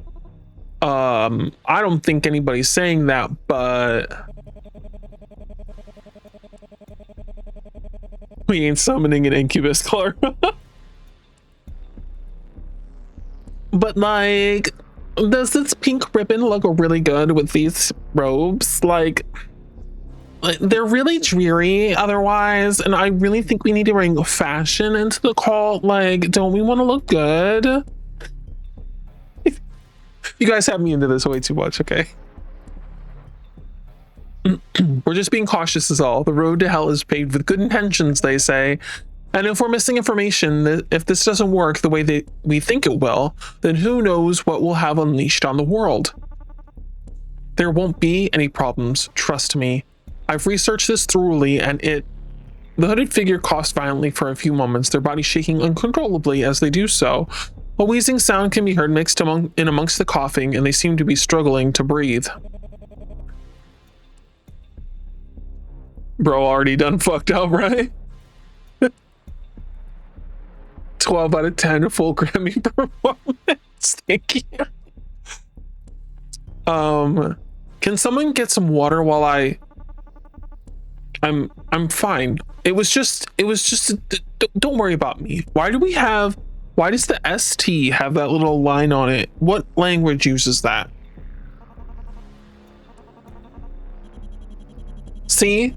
And that right there is why I don't get the hesitation. We set up all of this shit, the circle, the candles, whatever already, so why the fuck would we back down now? I get why some of you might be worried, but I'm gonna help my friend, even if you guys decide not to, because that's what friends do. You're right. We all agreed to do this because we wanted to help. If the ritual's been researched and it's safe, then it's more than good enough for me. I'm in. Well, I guess if you guys all want to, then there's no backing out now. This certainly is a bit different than how the rest of the day went, isn't it? All right, what do we need to do to get this started? We just need someone to light the candles, then I'm good to go. Can barely see a... Sorry? Are you... Apologies, got dizzy for a moment there. All the more reason to get started. I'll take care of the candles. The hooded figure spends a few moments lighting the candles scattered around the circle on the floor. The other figures are completely silent throughout the process. Thank you, that's much better. Alright, here's where we start, for real. I'm going to read out some passages from this incantation. You'll all need to repeat them after me. I'm not quite sure how it all works, but if you think you can try and say them in sync with one another, that'll help. I guess we might have to give it a few goes if it doesn't work at first. Wait, didn't he say he researched it and now he said he doesn't know? That's all we have to do. Just repeat what you say. Seems kind of simple. The summoning circle is made of a mixture of charcoal and my blood. The candles have been placed in the siphon energy from the nearby ley lines, drawing their power to the circle. I've cleansed my body with a special mixture of herbs, all in preparation for the ritual. Oh, I hope we can say the final words correctly for you. Ugh, I'm going to end up botching this. Oh, we sacrificing them? Let go? Probably. Seashells by the seashore. Seashells by the seashore. How about we start the ritual and we can worry about the small details after we've given it a go. I don't feel like mispronouncing stuff is a small detail when it comes to demons. My thoughts exactly. All right, everyone repeat after me. Darkness black as midnight's ire, scarlet flaring, scorched by fire. Ugh. Did anybody else feel that? Not really sure what you're on about, sorry. You didn't? It seemed like the air got kind of heavier, and then I felt a little lightheaded. You didn't feel anything like that, huh? Maybe a little, but no, not really. It's probably just my imagination, sorry, I messed everything up. Can we start again? Of course. Darkness black as midnight's ire, scarlet flaring, scorched by fire. Darkness black as midnight's ire, scarlet flaring, scorched by fire. Nestled beyond the edge of time, your power waits here in its prime. Nestled beyond the edge of time, your power waits here in its prime. I offer my soul, cold as ice, take it from me to pay the price. I offer my soul, cold as ice, take it from me to pay the price. Give me your power in my limbs, grant me your strength as the light dims.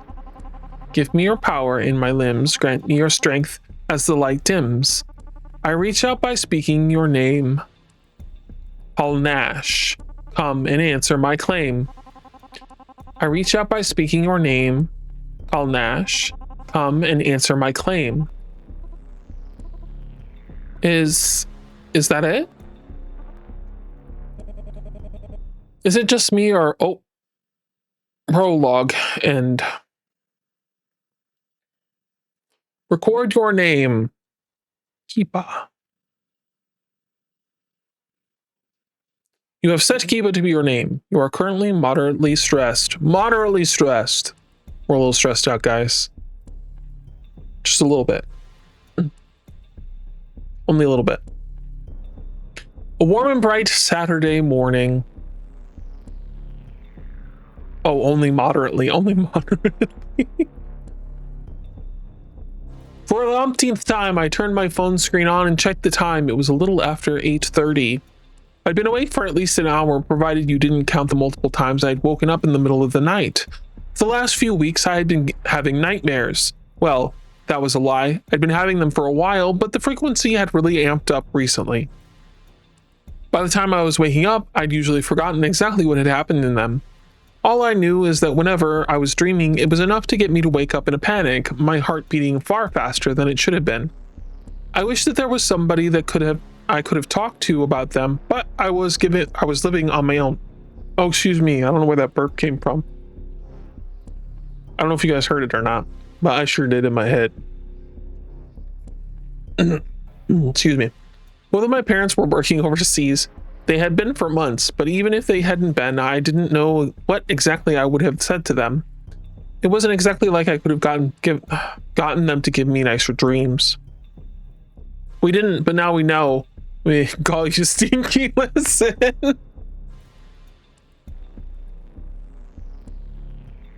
Why are you so mean to me? It wasn't exactly like I had wait, there we go. I should probably get up now. I'm going to get anything done here in bed.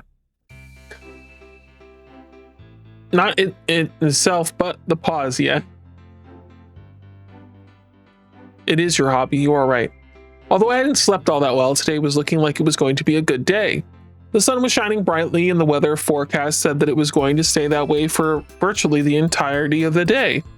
It was pretty much perfect weather for the day's plan, a camping trip with my friends at the lake. I hope that Gabrielle remembers to pack enough bread. If it had been any other day, I would have quickly struggled into some clothes, but I was almost certain that I knew who was standing on the doorstep. If I was correct, they wouldn't care about seeing me in my pajamas. I went down to the door and opened up to see one of my best friends, Hannah. Kiba, did I wake you up? No, all good, Hannah. I was awake. Although I'm not exactly that ready at the moment, I could have been a bit more organized. I hadn't been expecting Hannah for at least another 15 minutes, but in hindsight, I probably should have anticipated it. Knowing her, Hannah had probably been prepared and ready since last night. No, since last week. It would have been stranger if she had come over at the time she said she would, as opposed to showing up early. Can you give me, I don't know, 10 minutes? That should be enough time to have a shower and have a quick bite to eat. Luckily, I'm not taking care of any of the camping gear. Wait, how do you take a shower and eat in 10 minutes? Hold up. Are you getting anything clean? And what the fuck are you eating?